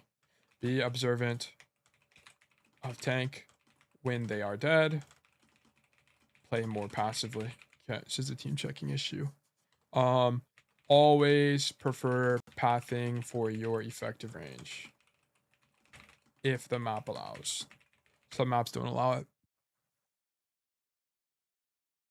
When I flanked right side, or like generally flanking with Xion, do I want to let my bike go on the target, stay at nearest cover, and then do execution afterwards? Or engage with the bike to get close? It's just going to depend on the matchup. If it's a good matchup for you, if it's Juno, okay? If it's Juno, bike into the guy, sure. If it's Kiriko, maybe not, because they're just going to TP away anyway. If it's Baptiste, I don't know. Like, I genuinely don't know for half the matchups in the game. That's for you to decide. Okay? Like, I genuinely don't know. It's going to depend. I will tell you it's based on the matchup, though. Like, into the May, probably not, because she's just going to ice block. So you would bike here and then stand here. Into the Zen, yes, I think you would bike into the Zen and map flip. It's just going to depend on the matchup, though. Okay? Is there anything else? Strengths.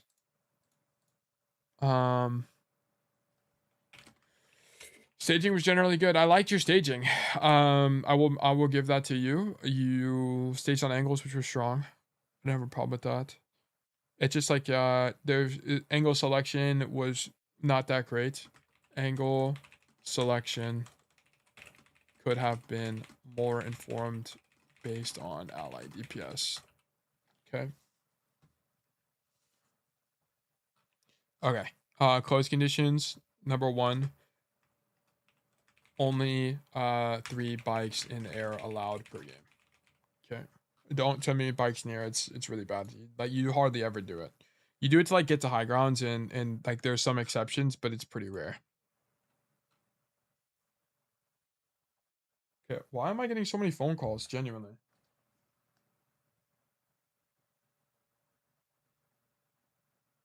This is my like 5th phone call today. I don't understand what's happening. Okay.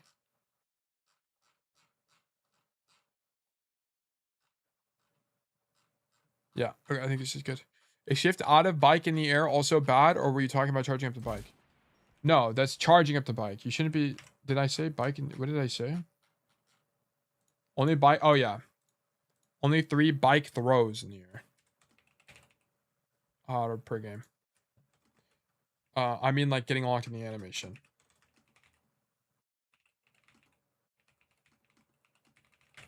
Okay. I need you to stop. You're doing it way too much. Like, keep in mind the only times you really use the bike throw is when you're trying to get to a high ground, or the enemies are really far away, or if you're poking the walk up. Yeah, like those are the only situations where you do it. It's like it's pretty rare. Okay, but yeah, that's gonna be it for this code. Thank you for the code. Verdict losing. I guess to recap this. So just to recap this really quickly, you need to stop using the bike in the air. It locks you in an animation, and you have to remember that it not only locks you in an animation, but also makes your hitbox way bigger. So where you're way more likely to take damage.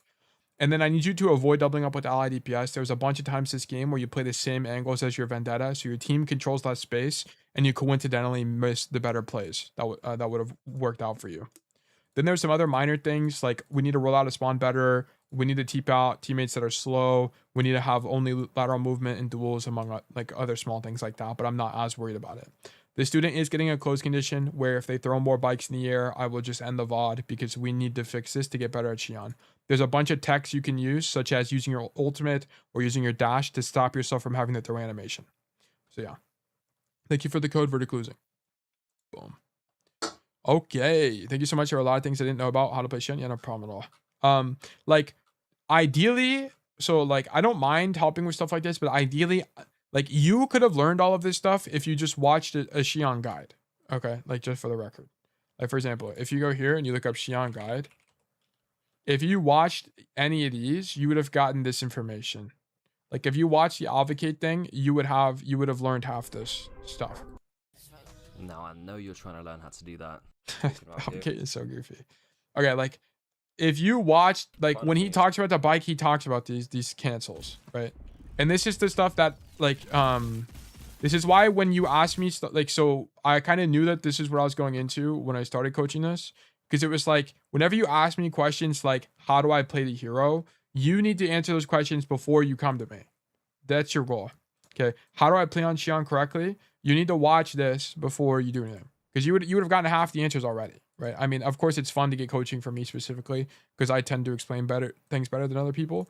But it's like you could have gotten this information. It's the bike. Okay. I'm nothing against you at all. I just want to point this out. Right. Like whenever you don't know a character broadly, watch a few guides. Okay. Watch this Advocate guide. Watch the probably not this guy. Like prefer like pros or people you've heard of before. Like Awkward. Watch the Awkward one. Watch the Advocate one. Watch the Corestron one. Like, watch these guides. Watch the Cager one. Right? These are going to be a lot more useful. The guides you can watch this guy too. Watch whoever you want. I mean, whatever, bro.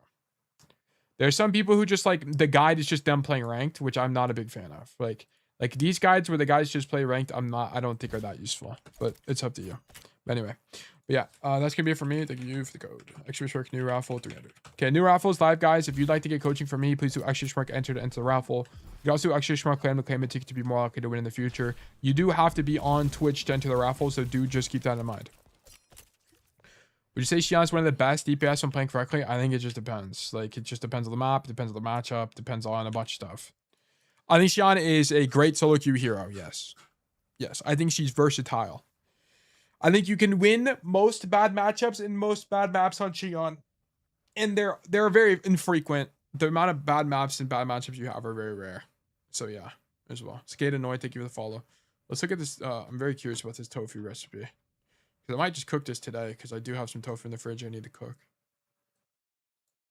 Sarah's Vegan Kitchen. 10-minute chili garlic silken tofu. Do I have to dry it first? Like, do I have to boil it? Oh, wait, you just cook the whole thing. You don't, like, chop it up. Silky tofu. Okay, so this is not a firm tofu. This is silky tofu. So do you, like, do you just, like, eat it as is? Or do you chop it or what? Brown sugar, chili paste, garlic. I don't have. I'd have to go to the grocery store. I don't have half this. I don't have rice vinegar. I guess I could substitute for a different vinegar probably. And I have firm tofu, but I'm sure it'd be fine. I could probably, yeah. Eric and I have been eating, don't eat our own block. Huh.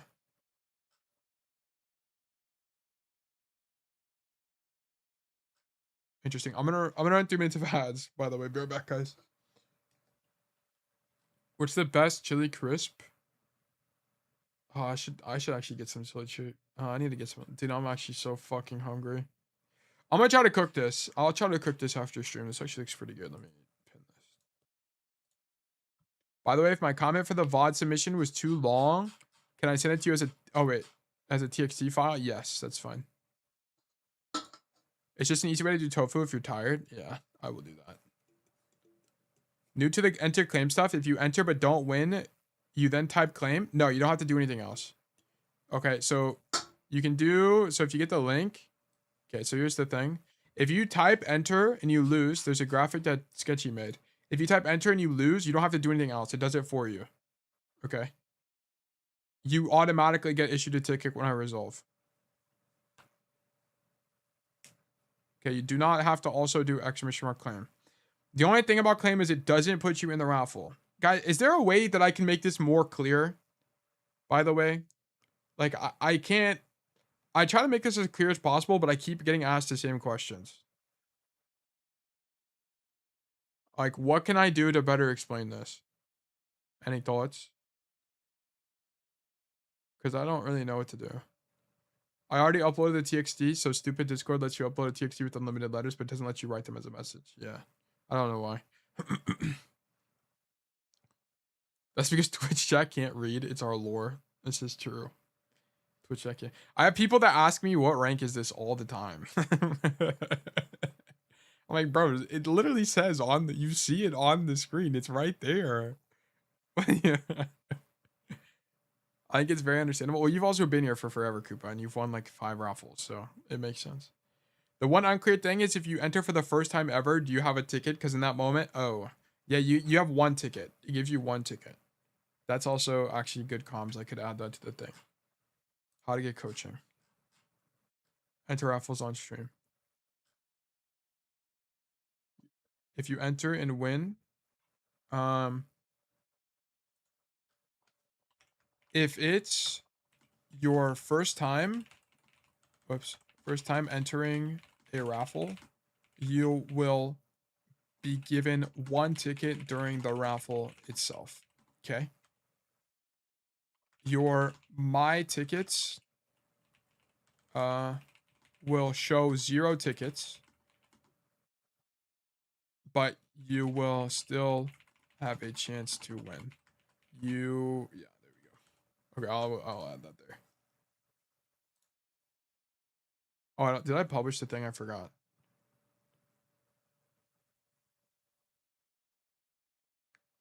$15 seconds left. I did not publish it. My bad. Once told tale. August this month. We're almost done with August. That's kind of crazy. Here's the notes from last VOD. FYI. Koopa, congratulations, you've been selected for coaching. Let's do great things. Average Twitch viewer is playing a mobile game and scrolling TikTok while watching. Yeah, I am a lot of people's background noise. Particularly because a lot of people just like work and then put me on. Because I stream, especially if you're American, I just stream during work hours. So they just put it on the side. Dude, I have an earworm from your video background music. What, dude? Super Mario Sunshine music is fire. Who pinged me? At tail. Complete all battle passes. I thought this returns in the mid-season though. Is it back now? That looks kind of cool. Yeah, I don't think it's here yet. Okay. Koopa, let's do great things. Let's check it out. I'm gonna leak the staff channel. My apologies.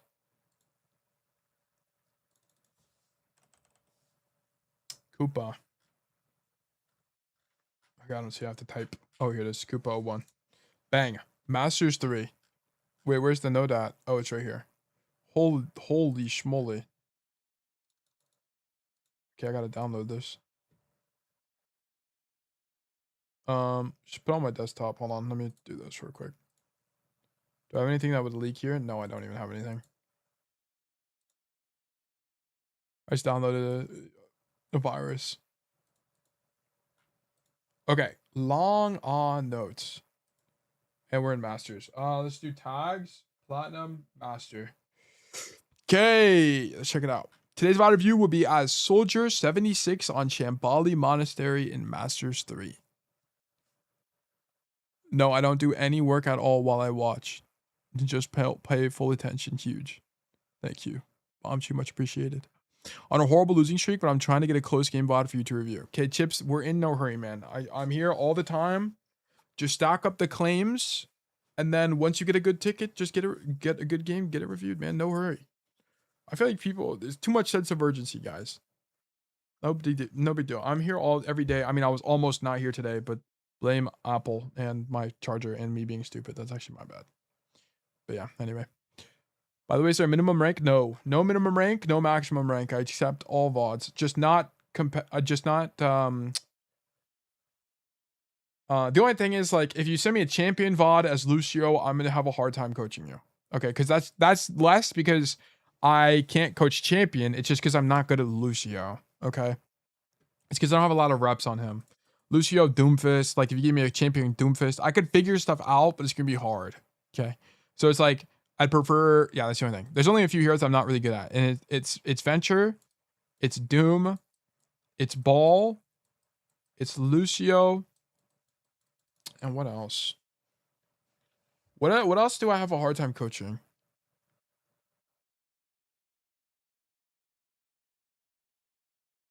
I can't really think of anything else. These are like the ones. Oh yeah, Vendetta. Yeah, Data as well. I have no idea how Data works at all. Doom? Yeah, Doom for sure. Doom, I don't really I can't like intuit, but there's like a lot of creativity on the hero that I'm not really familiar with. Yeah, I don't know. Okay, let's keep going. Juicy, DM me on Discord, yeah. DM me on Discord. Or ping me in Ask Tail. That would be actually probably more helpful. So in the last season's drives, I might have rage queued my way out of GM like an emotional child. Okay, do you have an alt? Just use an alt. Do you have an alt? I took a break from Overwatch for a week or two because I just didn't enjoy playing at the time. It felt like I wasn't improving either. Okay, I can almost guarantee you probably had like 3 days back to back where you played 20 games. This is like always what happens with my students that do this. You guys like turbo queue for like 3 days in a row, and then you hate the game because you just have like such an insane emotional, like your emotional volatility is through the roof. It was like 10 per day. Yeah, it's too much. It's too much. Like 8 per day. 8 per day is the hard cap. I really don't like it when people play more than that. Like I want you to play 8 per day every day. That's the goal. You want like 35 games per week, basically. What is that? That's actually more than that. You want 35, like ideally you're playing 35 to 50 games per week. That's like the ideal sweet spot. Yeah, I had a bad time IRL, but I got my stuff sorted. Yeah. Like if you find time to play more than 8 games per day, I'd prefer you do like you do supplemental aim training, like maybe you do 15 minutes aim training, maybe you do like 15 minutes like reviewing your gameplay, maybe you do like I don't know, 15 minutes pro analysis. Like I'd rather you do this. Or maybe like if you want to continue playing, maybe you start scrimming. I think it's going to be more beneficial. I think like spamming 200 games on a rank ladder is not really going to help you that much. Is that strictly a ranked diet? What if they also scrim? Yeah, well, if they also scrim, like it just depends on how much, like it depends on what your goal is. Like if your goal is to win competitions, right? Like if you want to win on stage, right? Then you need to be doing like scrims, reviews, and then play probably rank less, right? Because a lot of more of your stuff has to do with like coordinated environment. But if your goal is to like hit a certain rank or something like that, or like reach a certain level of mastery, then we need to be emphasizing playtime over scrimming. Like you need to align your objectives. Scrim is fun, yeah, it's a lot of fun. It's a lot of fun. It is a lot. I went out of juice on like 5 or 6. Yeah, that's why I'm saying like normally what I say is like 6 to 8. 6 to 8. 6 to 8. A lot of my players that don't improve are like a lot of you guys that don't improve don't play very much. Like Verful, if you're here, I'd like you to be more around 4 to 6 in your situation because it looks like you don't have a lot of time to play. 4 to 6 games would be preferred. Okay, let me see. Let me just lurk around here. Who else has something? Who else has a spreadsheet? Cold Curve has one now. I think I required it from Cold Curve from last time. Yeah, like Cold Curve, you're playing too much on whatever day this is where you played 19. We need to not do this anymore. You might have turbo one. I think wait. No, this was, I think I required this since the last time I VOD reviewed because this was the music you one. Oh no, Cold Curve was the on-run. I remember this. Cold Curve said I think he stacked with people. But here's the thing, like, I don't like this amount of games per day because you're super susceptible to emotional volatility. You have really high highs, really low lows. I kind of play close to 30 games in one day, then barely play for a few days.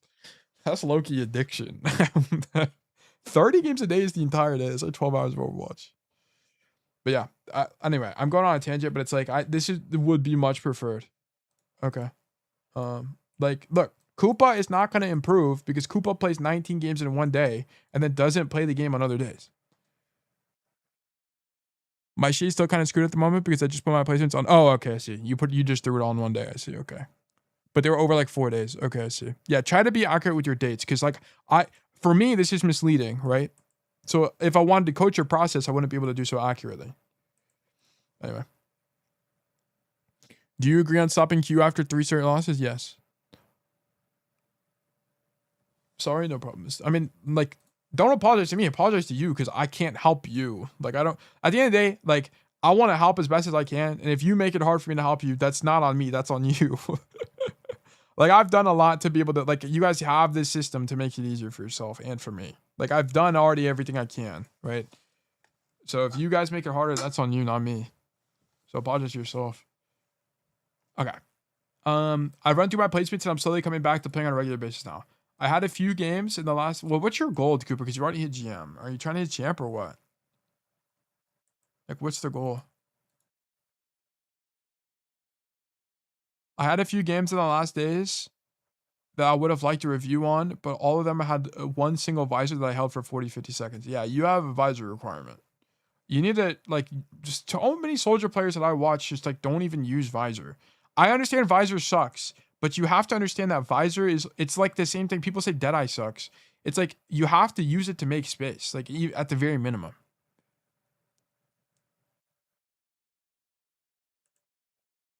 I choose this VOD mainly because it's long, somewhat close, and it's a map that I have to study further.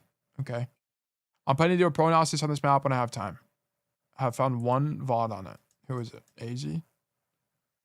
Oda. Yeah, Oda's like one of the only guys I can think of that would even be like Oda, AZ. Who are the other guys? I forgot. There's one other. Soldier has like some of the most one tricks to watch, which is very nice. Where is it at? Resources, players to study. Where's Soldier at? Blaster. Yeah, you have 3. Soldier has the most. I think he has the most out of everybody.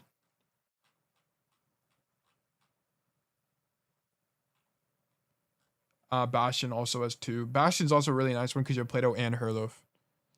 You still have that dock and you never make it. It's in the Obsidian, guys. It's in the Obsidian. Is a mod here, by the way? Do we have Sketchy here? I'm here, bro. Yeah, but you're not a mod in Twitch. Let me just mod you in Twitch. Mod Zeta 4 Know that? Okay, well, I'll give it back to you in a second. I need you to... Can you make a command on... Ah, fuck. I'll just do it in a bit. Sorry. You'll have to stick with being a mod temporarily. I need to make a command on Bakos to link to this. But it's in the... If you go to the Obsidian website by doing extra short notes, you can find this page. It's here. Oh, I think he was talking about the Koopa doc. My bad. Oh, I got it mixed up. In this game, I felt like my other DPS was often playing the lanes that I would prefer to be playing, and therefore I was more or less forced to play positions that don't really work as well as Soldier. Okay? Especially when matching up against heroes that aren't good. Okay? Yeah, I mean, that's the cost of one trick, unfortunately. Also, right now, I'm at a point where I'm not sure if I'm actually improving at all, so think it's time to get some points from a coach again. Okay, sure. Okay, solo 5v5 soldier. Oh, okay, sounds good. Delta 12. Holy schmoly. Okay, King's Row -2. Okay, makes sense. There's not enough maps to know anyway. I'll make a bit. Okay, these notes look good. I don't even have to read them. I can just tell. I had a lot of presence on first point defense. Great. Still haven't learned to respect Widow. Okay, sounds good.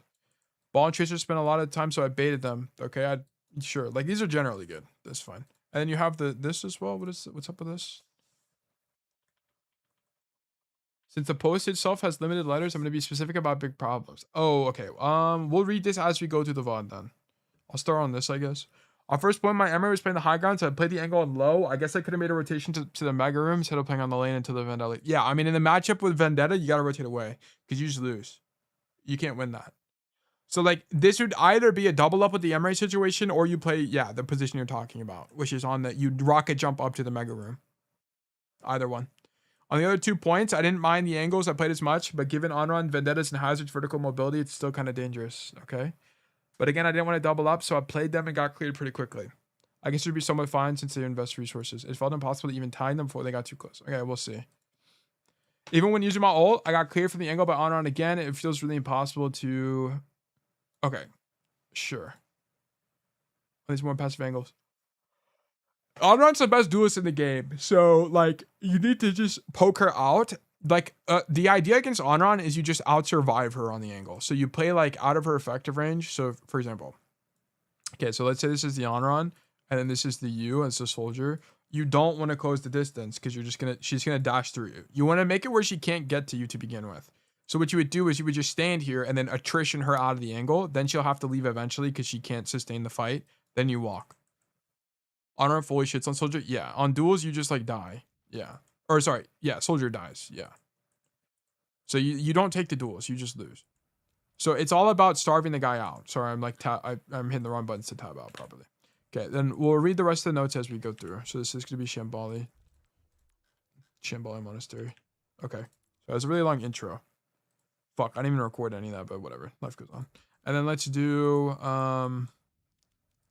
grab this, view career profile, history replays. I'm actually so hungry.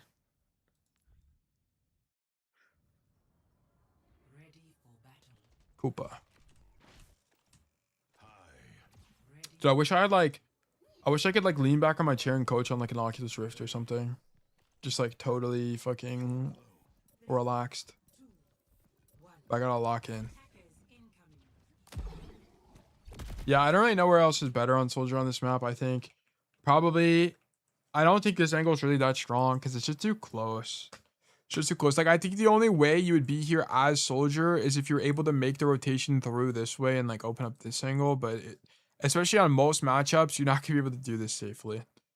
So I'm not as strong, or it's not as strong. I think like your best play is to double up with the Emre, right? Like maybe like if he rotates this way, you spam main space or vice versa, right? But I think this angle would be really strong. Other than that, I don't think there's any options. Oh, I need to change your player 3. Let me change that real quick. Spectate to player 3. Okay.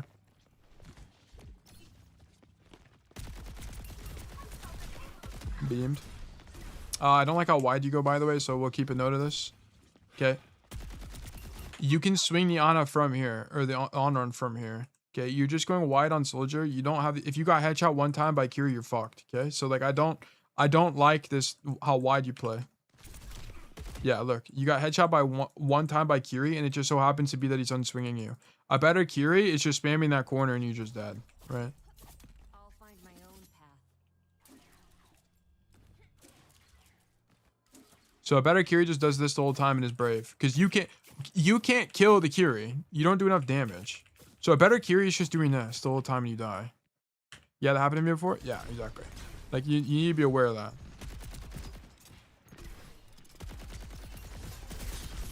Yeah, why are we here? Yeah, I mean, this doesn't make any sense. Yeah, this is an easy mistake. I'm not going to make a note out of it.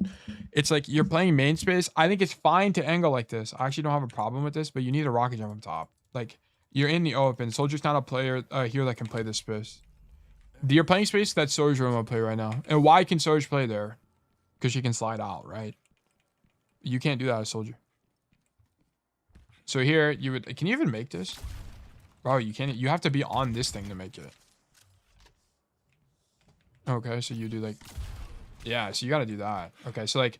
So if you're playing this, I think it's actually fine, by the way. I don't actually have a problem with this. You need to have this idea. And you have to be on the platform, by the way, to make the rocket jump. So just keep that in mind. So you would run directly behind you, LOS the corner, and you have to leave early. You need to understand that you have to leave early because you're in main space. Okay, so you just need to understand that. So like, for example, this is too late now. You're leaving too late.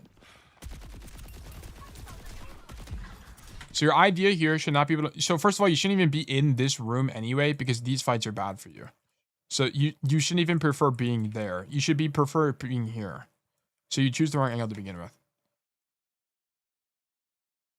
It's crazy because I know these, I just can't ever use them in game because you're not playing for them. Like, you're not... The reason you can't use this one is because you're not playing for it. You should be playing for this. Okay? So you stand here, make the run, then rocket jump up top here. Is the preferred rotation. Like, you don't even want to be in this box because these fights are bad for you anyway. So you want this, boom, rocket jump up.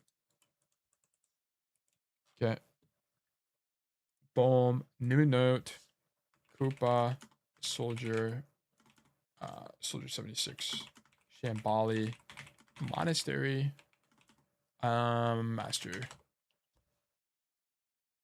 Insert template, student notes template. Okay. P1, staging, poking, rotating. Okay, boom. It's kind of like a bunch of issues at the same time. The first mistake you make is playing inside this room thing on Shambali, as you don't want to be here anyway, as the fights are not good for you if they do come to this room on the left side. You want to be staged further back on the corner. That way you have a rotation out that's safer and takes less time, because you also need to be able to rocket jump through main space to the high ground where the mega room is. That's going to be a better angle if this is your best play to begin with. The alternative play to this entire line was to play the alternative high ground where your Emre was doubled up, where you would have been doubled up with the Emre and zone the enemies as they walk forward. So you could have doubled up. That's the only other option. I don't think it's as strong. Alternative play this entire line was to play the alternative high ground where your Emre was, where you would have been doubled up. Emre. The hell, why does he do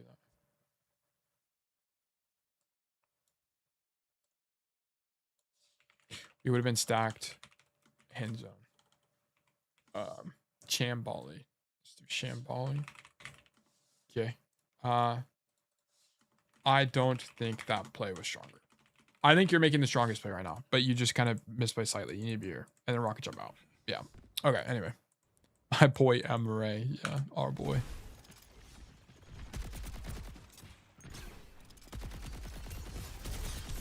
Yeah, you're just perma-dead. Alright, anyway, let's keep going back. Boom.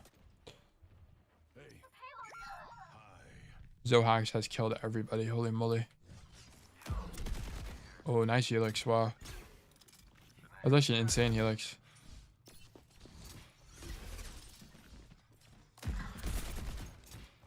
Nice. I like that you don't take damage here. You make this... Did you team check? I don't even know if you team checked at all. Yes, you technically team checked there. And you also have information to a negative. You don't see anybody. You make this rotation.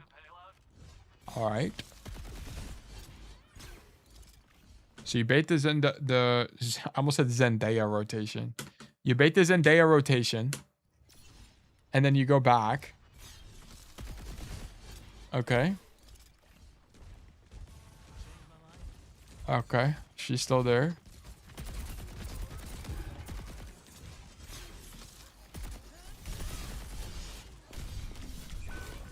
Damn, this matchup sucks balls for Soldier. Holy moly. Maybe you got a perma run away. It's that or you need to helix her right now. This needs to be a helix. Shouldn't have helix? Yeah, I think you just don't helix. That's the only other thing I can think of. It's like if you don't have helix, you just can't win the fight without it. So helixing the neutral doesn't make any sense. You need to actually hold on to it. So that's the only problem with this. Yeah, because you need it here. Because you need to be able to break the armor with it and then just shoot her and then hopefully it's winning. Because even if you can't kill her, like the problem is you died and she still has full HP. Like that's basically she took 20 damage or whatever. Like that's the core problem. She needs to at least be 1 so your team can trade you out. Does 76 have to hold field for after the push? Well, I just don't think field does anything in this matchup.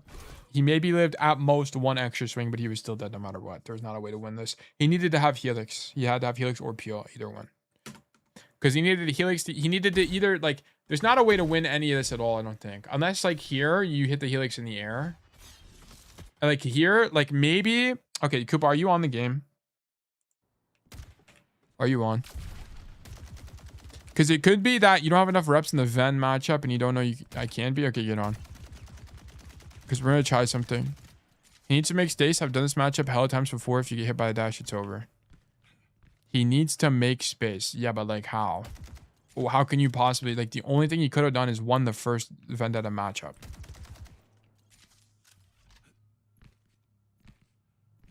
Like, pre-run?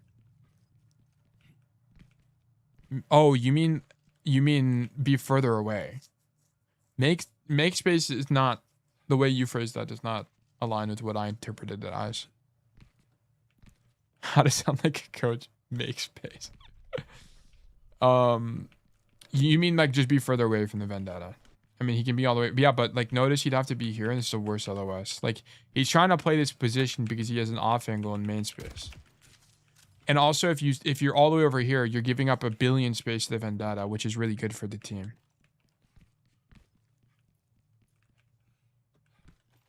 No, I can show you. Like, what does that even mean?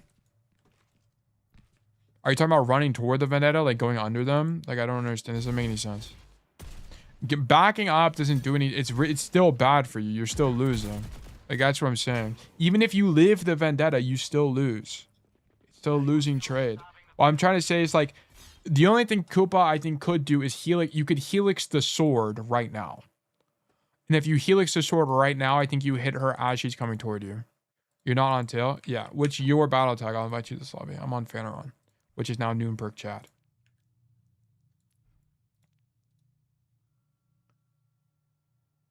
I see the battle tag. Koopa, and then 2 billion numbers. Okay, Koopa, hashtag 21725. Okay, pick soldier. Okay, I'm gonna go Vendetta. Because I think Koopa, what you should do is in the Vendetta matchup, because you're a one trick, so this is what we're talking about. In the Vendetta matchup, I think you just helix the sword. Go to the position where you're at.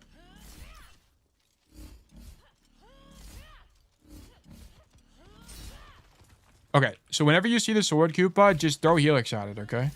Because I wonder if it works out. Oh, you're too late now. No, it's too late, too late. You win this, you know when this sword is in the air and I'm dashing toward it, that's when you helix, okay? Too late again. No, you need to be peeked, okay? Because you're peeked in the clip, look. You see the Vendetta sword. Look here. What I want you to do, Koopa, you see how the sword is in the air? Helix it in the air. Like, helix where she's going to end up, because she's going to end up there anyway. Does that make sense? Like, she has to get to the sword for the dash. Okay, so just helix the sword. Like, that is what you should have helixed. The mythic kind of looks cool. I never really looked at it.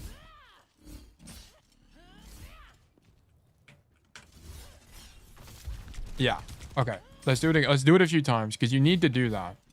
That's the only way to win this in this situation. You have to helix the sword itself. Not where she is, but the sword, because I think you just like predict it. Yeah, that's too low. Okay. You're aiming. I don't think you're aiming at the sword. You're aiming at the path. Aim at the sword. I think it might be better. Oh, no, it's too... Maybe it's too slow. Maybe you do need to aim higher. I'm not sure. I think it's going to like depend on the geometry. It's going to be kind of hard to do. Yeah, that one worked. We got coaching drills now. Yeah, we did this one time and I thought it was a good idea, so we'll do it more. Also, it helps me learn this stuff more as well. Yeah, what does this even look like from your POV?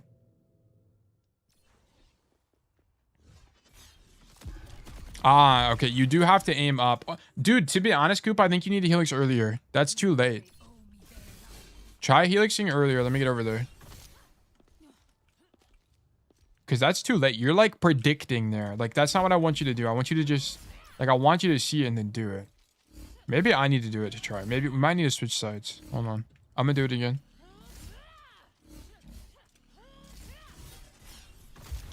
Yeah, that looked way better. Kill me, kill me, kill me, kill me, kill me, kill me, kill me, kill me, kill me, kill me, kill me, kill me. Bruh, I wanted the kill cam. It's too late now. Okay, next time kill me because I want the kill cam. I want to see what it looks like. It's okay. I know there's like delay because you're on EU, so it's like no big deal. Aren't you EU, Cooper? I think you are. Okay, let's do it again. Yeah, kill me, kill me, kill me, kill me. What does this look like?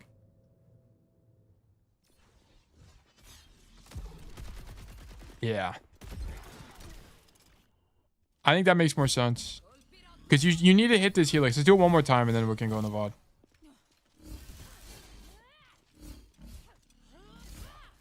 Kind of looks like grapple hook for Ven. Yeah, kind of. I'm gonna try going higher. I think it's gonna be way higher, way harder when I go higher. Yeah. Oh wow, you still hit that. What are you aiming for? Are you predicting? Or are you aiming the sword? Yeah, dude. If you just aim at the sword, low key, you're gonna hit them more often than not. I think that's gotta be good. I think that's the answer, Koopa. Okay. All right, let's keep going. Because you needed to heal it here. Like, you just needed to. You had to hit her before she gets onto you. Because by the time she's onto you, she's going to do more damage to you than you're going to do to her, and you're just dead anyway. Like, you had to helix there earlier.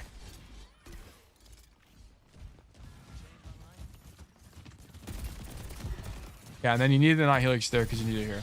Okay, so this is just like a matchup thing. Okay, so let's make this a note and internalize it for our knowledge. Okay. Take a screenshot of this. Let's go here. P2 Vendetta matchup. Okay. In the Vendetta matchup, whenever you see her use her sword, ideally you throw your helix at the sword or in her animation here, as it will stop her from having full HP as she gets onto her, which will onto you, so she has to play more defensively.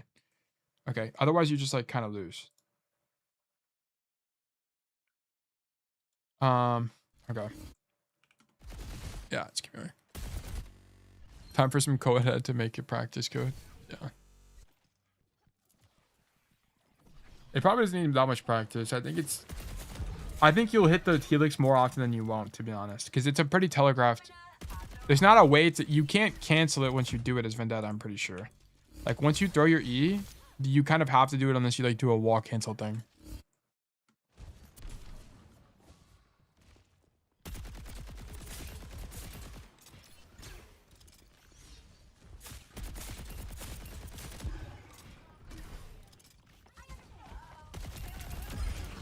Okay, that guy got fucking beamed. Also, I don't think it's... Well, you actually just see the Onron here. By the way, you see the Onron. That's actually funny. You saw the Onron there. Also, I don't even think you should rotate away because you want to be here anyway. Oh, your cast is here. Never mind. This is actually W awareness from you. Why is your cast here, man? I guess there's no other kind of good rotation anyway. Did you hear him? No, you see him here. I think you heard your cast, and that's why you're... I'm legally blind. This is nothing. What do you mean? Like, you don't hear the cast? I think rotating away is okay. I don't think it's the end of the world. Because, like, I guess your idea would be, even if you're on this side of the map, I mean, first of all, you kill the Honor, which is great, but, like, I think your idea is this, if I had to guess. Which is fine. I don't think it's the end of the world.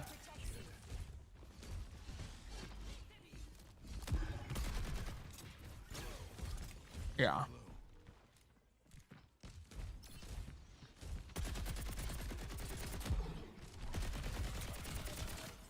I like this a lot. Can you make this? Let me go soldier. Let me actually. I'm gonna swap you so I'm faster. My apologies. And you can play soldier if you want or whatever. Let me go here. You're gonna see me not see her a few times here. Okay, I mean that happens. Can you make this? If you fall, is there a way to make this? No. Is there any way at all to make this? Can you like stand on something maybe? Any soldier tech knowers? Is there like, oh, what the fuck? Okay, you can do that. So you can do that. So you can like, I mean, is this even doable? Yeah, that's definitely doable, by the way.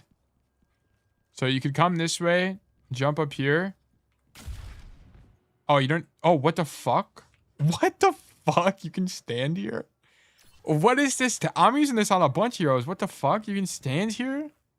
Can you imagine like flanking and then like standing here and then like killing a guy? That'd be kind of epic. New soldier. This is just new tech in general. I didn't even know you could stand on that. Can you stand on this side? You can. What is his angle? Look at his angle. What the fuck? You can see the mini from here. There's a broken angle. I bet you can blink there. This is actually crazy tech. Anyway, yeah. So what you could do this. Boom, run this way. Jump up here. Helix rocket off of this. Now you're out. That's actually a pretty cool spot. There's a cool roll tech you can do to get on top of Scoutsy. Do you need the bell?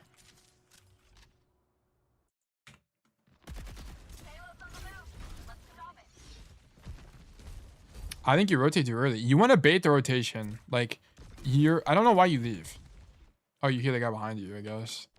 But honestly, you kind of need to fight him. I guess, like, the concern is that they can just dash up because the on-run can dash up there. Yeah, I heard the on-run. Yeah. I see. It is a pretty winning fight for the on-run from here, to be honest. Because this, once she's here and she dashes on you, it's kind of too late. Maybe. Maybe not. You can use E to dodge the Helix. She came from main to only dash away. If she comes this way, it's losing for sure. But I think from this way, you might be able to actually win this. Because if you just had to pre-aim her and then hit the Helix. On-run wins that easy. Yeah, I think if you E at the right time, you win that as on-run.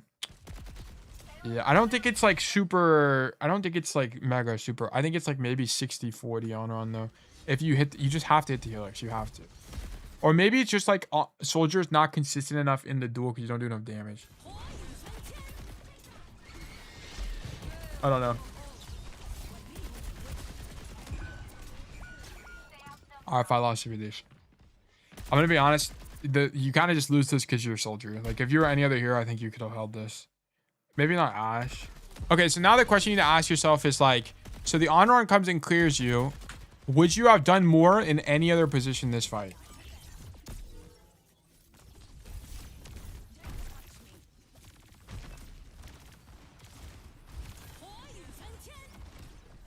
I think the answer is yes, conditionally. So you could have potentially done more if you were like here, doubled up, and then dropped. You could have also said like maybe you do this flank too early because the card's not in a good position yet. Right? Like you kind of are on the angle. Like you only really want this angle when there are people like directly below you. Like you kind of only want that angle when people are here. So maybe you're on the angle too early. I don't know. Something to think about. You can't see anything from here. So like that's the only thing. You could just be here too early. Or it's like, okay, you also could have had a different approach to this, Koopa. You could have known that the on-run died early, and then you could actually be here and like spawn camp the on-run as another alternative. Because this fight's super winning for Soldier. It's too far. I don't know. You had options this fight. I'm not going to pick anything. I would explore, like, you would need a limit test with one of those ideas.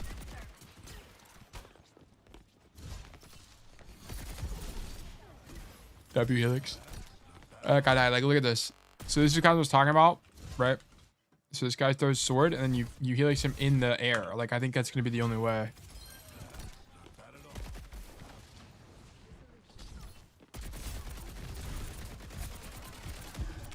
Okay, you should Helix that guy way earlier. Like, you should Helix these guys to get their armor off.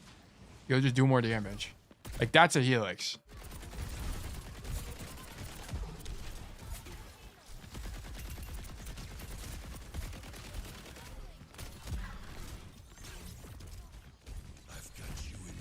Wait, oh yeah, I forgot to check here how long you had ulti for. You did not have it for anywhere near long enough. Yeah, this is good. Love this from you. Love this from you. Okay. Because this is going to make space for your team, right? Everyone is going to back up now, right? These guys are all unswung. This guy's playing passive, right? This is all really good. Now your team can take this fight. Okay, like, you probably shouldn't be ulting here, to be honest. Like, what you should probably do, because it's like, even if you visor here, you can't walk. Like, are you really going to be able to walk into the room against a Vendetta? Probably not. If you walk this way, I think your team can't really walk here either. So to be honest, I think using your ulti to destroy these kind of bad. I was hella scared about getting banned.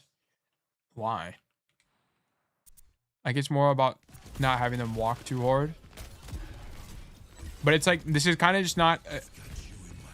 you want because they're just gonna wait. Like, good players are just gonna be like, oh, he used visor and wait. Like, look at this from this guy's POV, right?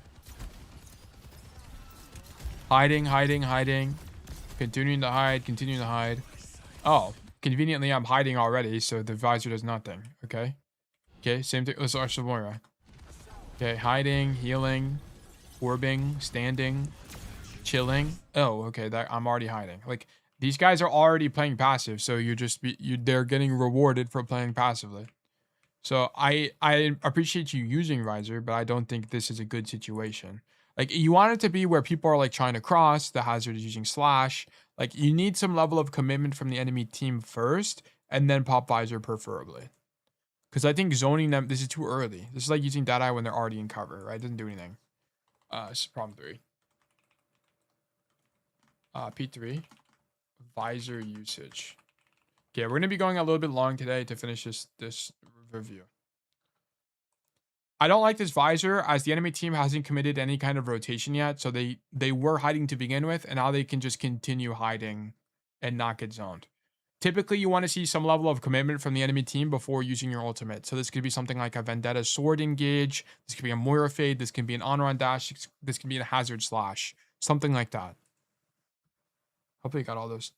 Could be a Hanzo. What the fuck? Moira fade on a dart Hanzo Dragon Strike. On-run dash hazard slash. Okay. My transcription platform is hallucinating. The LLM is too strong.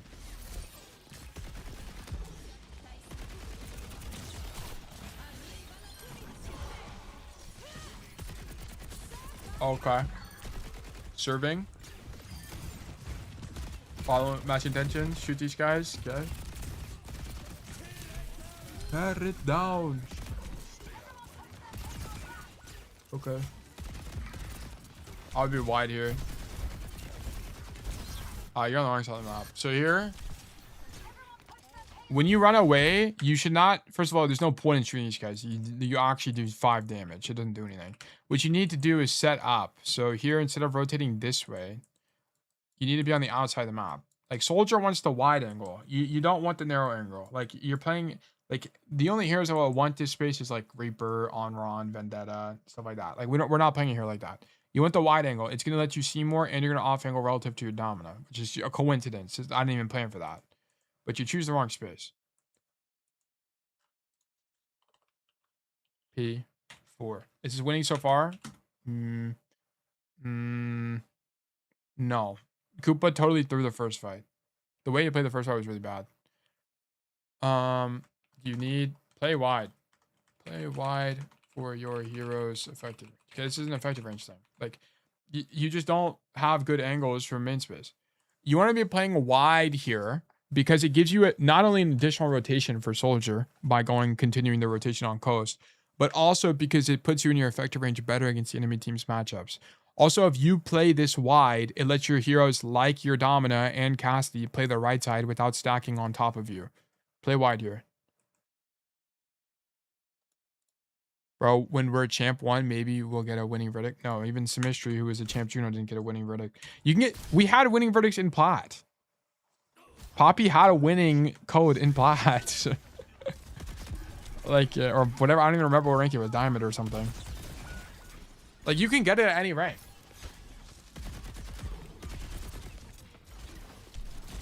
Pro was also winning in Plat? Yeah. It's totally doable.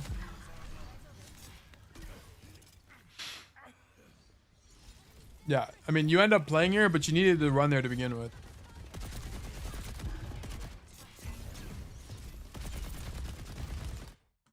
Okay, you're playing wide because you have a shield, but like, why? Just stay tucked to cover. I don't understand why you keep doing this. Like, playing wide is not better. It's okay here because shield.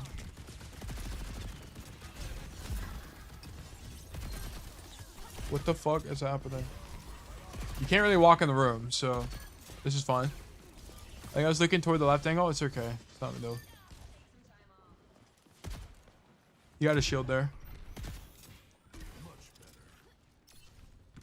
You gotta poke the walk up, man. You're so scared, man. Like, what are you so scared of? Just shoot your gun. They're so far. They don't have Lucio. They don't have TP. Stand here and shoot. You can get you get like 2 mags in here. Shoot, shoot, shoot, shoot, shoot, shoot, shoot, shoot. Look, your Dom is still in. Be with the Dom. Now you leave. Okay, your Dom is backing up. Now you leave. Okay, you leave too early. So I'm actually making note out of this. You're giving up a bunch of damage for nothing. Okay. Boom.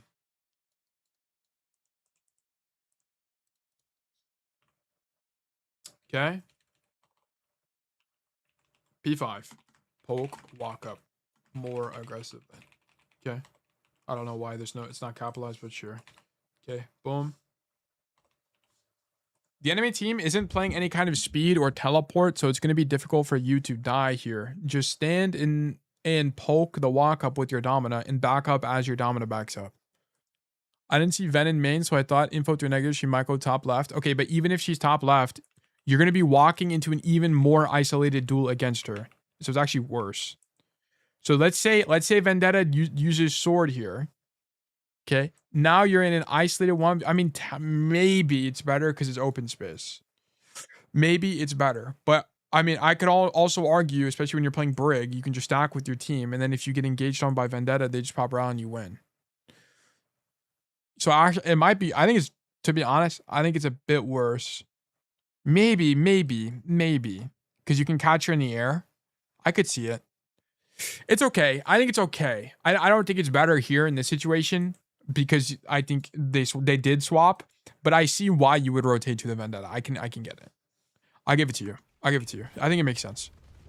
But the problem is now you just had a bunch of downtime. You didn't do a billion damage like you should be.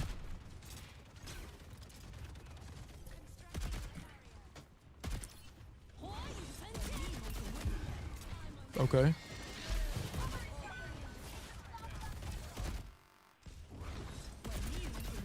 Oh, you sentient? Yeah, I don't know what you guys doing. You guys low-key trolling. Because this guy plays wide, he also needs Suzu. This guy just misplays. Yeah, I told him misplay. You need to ride this way. He also probably shouldn't even be here. In my opinion, he should be like here. If he's going to play anywhere at all. So your cast throw this because he needs both TP and he needs Suzu. And he dies. Still. Even with Suzu. So then your Kiri can't Suzu themselves. Could your Kiri have lived anyway? I mean, it's a good... It's actually... It needed to be slightly earlier. Damn, she actually got hit by the honor hunter.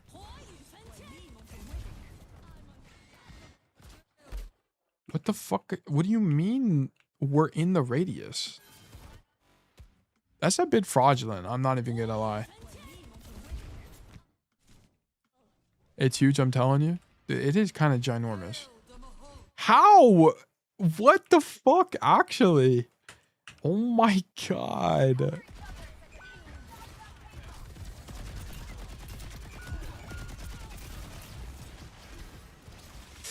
Yeah, I don't think you could have done anything in this fight. You need to do more damage on the walk up. Maybe you can argue, like, maybe what could have been stronger is instead of being on this side of the map, you could have, like, rocket jumped up top, but now they're playing sim. Okay, so actually you would have died. What the fuck?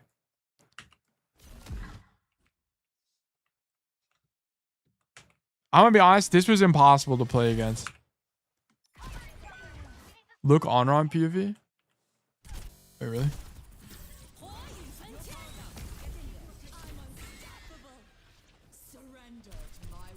Oh yeah, there's like a faint circle. She's on the very edge of it. I mean 3 ults, whatever. I mean, yeah, but you can still win. Like even when it's 3 ults. Yeah, your team just didn't know it and your cast died and it was kind of fucked. I like this pathing. Fill the gap. Jump scare sim turret.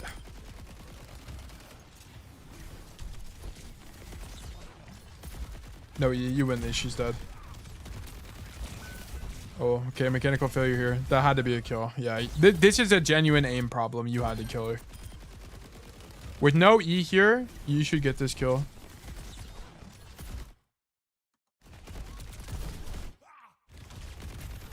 Damn, she gets the mini too. That's actually brutal. Technically, you could have shot the on run there, but you're out of ammo. Honestly, whatever. I'm telling you, if I had better ammo, I wouldn't use. Even if you killed her, you still lost this point. By the way, it wouldn't have made any difference. It's whatever. I'll be honest. I think it's just a tough matchup for Soldier. Oh my god.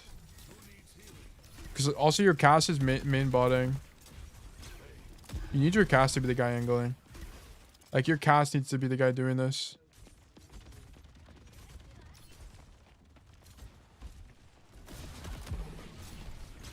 This is fine. I guess you don't want to fight in the room against the Moira because she's just going to orb you and you die.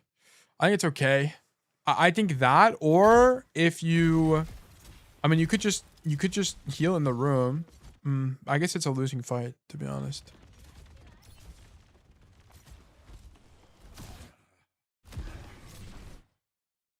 Yeah. Can heal here. She has orb though. Yeah, I think you die if you heal in the room. I genuinely think it's a losing fight for you because she still has fade.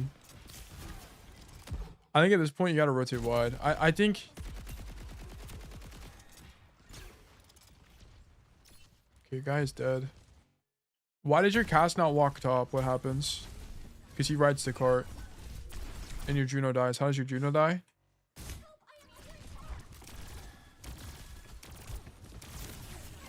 She fucks up the rotation and the Moira's there.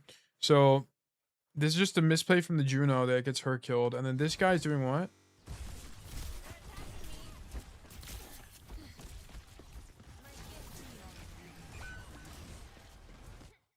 Why are you saying you need healing, by the way? You shouldn't even be doing the... You shouldn't even be pressing X, by the way. Because you can just heal yourself. You don't want your Kira to heal you. You don't want these guys. That's like the advantage of Soldier. It's like you don't need healing. You just heal yourself. And then you get out of combat healing. So, I'm not saying you caused the problem, but it's like, just something to keep in mind is like half the time you don't even need to press X. You know, which is like, I need healing. You don't need to do that because you can just heal yourself. Because you forced your Kira to turn here, and I think it might have actually genuinely killed your guy. Because I think your Kira might have been able to heal your Juno. Yeah, I think this guy would have healed the Juno, and the Juno would have lived, just for the record. Yeah, okay. Alright. Let me go to... What'd you put in here? Oh yeah, it's notes. First attack, I definitely had some optimal heal packs there, but the worst part was some kind of awkward wristy rotations. And I got juked by Honor once for not checking an angle like a Valo noob. I mean, clearing angles in this game is kind of rare.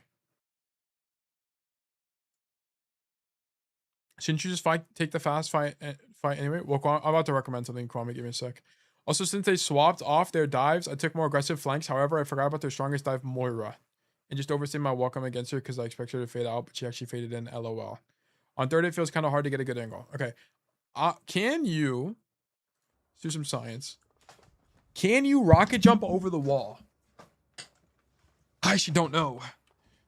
We need to investigate. We need to know. I think you can, right? I feel like you can.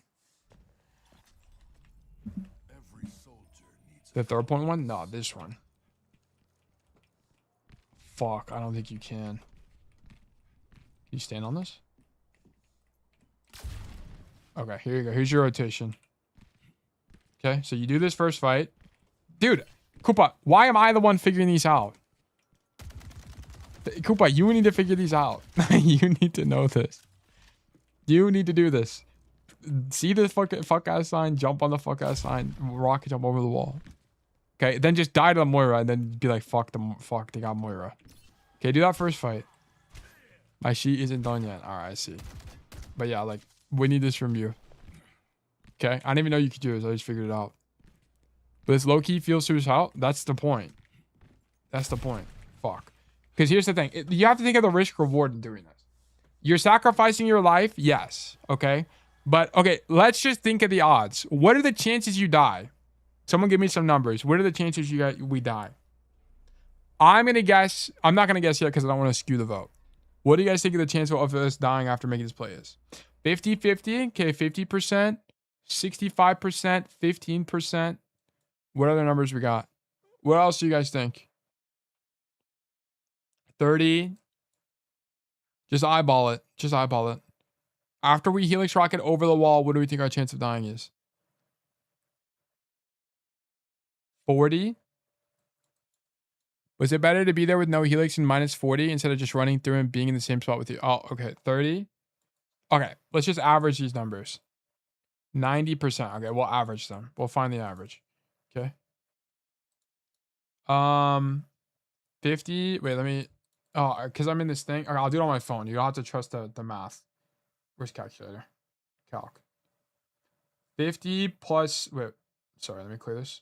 50 plus 65 plus 15 plus 30 plus 40 plus 30 plus 90 divided by how many numbers is that? 7? Oh, wait.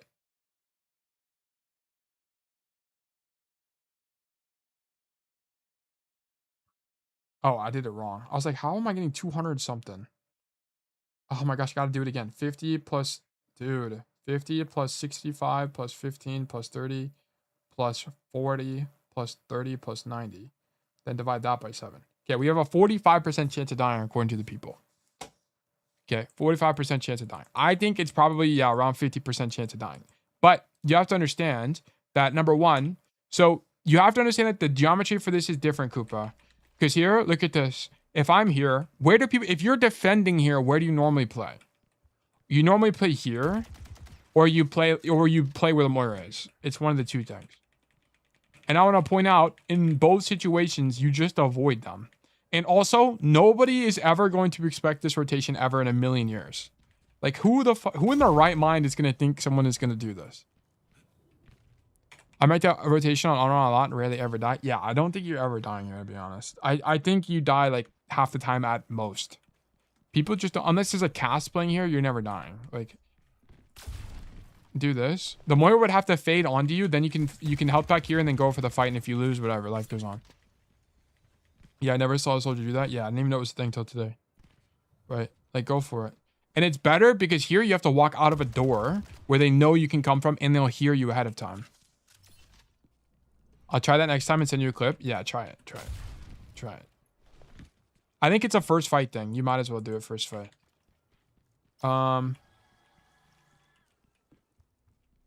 Okay. I guess I'll do this. Stand here. Rocket jump over.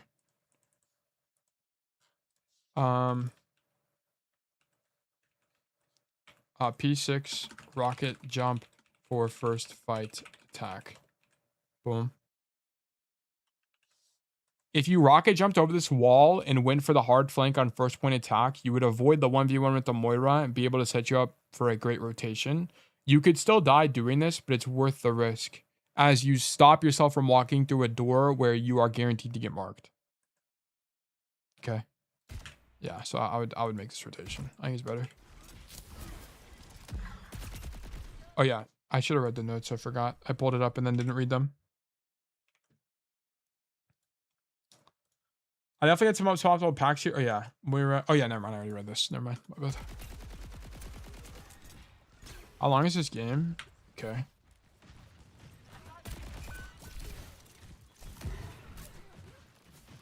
I guess if I do it while my team walks, yeah, that's why first fight it would be really strong. You also wait for your team to pull aggro, then do it. You like stagger it. Okay, that guy's just dead. Okay. Nice, take space. Huge. Staged aggressively, okay.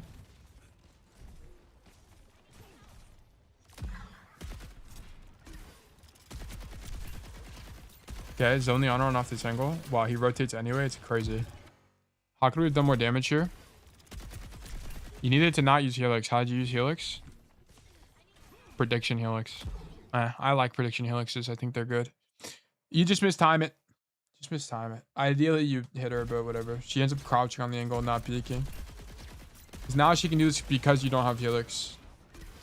Which are really bad. I guess the... Like, if you did a cost-benefit analysis here, right? It's actually worse to prediction Helix. Because you need Helix if she tried to push. Like, even... Okay, like, let's say even if you hit this Helix, what does it do, right? Like, that's the question you should be asking. There's just kind of not a point. Because she's just going to unswing anyway.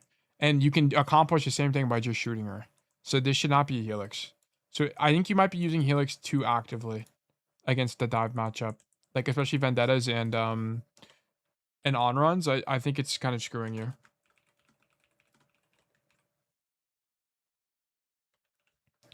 I think you might be using your Helix way too proactively against the dive matchup because you need to be able to heal it, hold on to it so that if the Vendetta or the on-run pushes you, you can punish them.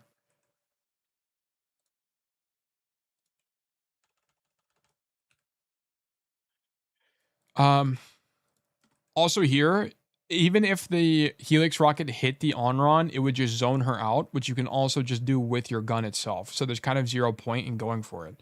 You would only want the Helix if it gave you reliable kill potential. Like you could do this Helix against like a Cassidy or something, but I wouldn't do it against like an on-run who can push, who has the mobility to push you if you miss. The cost is too high.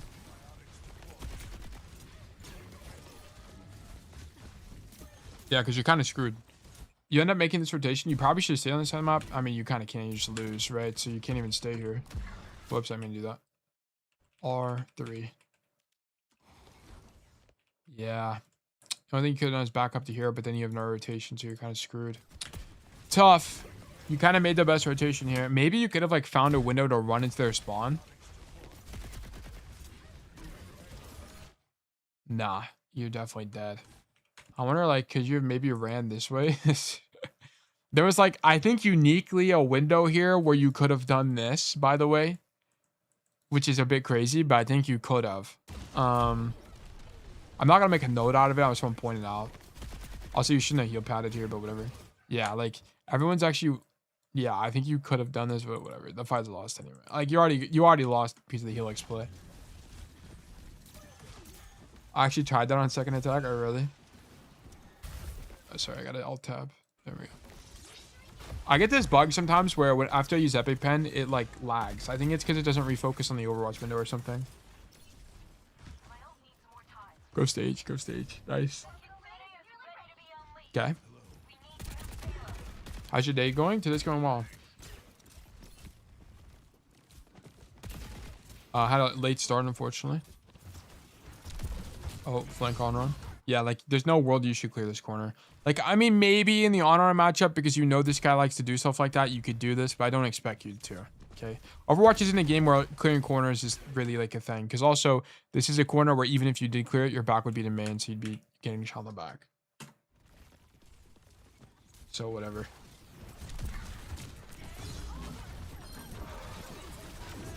I saw that vision on that, by the way. Walk on the wall and jump over. I mean, you wouldn't even have made it. You would have needed Helix.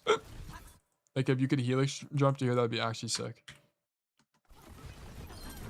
But you don't have Helix here, so you can't even do it. I'm gonna be honest. You're kind of just on a bad hero. You're in a situation where you basically have to play perfectly to win. I think you can do it without Helix, really? Maybe. I mean, either way, it would have been okay. Even if you couldn't, it would have been okay at best. This is why I don't think Soldier, like, I think Soldier is actually not that good of a one-trick hero. And it's because of situations like this.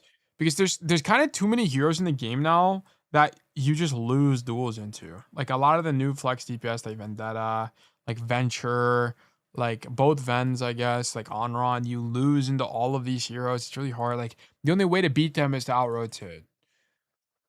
You said he's high C for solo queue. I think it's true. I think he kind of sucks. I don't think he's a great solo. I don't think he's a good one trick. I think Cass and I think Sojourn are better. I think Sojourn is just not higher because she's hard. She's really hard. But Soldier's bad matchups, like the way you beat bad matchups, it's not by beating them, it's by avoiding them. And I think that's the core problem.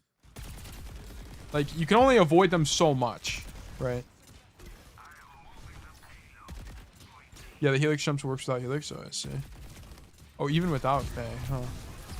I don't think it would have been good there, by the way, without the May wall, but this one.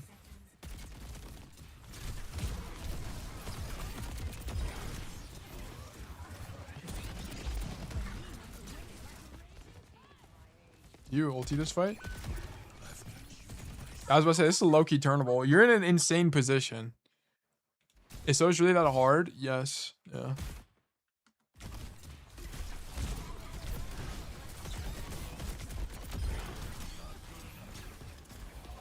Yeah, because you're technically down 2 here.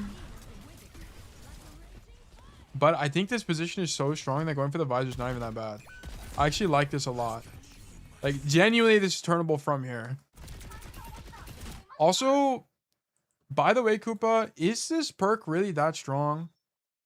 Because I think if you had the ulti Helix rockets here, you kill these guys way faster. Like, you would have killed that Moira there. That guy would have died earlier. That guy also would have died. Like, you would have done more here. It's just the other one is too situational. Really? Okay. I mean, maybe. This visor was actually goated, by the way. I love this visor from you. It's actually really good. You won the fight there. I slept on the old Helix perk for so long. I think it's kind of good.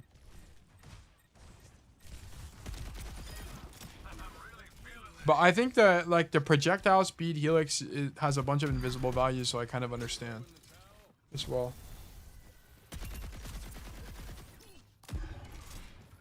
But it's like, I'm gonna be honest, you actually would have hit her if it was slower, by the way.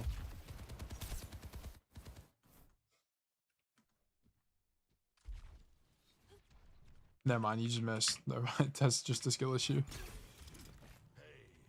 I think with the Helix perk, I hit like 30% more Helixes. But couldn't you attribute that to a skill issue? It's like, shouldn't you just be better at hitting Helixes? I mean, going AFK, I mean, this is a bit acceptable because you kind of, if you poke now, you'd be poking too early. So it's actually fine. I don't think you meant to do this. I think you genuinely did go AFK. But I'm going to excuse this because I don't think poking, like being here right now actually matters. Ah, you know what? Maybe it does matter. It's definitely like 2 seconds. Let me see. I think it's okay, to be honest. Because I think it's actually better to let these guys out than shoot them. Okay, so it like coincidentally ends up being fine. I don't know if you meant to do that. Bro, it just knows it's okay. It's fine. I'll give it to him. I like to reset my keyboard. Yeah, this is okay. This is okay. You actually want them to walk out anyway. Like, look. If you zone the Moira in the main space, you wouldn't have been able to get this Helix, which I think is better. So, yeah, it's fine. You need to be using your health pack way earlier. It's way too late. When this guy unswings you, boom, this is your health pack, by the way. It's right here. Because you can't shoot him. Right? When they unswing, this is when you health pack. Unswing is heal. Because you might as well, because you have nothing else to do here. For this like 0.2 second window. Or however long this is. P8, health pack, in duels. I actually ripped my control key out. What is possibly happening for that to be the case? Whenever this Moira unswings the corner, this is when you should be using your health pack, as you can't even shoot them anyway, so you might as well use the animation now. So you should be using health pack now. You end up using it way too late into the fight, which makes you have to give up the space. What the fuck? Whenever this Moira unsheaths to Gonar, What is Gornar? I'm actually scared to look that up in... Hold on, let me look it up off stream for a second. Gornar. Search for Gornar. It's a Star Trek thing. Wait, hold on. No, yes, it's a Star Trek thing. Okay. Gornar is the homeworld of the Gorn, the capital of the hegemony. It is located in some bullshit quadrant. Where's the Gorn? You guys know this guy? Oh, what the fuck? You guys fuck with the Gorn or what? Gorn bridge officers still have 3 mandatory. What the fuck does that even mean? The beta quadrant? Oh, this is where you guys live, right? Anyways, keep going. They kind of look like me, what, like a lizard guy?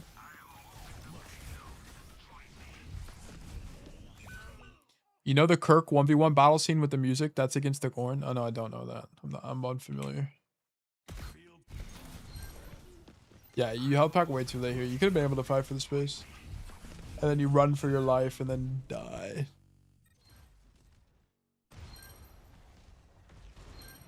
Okay.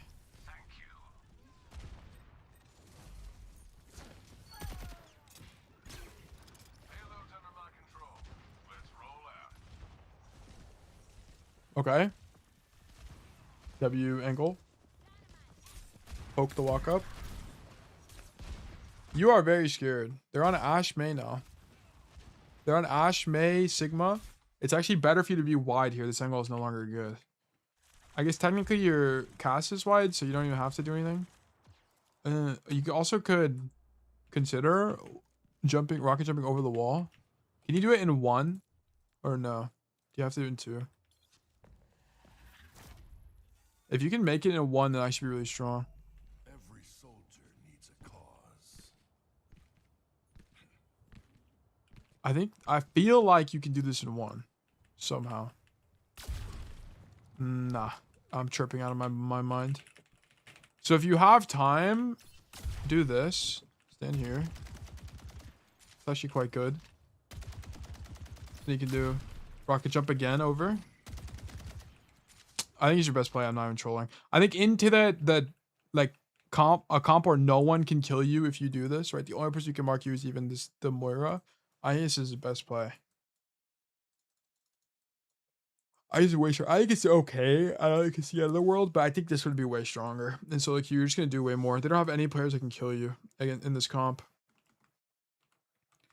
Hard flank with rocket jumps. I think it has to be better.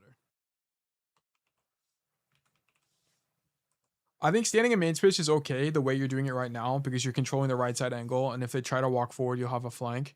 But I think against this team comp, which now they're on May Ash, you can actually rocket jump in the backline and do a ton of damage, and they can't even contest you unless you get like headshot or something. I could be really strong. May Ash. May Ash. Yeah.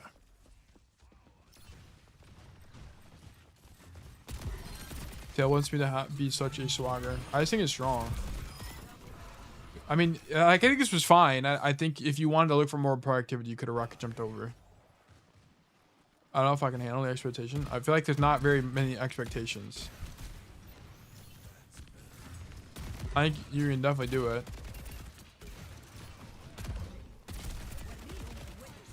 I feel like Soldier has to suck balls here. I don't even know what you do. Like maybe you could have stayed wide. I think this is a situation where you have to stay wide or else you kind of just lose. Like, I think you need to understand, Koopa, that on this point, your hero sucks so bad in this space that you kind of need to go wide and just like suicide on coast. Because you're not going to be able to do enough. Like, if you get stuck in this fight, you just lose. Unless you just like beam a guy down main, but that's so rare. I think you have to just make the rotation and die here. Like, die trying to fight for this. Been there, done that? Like, what does that mean? Like, come this way and suicide, or like stand in main and beam a guy? I don't know what you mean by this. But I think is he gonna be stronger? Cause like, I think that Like, because otherwise standing here, you just lose. And then your team feels like it's not the right time to walk yet and moves back. But I feel like you have to. Even if you have to gamble, your team is going to be intelligent. I think you have to gamble. Because I don't, like, there's no way standing here shooting your gun is any good. What do you even do here? Let me see. Here you run away, and then you play main space and you shoot your gun.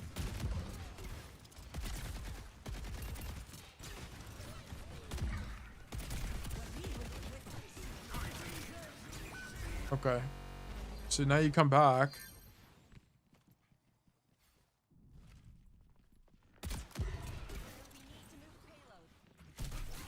Also, there's zero chance this sprint perk is better here. There's actually zero chance this perk is better. Why did we pick this on accident? There's no way sprint perk is better on this point. I think I misclicked. Yeah. That actually hurts you a lot, like a substantial amount. Because not having stim here means you don't have more kill potential, which you kind of need in main space. Is that not just the best perk? No, stim is definitely better. Stim lets you do things that are otherwise impossible. I used it on the other round on defense because of Vendetta. I think on average, sprint perk is to be avoided. Unless you're on maps where with heavy rotations like a push or a flashpoint. I think on maps like this where you're not really sprinting that much, it's not really that strong.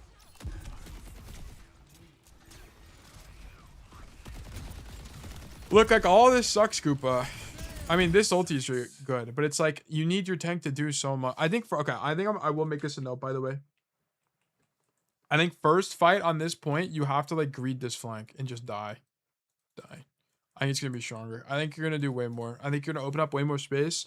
And I think it's better than getting stuck in choke. It's kind of like casting on King's Row first. You need send it. Send it 07. Okay, and then I'm going to put a note here. Boom. I think on first point, attack Shambali, or third point, attack Shambali, I think you need to send it the first fight when you have open space and just play on the coast and die. Because you need to be able to open up a bunch of space for your team and get the cart through the choke so your team can be way more comfortable pushing this. Otherwise, you're relegated to standing at the back of main and doing nothing. Like, Soldier's not a hero that wants to stand at the back of the main. Back of main.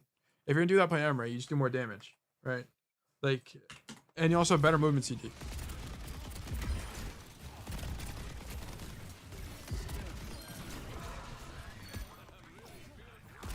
Bang.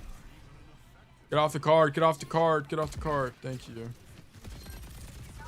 Nice, alright, cool. Alright, the rest of the spot is going way faster, which is nice. Okay, the moment of truth. This attack, hopefully you rocket jump over the wall. Hopefully you learned from last attack and now you rocket jump over the wall, surely.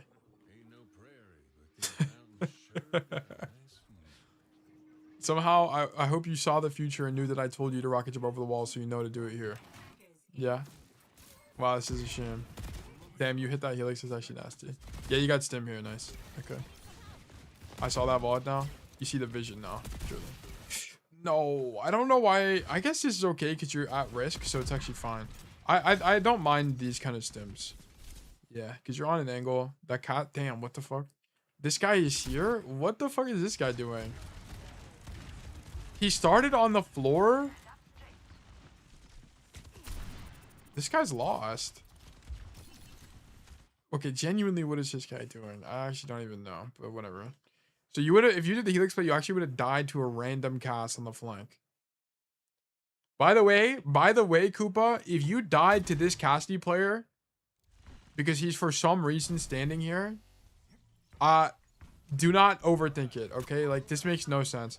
Like, when you die to this guy, just be like, why the fuck is the, like, think about it from his POV. Like, why is this guy here? It makes sense for the Moira to be here, but this Cassidy makes zero sense at all. Because he's in open space, he's out of his effective range, he has no cover. It doesn't make any sense. It genuinely is, like, baffling that he's playing there. Well, if I did the helix, I low-key would have. Yeah, you would have died to him, but just be like, that guy he's trolling and he just happened to kill me. Okay, stimming on duels on angles is good. When I don't like stim, which I see from a lot of soldier players, is they'll stand here and stim. This is super weak. Like, stimming in main space is really bad. It's really bad. Stimming for the duel here, I think is okay.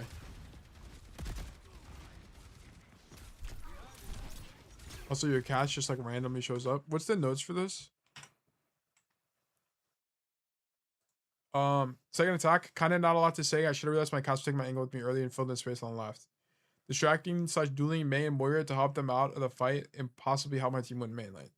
On the OT fight, I was trying to make a deeper angle from which I might have got my visor off. I'm interested in what you think about that, as it's aggressive, but the situation would demand a high risk, high reward. I talk about crossing open space. I'm totally down for that. Okay, you rotate this way, huge. W rotation. I don't like the preliminary stim because you can stim and shoot at the same time. Okay, so like I just don't really think it makes much sense. Sorry, I didn't mean to do that. I don't need to get us out of the lobby. You can do both at the same time. So there's kind of no reason to do it early. I think there's maybe a slight delay, but it's negligible. It's like almost negligible. Let me see. Okay. Yeah, look how small that delay is. There's no point in pre-stimming. So you need to not do that. Okay, I'm gonna take a screenshot of this. Okay, P11. Pre-stimming is not an idea. Okay.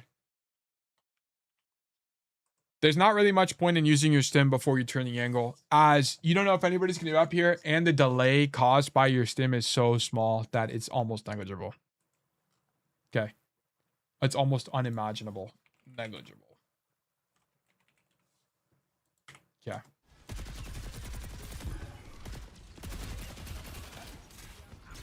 Okay. W tracking.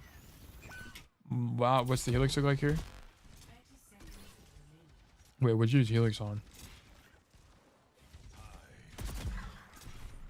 Okay. So the problem is, like, you keep using these helixes, and like when you cross random ass space, like here, like even if you hit this helix, what does it do, Koopa? This helix does fuck all. This guy is he's already not going to be walking forward. You're not in a position to capitalize on the pressure that makes. Like, and you're about to flank. You need the helix CD for when you flank. So like, here's what happens. You use it here. You make this rotation in like 4 seconds, which means you don't have helix right now, which is when you need it. You need it literally right now. And you helix too late, which causes you to miss. So it's like a butterfly effect. Dopamine. You need to stop helixing when there's no pressure. I'm going to add this to the other note. Don't helix here. Stop using helix when gun pressure is enough, okay? Like, this is actually a pretty bad habit of yours. You actually do this several times throughout the VOD where you kind of just helix down main for the love of the game rather than using your helix strategically. Keep in mind that helix is burst damage and you can use it to control space, and you need to keep it for when you're having a high value flank or something like that. Right? Like, fuck that tracer. Anyway, like, it just doesn't really make that much sense. You missed a helix as a result on the Mei, which could have had way more pressure. Kinza TV, Syrakai's, and Skate and Annoying. Thank you guys for the follows. Welcome to Bug Nation. Welcome, welcome, welcome.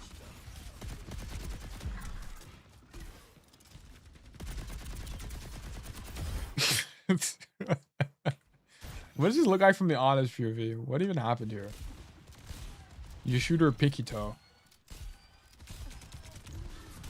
Why did she choose to walk out? I think she thinks she's getting shot from the high ground, and it turns out you were shooting her pinky toe the whole time. That's crazy.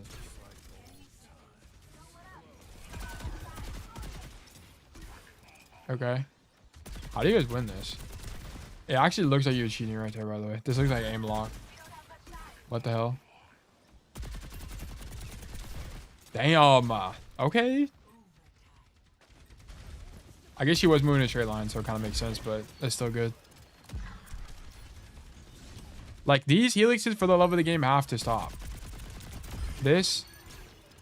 I mean, maybe this is a bit different because you're winning. Like, your advantage. Your team is advantage. So it's probably okay here. Okay, now we show up. Yeah, and this stim in main space makes sense because you're advantaged, right? So you just do 1 billion damage. Do you run in the room? Is that where you go? Dude, I'd actually love for you to go in the room. That'd be epic. Oh, they swapped to Vendetta. Are we so for real? I think this is okay. I don't think it... Like, the alternative is you continue rotating high ground, right? So the alternative is you keep running and you would come up here. I think either is fine. You can have either perspective, right? Like, you can have the perspective that the fight is winning. If your team just walk forward, potentially you kill the Orisa. I think it's okay. Alternatively, you can think, fuck my team. I'm just going to go do my own thing and kill his Ana. I think either is okay. I think either is fine. I don't really have a problem with either. Because, like, your cast fumbles the bag.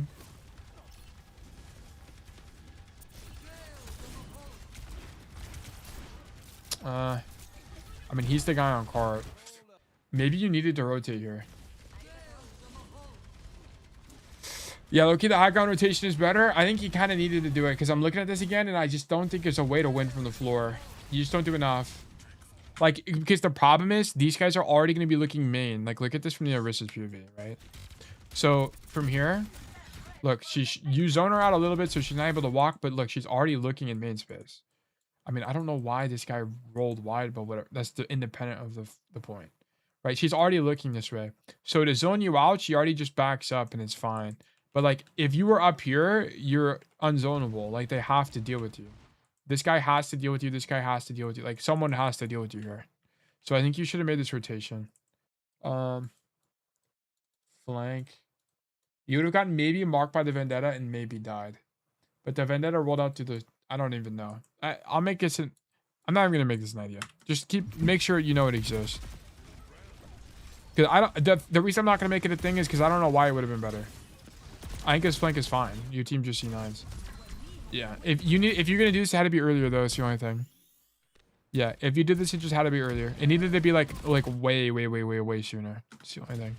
But yeah, whatever. I don't mind the idea at all. Okay, anyway. Ricardo Gamer 2002, thank you for the follow. Welcome to Bug Nation. 5, 4, 3, 2, 1. Attackers in. Okay, poke to walk up. Maybe you could have built your ulti last fight. Hold on. I'm not over this yet. Could you have built your ulti faster at all? Like, was there any way?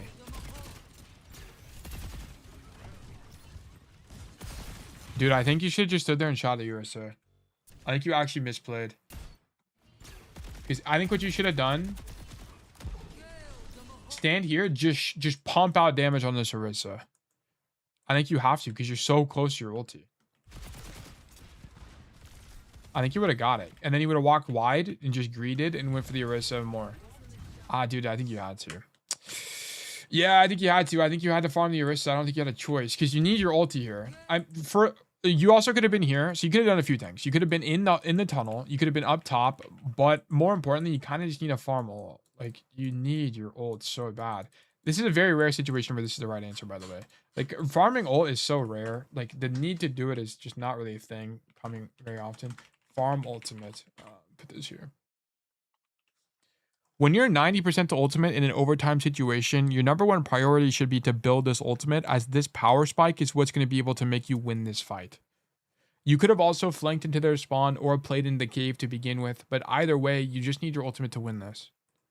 I think the high ground rotation plus shoot Orisa might have been the call. Maybe. You just need ult. It's kind of like the core thing. I just need you to get your ultimate. Okay, and what are your notes on this last thing? Second defense, I saw the Moira dash over to the Mega Room. Maybe I should have taken the duel against her, but in my head, she was effectively doing nothing that contributes to the fight. So I ignored her first and went off to clear the room when she had Fade again, and our cast got eliminated by their data. Second fight, I think I could have still taken the left side flank, but the pressure made me default to main high ground. Okay, let's see. Let's investigate.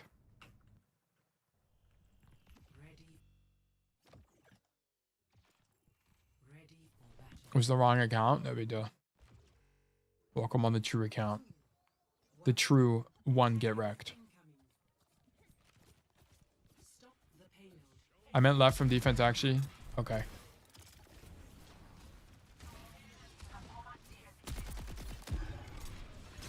Koopa, is there a world where you start the fight here? Sorry, here. Is there like, is that a world? Like, why not? I'm actually curious, because the thing is, like, if you started there, you'd have information. Nah? Why? Like, what would make it bad? I think it'd only be bad if they're playing Widow Every soldier needs or a like cause. Ash or something. But in my head, this is kind of suicidal. Stand here. Who do you die? Who in the game do you die to here? Not Widowmaker. Maybe Widowmaker if the Widowmaker peeks this specific door. Vendetta. But you would see the Vendetta and you just run away instantly. If you just run away instantly and don't fight for the space, it's fine. That's why I think it's kind of good, because from here you see everything, right? Like I see everything. So if people were to come to me, I wouldn't die. I think you stand here and then just run away, because then you would know if people are playing inside the map. It's kind of like the thing. Because here now the Moira's here and you're not in a good. I mean, maybe it's just bad space anyway. On investigate that, I don't know. Maybe try it. Maybe try it, because like I think it could be good because you can see people, and then you wouldn't stay here. You would stay here if no one marks you. Okay, so you'd stay here and just do 1 billion damage if no one fights you. But then you force someone to mark you. Then you can run away, do this rotation, and then you just rocket jump back up top here, and then mark the angle. I don't know. Idea.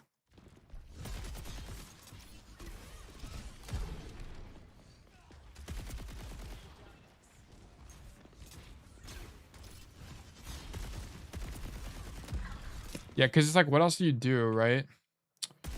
Because you kind of need, if you're gonna play here, you kind of need to be, you need to kind of, you're in between ideas right now, and I don't think it's good enough. Like you either need to be on the mega high ground right now, or you need to be fighting for plat, and you need to pick an idea. Like the advantage of being on the mega angle is you deny more space from the enemy team, and you're on a flank, but you're not with your team, right? Here, at least you're with your team. I mean, you control a space, but at least if you need peel, you have it, right? That's what I meant, by the way. Moira's behind me. Yeah, so the core idea, you just kind of miss. You're not committed to an idea. This is a pick an idea situation. Much obliged. You need to be either here or here. I kind of don't care, but either is better. You're kind of like in this in-between where you don't do anything. B13. Pick an idea.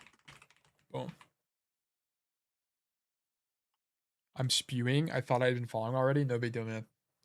No big deal.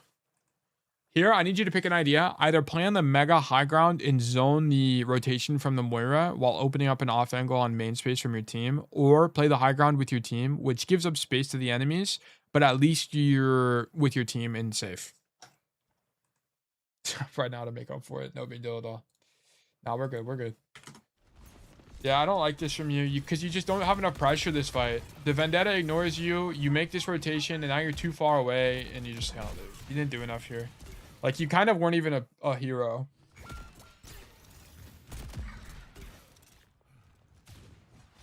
I feel like Soldier sucks on this map. What's Soldier's win rate? Hero win rate. This has to be one of your worst maps, no? Overwatch. Maybe it's actually pretty good because a lot of it's in your range, but if you're playing neutral, I don't think he's that strong. DPS. GM and champ. Oh, 51. Yeah, Emre. I think it's just weak right now. Maybe it's just because Emre is weak that you do more. I guess he's not bad. I think it's just a matchup. I put the map win rate in the post. From last season? Where? Oh. Shambali? Yeah. Suravasa being -10 is crazy to me. You need to send me a Suravasa. I don't know. I don't know how you lose this much. You should be winning more on that map.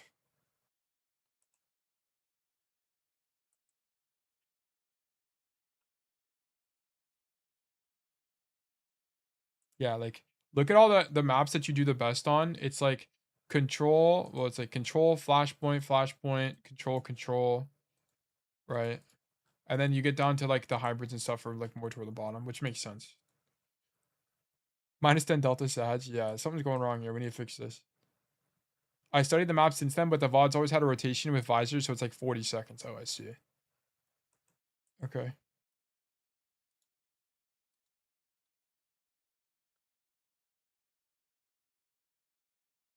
Interesting. Okay. This matchup is so bad for Soldier, man. It's so hard. If you don't hit the helix, you just lose. Dude, Soldier, man. Like here, you can't really fight for the space against the Vendetta, but also you needed to, you can't make this rotation here because you just lose. Like it's too long. You have to go here, but I understand why you didn't.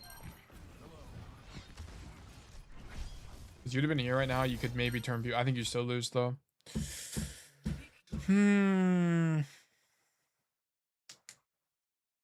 It's like saying your GF sister is copying your GF sister, not cheating. Yeah, okay. Anyway, I think here. So I'm gonna remove your close condition because I actually loved your visors this game, by the way. I loved your visor idea. I think you're way better at it. Because I remember when you and we had one other soldier player. Whenever you guys would visor, like you just wouldn't use visor ever. It was really like it was pissing me off. So I think we're like way better at it. I guess I'll do this. This is gonna give me some. Man, I have so much. There's so many fucking notes I can't even like search properly. Anyway, yeah, it's verdict losing. Let me do the conclusion for this. Koopa, Shambali. Yes, I use visors. Yeah, we're gonna remove the close condition. Visor close condition removed. Okay. But you're getting a new one. Number 2, stop using Helix. Okay. If you arrive to an angle with Helix on CD 3 times, I'm closing VOD. Okay, we're actually gonna make it 2. Okay. You keep getting on angles with no Helix, and it's not good at all. Like, it doesn't make sense. You missed a bunch of kills because you don't have Helix. Like, you also just like you're also using Helix when you don't need the pressure from the Helix itself. Okay. Also, I need you to stop using Helix when you don't need the pressure from Helix on the angle, which is like 99% of the time, which is most of the time. Okay. You Helix nothing, then get pushed as a result. Okay, you're blowing your load away too early. Okay. Number 1. Need. Okay.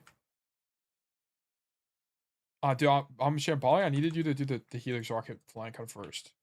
Need the Helix rocket flank from you on first. Okay. Remember that stim cast time is so low, no need to precast. Okay. Use health pack as people are unswinging you in duels. Okay. Shanks, love the ultimate ideas most of the time. There's one that I didn't really like that much, but I'm glad you used it. Ultimates were generally good. Keep in mind that you want some level of commitment from the enemy team first, generally, before ulting, as they are most likely already hiding from the ult. Okay.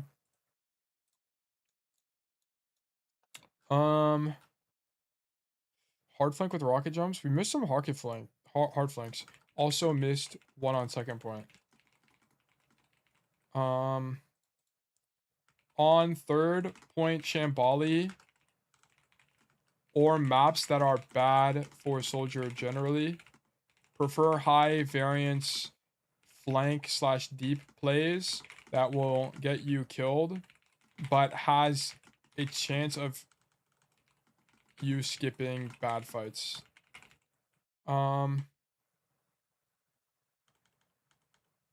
Yeah. Poke walk up more aggressively. Consider more aggressive staging positions and then run away when you know the enemy team can't punish you with lack of speed / range / burst. Okay.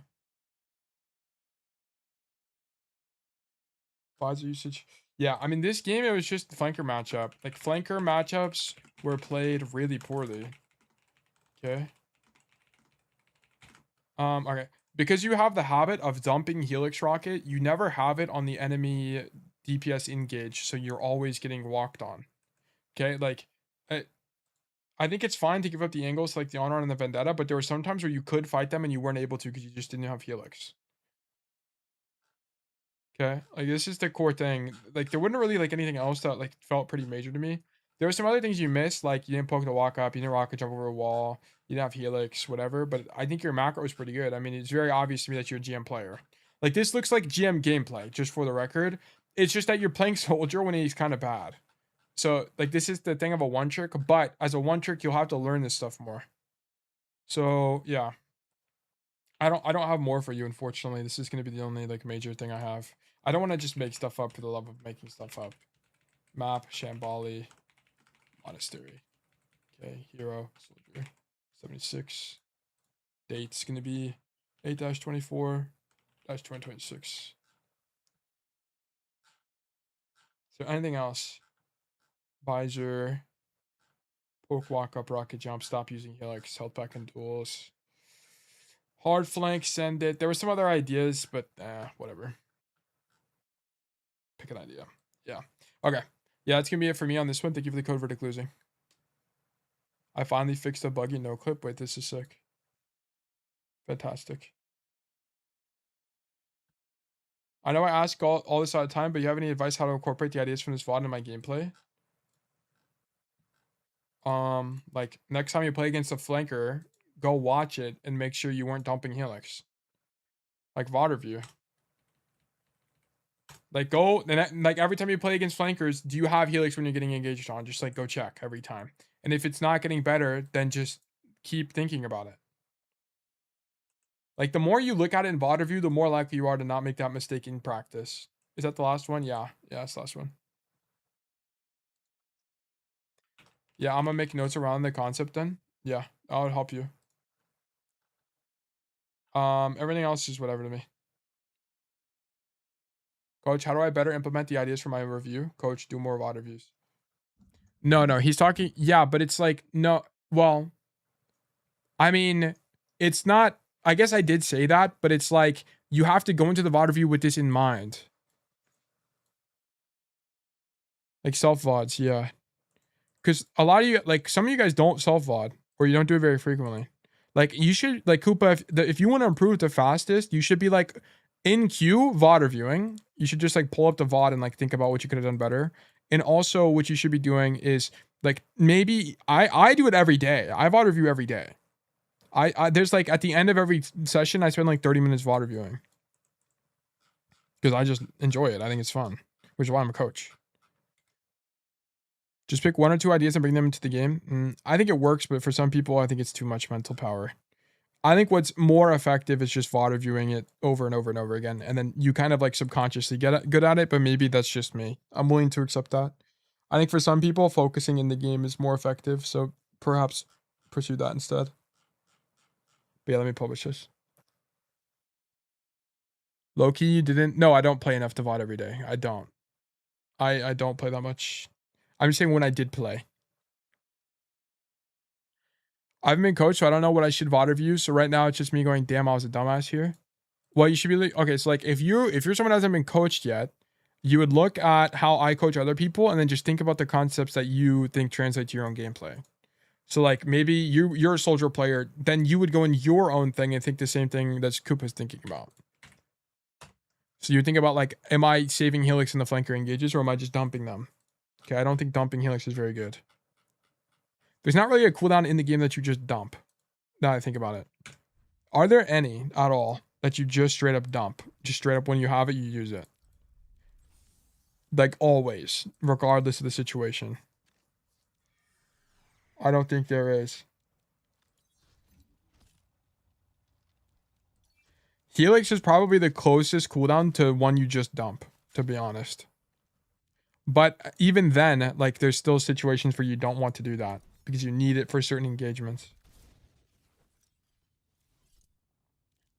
Like maybe Sig Orbs, like maybe Sigma Primary Fire is the only one I can think of.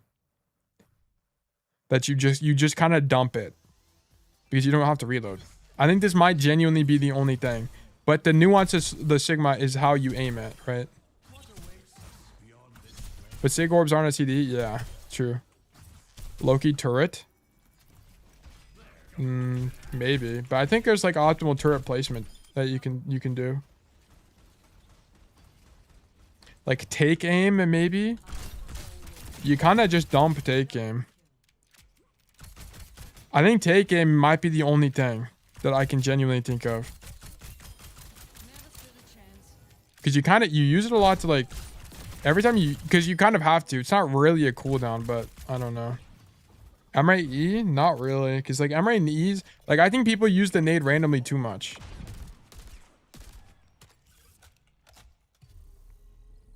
Junk trap. Oh yeah, junk trap. Junk trap is probably the closest. Yeah. Junk trap is actually probably the best one. You just kind of throw it.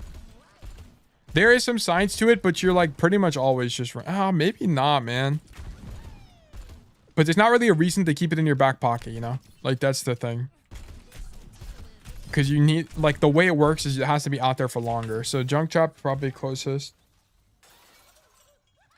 Widow Mine? Oh, yeah, Widow Mine. Yeah, Widow Mine is also it. Yeah, you kind of just throw it half the time. Yeah, Widow Mine's a good one. Juno Torpedoes, kind of, but the cooldown is just really long whenever you use it. Like 10 seconds is a long ass time. Zen E? Yeah, Discord as well, maybe. Harmony. There are a few. Harmony is one of them. Yeah, like healing, some of the healing ones. You just like always throw Harmony. Yeah. Discord, you kind of just throw it whoever you're shooting or the tank. I don't know. But yeah, okay. Did I send the notes? Yes, I did. Okay, so you have the notes now. Let me put that in here as well. That's gonna be it for today. So tomorrow's stream will be so if you want to see the stream, you can check the FAQs, which has the stream schedule in here. We will start tomorrow. Again, I don't think there's a patch tomorrow, so we should be fine. But yeah, we're looking good. Kind of a Lari pylon, maybe. Yeah, the higher level gameplay, the more deliberate you are, yeah. Thank you for the stream today. Learned a lot again. Well, I'm glad you did. And IO Kyoto, thank you for the follow. Welcome to my nation. Let's get a raid going. Let's go raid somebody. Have a great night. Thank you for Rago. Hope you have a great rest of your day. Let's go check out who's streaming. Who's streaming? Anyone I'm following? Not really. Dang, no one is really streaming today that I normally raid. Raid Uplogic. I don't know who that is. We'll raid them. Are they an Overwatch streamer? AP Logic. What's a cast player? Okay, we'll raid this guy. Okay, thank you guys for being here. I appreciate it. We're going to go raid Logic. This guy's a cast player, it looks like. Well, hopefully he puts up some excellent gameplay. And he wins. So I wish the best for this guy. But thank you guys for being here. And I hope all of you have a fantastic rest of your day. Bye-bye.